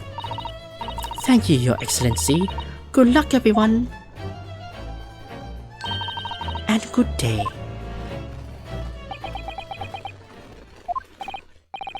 Ryunosuke, what's the matter with you? There's no time to be daydreaming. Oh, no. It's just something about Miss Brett's parting words that got me thinking. I can't quite work out what exactly, but something she said jarred with me. I feel like there was a contradiction in there somewhere. Something didn't quite add up. If that's the case, don't just stand there thinking. Make your voice heard. Sorry? You can think later, but if you don't call it out now, it'll be too late. The trial will be over. Hold it! Wait, Miss Brett. What is it now? I'm afraid, just one last time, there's something I'd like to ask you. I'd like you to explain the contradiction in your parting words from just a few moments ago. What are you talking about? What contradiction? Attention! What new student nonsense is this? Well, what parting words are you talking about, Ryunosuke? Hiding a coin under a lump of meat? The sheer nonsense of such an idea astounds me. And as for picking up your steak and biting into it without using a knife and fork, it's beyond nonsense. It's pure madness. Yes, I'm right. What she said there exposed an undeniable contradiction. I'm going to need to see evidence, Counsel. If Miss Brett's words are truly contradictory, where's the evidence to prove it? Here? Let me double check.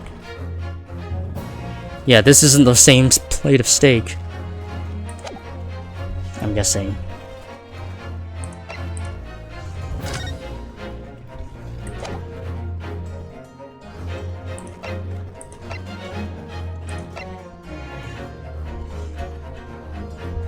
Take that! The photographic print of the scene taken immediately after the incident occurred? What's interesting is the plate of steak that you can see on the victim's table. The steak that Miss Brett has been eating before the professor was killed. Yes, go on. More accurately, Your Excellency, the steak that was on the victim's table just before the professor was killed. Now you're just splitting hairs. Not true. Doesn't something about the steak strike you as very unnatural? Unnatural? What on earth do you mean? It's extremely obvious. I'm talking about the shape of the edge where it's been eaten. See, I see you've noticed it too, Miss Brett. Notice what exactly, Counsel? Just a few moments ago, Miss Brett claimed no Englishman could ever contemplate picking up a steak and biting into it without using a knife and fork. Of course she did. She's a refined Englishwoman herself. Then take a good look at the steak, in particular the edge where it's been eaten. As you can see, there are clearly defined barbaric teeth marks there. Ah! Oh, ow. It looks like Miss Brett has realized something. So, if the witness, as she claims, wouldn't contemplate eating anything without using a knife and fork, then there shouldn't be teeth marks in the steak at all. Objection! But what is your actual point? Perhaps the delightful Miss Bread was ravenously hungry. Oh, whatever you say, dear lady. As I said, I really must be leaving now. Afternoon tea is with the Minister of Justice cannot possibly wait any longer. Of course, of course. This will all be over in a blink of an eye. Rest assured, I'm about to put this rookie in his place. Just leave everything to... I've heard enough. You irritating little speckled samurai... Wait, you irritating little spectacled samurai relic. Oh, of course. Dear lady. What is the matter, Miss Brett? Have you ruffled your feathers? Clearly, the witness knows what this means. She realized the catastrophic implications those teeth marks in the steak have for her. Yonosuke, do you know where you're going with this? It's not... This is the wrong plate. Yes, at last it's all come together. The mysterious teeth marks in a steak that had allegedly been eaten with cutlery. The reason why the bloodstain I know I saw somehow seems to have disappeared. And most importantly, the evidence that proves once and for all who shot Dr. Wilson that day. I accept that these teeth marks in the steak are a little unnatural, as you put it, counsel. But what exactly are you suggesting that tells us? Everything, Your Excellency. Everything? Yes, I believe these barbaric teeth marks in the steak here amount to conclusive evidence in this case. Evidence that will prove beyond any doubt who shot Dr. Wilson. Conclusive evidence? How many times have I heard that today? You wouldn't know the meaning of the phrase. Typical Japanese empty threats. How can you be so sure? Oh, it's quite simple. If you really had such conclusive evidence, you would have presented to the court long ago. Actually, the evidence I'm talking about hasn't been brought before the court yet. Hasn't been? What? Just because it hasn't been shown yet, doesn't mean the evidence does not exist. Objection! This is absurd. The trial has run several hours already. And you say there's evidence to be brought forward? There can't be. I don't believe that you have it. Objection! I don't, but there's someone who does have it. Someone in this very courtroom. And if that person is willing to submit the piece of evidence I'm referring to, it will solve every remaining mystery about this case.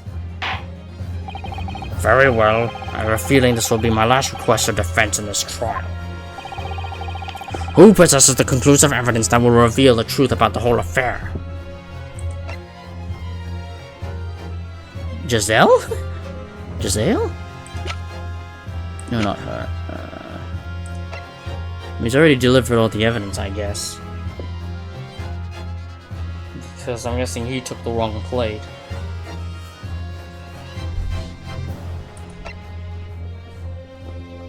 Take that! Counsel, I'm disappointed, as this is luckily your last chance.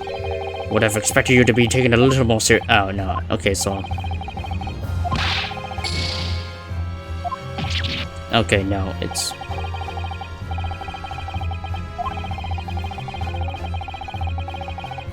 Oh, yeah, I should've... No, I should've just pointed out the inspector.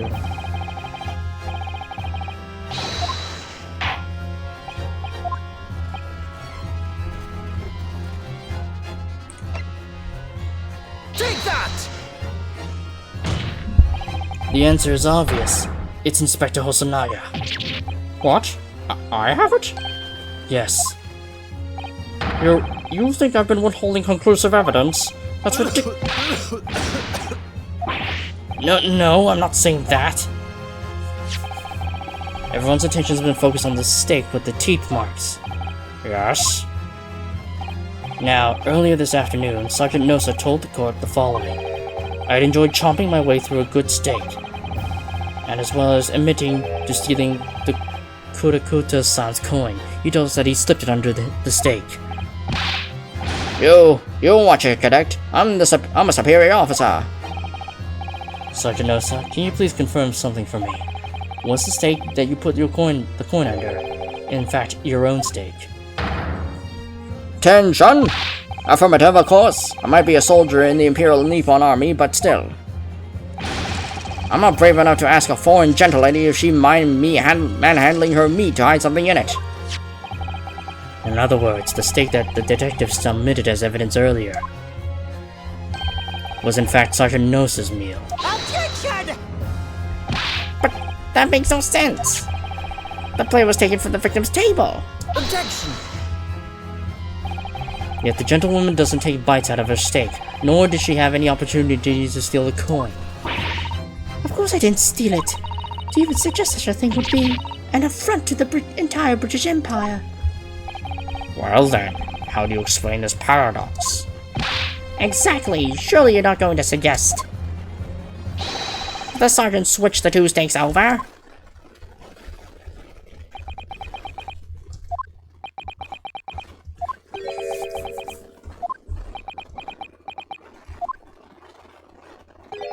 You did switch the plates? Well, after it happened, when I saw the civilian had been murdered right in front of my eyes like that, I panicked. As I said, I immediately lifted the stake and hid the coin underneath it. But then when the waiter announced that he was an undercover policeman, I thought I'd had it. If he decided to investigate my side of me, that'd be it. I'd be getting my marching orders. So when the cadet was arrested and taken off to the kitchen, I seized my chance. Oh, he swapped it. Okay, so he actually did swap it. With military precision and timing, I switched my stake with the one on the foreign lady's table. What? You can't have. I never saw you do such a thing. It was called Operation Lightning Bolt. There was no time for strategic planning. It was do or die, I tell you, so yes. I did what had to be done. Unbelievable! However, fear not, Prosecutor-san. What now? I swear on the brass buttons on my uniform. That's all I did, sir. All you did? That's plenty, Sergeant. So, if Sergeant Nosa switched the plates over, it means he took Miss Brett's steak and the plate it was on back to his own table. Yes, that follows. Inspector Hosonaga. Yes? Earlier in this trial, you told the court this. You said you had not only taken Miss Brett's steak after the incident, but also the sergeant's. That to preserve evidence you had taken both. Ah! Oh. That's correct. Then please present it to the court now. The plate that was actually on the victim's table at the precise moment he was shot. Shut up! What can that possibly tell us now? I mean, a cold slab of tough meat. It can't have the slightest bearing on this case. Objection! No, you're not wriggling your way out of this time, lady. I beg your pardon? Surely you're not that forgetful. Surely you remember the reason why the steak pan promises to prove such a problem for you, no? You're the ones who decided it was a problem, not me. The reason the defense asked to see that plate was to confirm something the defendant remembers seeing. He thinks he remembers. I'm quite sure of what I saw, Miss Brett. On the side of the plate that was directly behind Dr. Wilson, there was a clear spattering of blood from the gunshot wound to the victim's chest. I believe the defendant's memory serves him well. And now we have the evidence to prove it. The plate you were eating from, Miss Brett. Let's not prolong this any further. Inspector, you will show the evidence to the court. Present the beefsteak and plate that was originally on the victim's table at the time of the incident.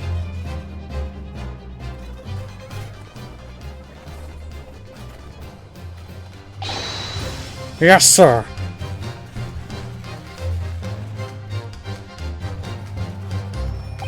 Sorry for keeping you. There it is. Here's the other steak on its plate.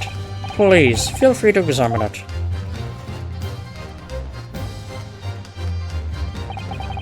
The bloodstain. It's clearly visible, look! Yes! Now this makes everything clear. The blood you can see on the side of the plate shows that at the moment the victim was shot, he was facing the table, with his back to me. In other words, it's impossible for Naruto Odo-san to have shot the victim. It can't be. In fact, there's only one person who could have possibly shot Dr. Wilson from the front. I'm sure everyone knows by now who that person is.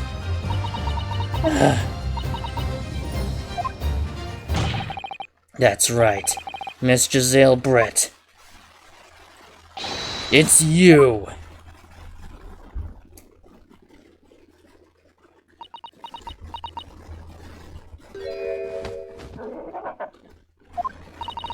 Outdone by a Japanese? Me? By a Japanese schoolboy? No, no, no!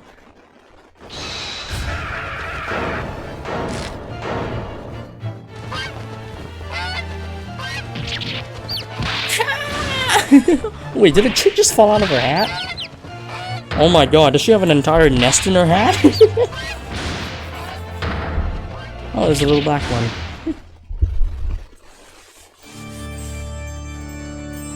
What the hell? What is this? There's little chicks on the table. There's a whole...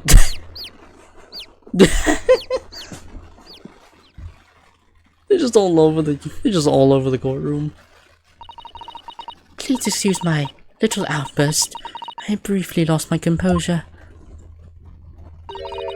Most unbecoming behavior for an English gentlewoman. Forgive me. Well, Miss Brett, I think it's time you told the court what actually happened that day. The truth this time. Gladly, Your Excellency.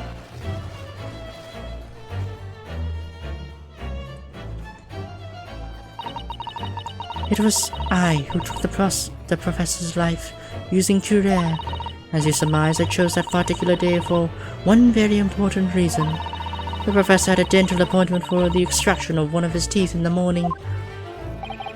So you plan to kill the professor, knowing that no trace of poison would be found in his water, because Curie is unheard of here in Japan.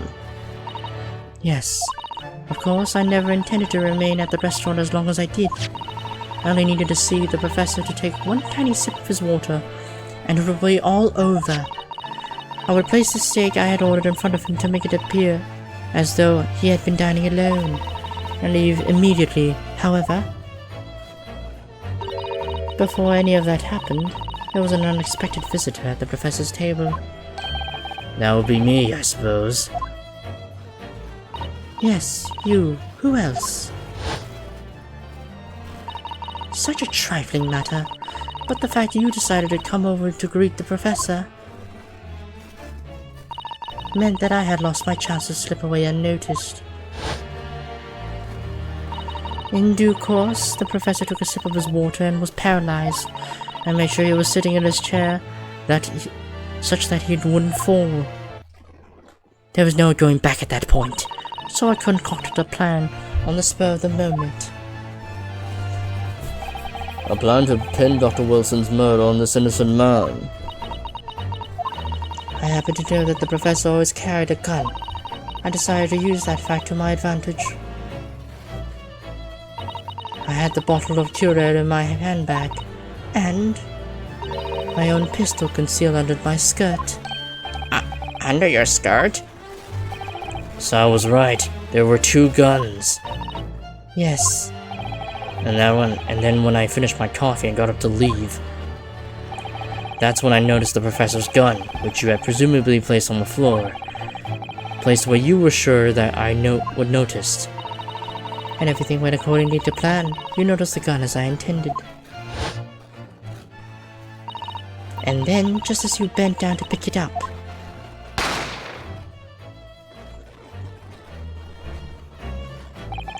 That's when you shot the professor with your own gun, even though at that point he was already dead. naturally, the gunshot caused a commotion, at which the waiter appeared. Obviously, I assumed Naruhodo-san was the culprit and apprehended him. I took him to the pantry that adjoins the kitchen and locked him inside. That's when I took the opportunity to turn the professor and his chair around. Because of course, you needed to make it look like the defendant had shot Dr. Wilson from where he picked up the gun.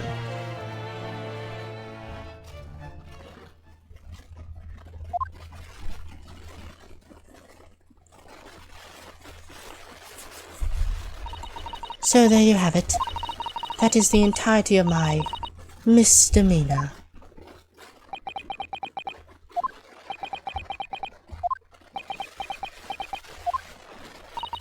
Your Excellency, Yes? I wonder, might I speak with you in private later? I shall call on you. Thank you. Good day then, everyone.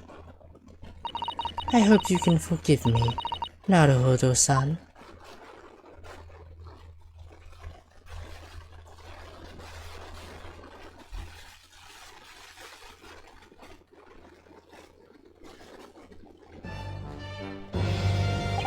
It would seem this trial has finally run its course. I presume the prosecution is in agreement. This can't be! Takatsuchi Aochi does not lose! Not to the likes of this rookie student! You better get started getting used to tougher opposition. Ah! Ryunosuke Naruhodo! What? Yes? This insult to the Aochi family name will never be forgotten. You've become conceited with age, Consul, but the old have to stand aside to make way for the new. It's the way of the world. May you never forget that. He just cut off his... Oh my god.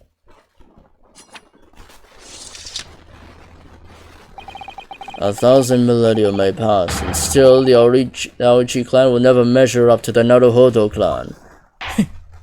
So basically, Phoenix Wright's lineage will always beat his beat the Pain lineage. And well, that remains true to this day.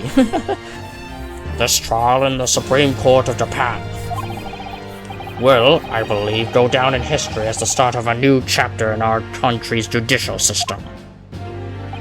Despite being summoned as the accused, you, Ryunosuke Naruhodo, presented an excellent case. I thank you, Your Excellency.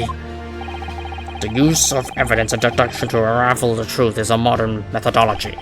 After all, it has only been a few short decades since our country opened its doors to the wider world. But the Western ideas of science are rapidly gaining acceptance here. I feel sure that science will soon bring new methods of investigation and new procedures of justice. A new future of law awaits, but what it will look like, I cannot begin to imagine. That is for the young to pursue. Kazuma Asogi. Yes. After this trial, you are set to embark on a journey of discovery to the illustrious British Empire. Learn all you can, absorb everything of the wider world that you're able to. And do not forget to fulfill the mission imposed upon you. I understand, Your Excellency. What was that about? Why you look so grave all of a sudden? Ah, never mind. As for you, Ryunosuke Naruhodo, Oh, yes? in you I sense, how can I put it, an unusual potential. I look very much forward to seeing how you carry that onwards. Thank you, Your Excellency.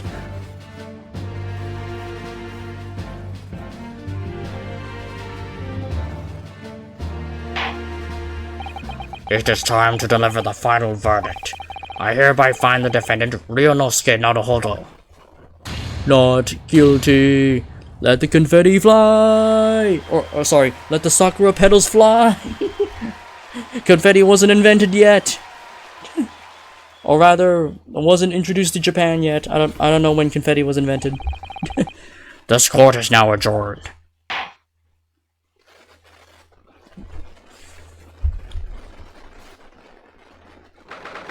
22nd November, 2:46 p.m. Supreme Court of Judicature, Defendant, Antechamber 5. I can't believe it. I can't believe what's happened. I made it. I defended myself and made it through that horrendous trial. Ryunosuke, you finally pulled it off. Congratulations. Well, I couldn't have done it without you. Thank you, Kazuma. No, it was a pleasure to watch you at work. So, you owe me an extra large sukiyaki from the place on Yume University Street, don't forget. Good afternoon. Good afternoon. All your hard work has certainly paid off. It's okay. Wrong character. Congratulations to you both for pivoting Naruhodo-san's innocence. Ah, a trusty judicial assistant. You worked hard for that result too, you know. Oh no, I didn't do anything. Thank you so much. If we hadn't had the research report of Miss Brett's, I don't know how things would have turned out. Your kind words should really be for my father. I was simply doing as he asked. It was his idea for me to go to the university and investigate. Your father? Ah, yes, of course. Forgive me for intruding on court proceedings, Your Excellency. Susato Mikotoba, Judicial Assistant to the Defense. Speaking of Mikotoba... There you are. I believe congratulations are in order. That's Mikotoba. Yeah, the Mikotoba I know. Naruhodo, you did an excellent job. Thank you, Professor. Oh no, it is I who should be thanking you after all. Your efforts exposed the true criminal that took the life of my good friend. Good friend? Oh yes, you mentioned that before. It was you who actually invited Dr. Wilson to Yume University, wasn't it? Yes, that's right. Professor Mikotoba studied overseas himself. He went to study forensic medicine in Great Britain. Presumably that's when you met Dr. Wilson. Exactly. In those days we worked together in the same hospital. Oh, you worked together? I never heard you mention that before. Well, it was a long time ago now. Besides, it's your turn, Asogi. Great Britain is a magnificent country. It leads the world in science, medicine, engineering, culture, and of course, in law. Watch and learn, my boy. Let's see what's happening in the world's largest melting pot. I will. I'll learn all that I can. I swear on this, the spirit of the Asogi clan. You're not taking to that sword to Great Britain, are you? Of course I am. A Japanese man's katana is the soul. This blade shows me where I need to go, and cuts down anything that's in my way. Yes, I've definitely seen how sharp it is already with my own eyes. That reminds me, what's happened to the woman? To Giselle Brett, I mean, after all. She is guilty of murder. Oh yes, sir. It's not easy to tell you this, but... What do you mean? Surely she's going to face trial herself now. She's the true culprit after all. She will be leaving Japan in a very near future, for Shanghai. What? Shanghai? Giselle Brett will not appear in court again in this country. I'm certain of that. What? Why not? It's a matter of consular jurisdiction. Or somebody. Inspector Hosanaya. It was a hard-fought battle in the courtroom today. Very impressive to watch. I must congratulate. But what's this about consular jurisdiction?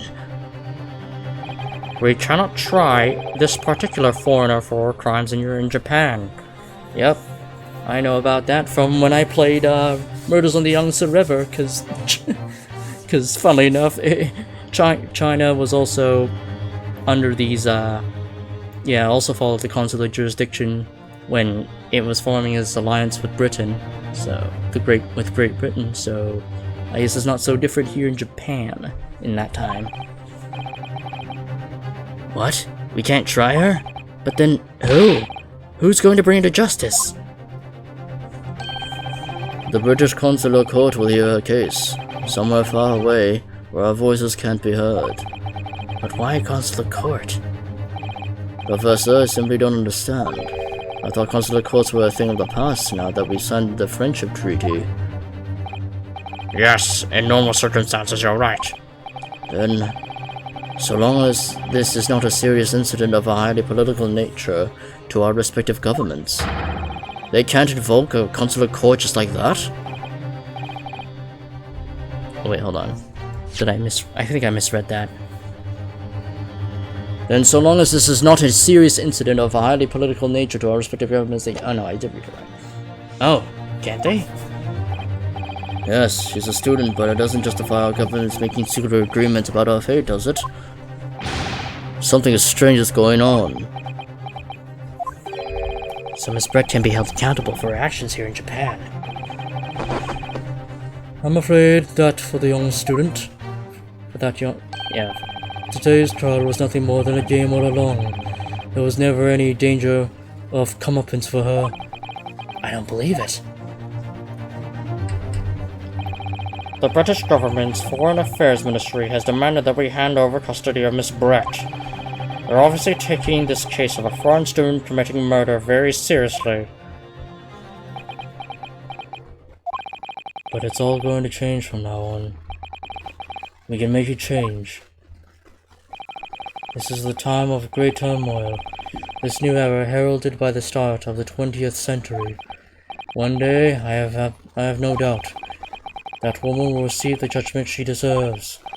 Yes, change is coming, and we're the ones driving it. Well, I think that's enough seriousness for now. This evening calls for a celebratory drink. But Professor... Alright, there's no time for gloomy faces. We should be celebrating Ryunosuke's not guilty verdict. Let's have some fun. In that case, might I suggest La Carnival? As the head waiter, I should be delighted to provide you with ample food and drink. You're a detective, Hosonaga-san, aren't you? Let's not worry about details for now. To La Carnival! Will you accompany us, Professor? Of course, La Carnival's food is second to none. I shall go and attend to the paperwork for Naruhodo-san's release. Oh, yes, thank you.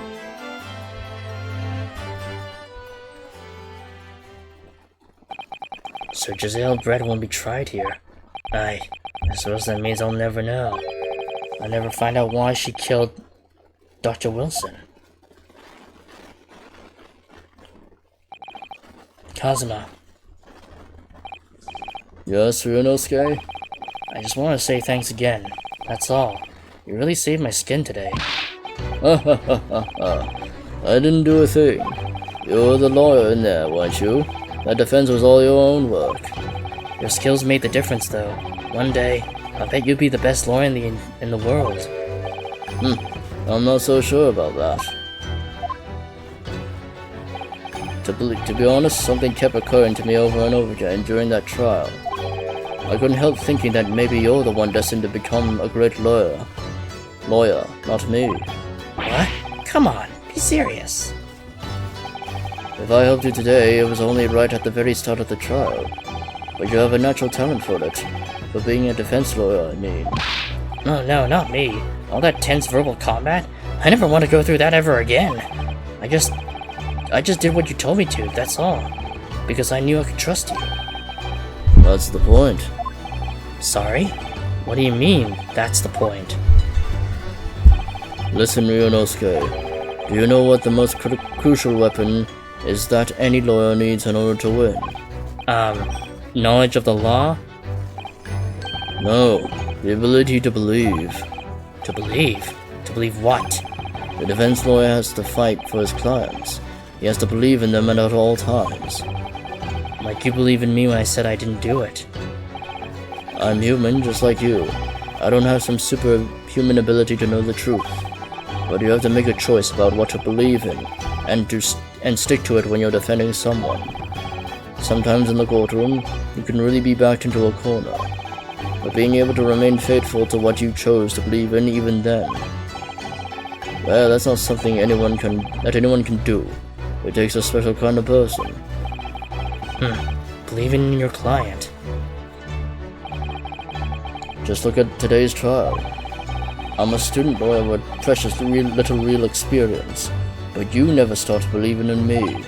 Well, You faced seemingly hopeless situations time and again, but you never stopped looking for the truth. And in the end, you found it. Through your own efforts, and because you never stopped believing in me. Thanks, Kazuma.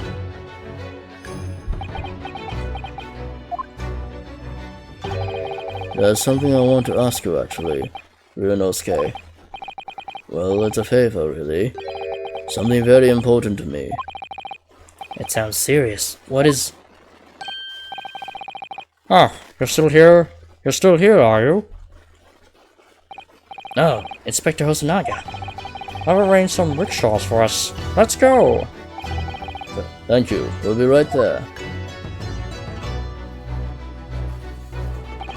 Let's pick up this conversation again later.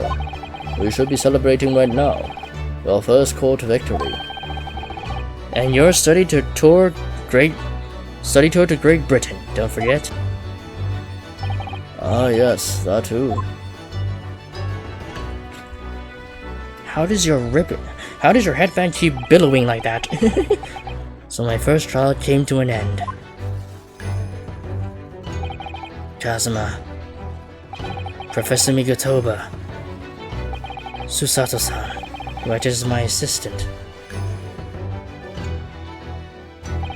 Inspector Hosonaga, who didn't really play much of a part, but still. It was because of the help and support of all these people that I managed to get through that trial. But more importantly, Kazuma hadn't yet managed to ask his favor of me. Little did I realize just how much it would change my life. End. Man, that was a surprisingly long first case. I thought it would have been shorter, but damn.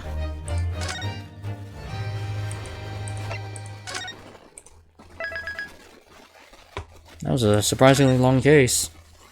But anyway, that's where I shall mark the end of the stream.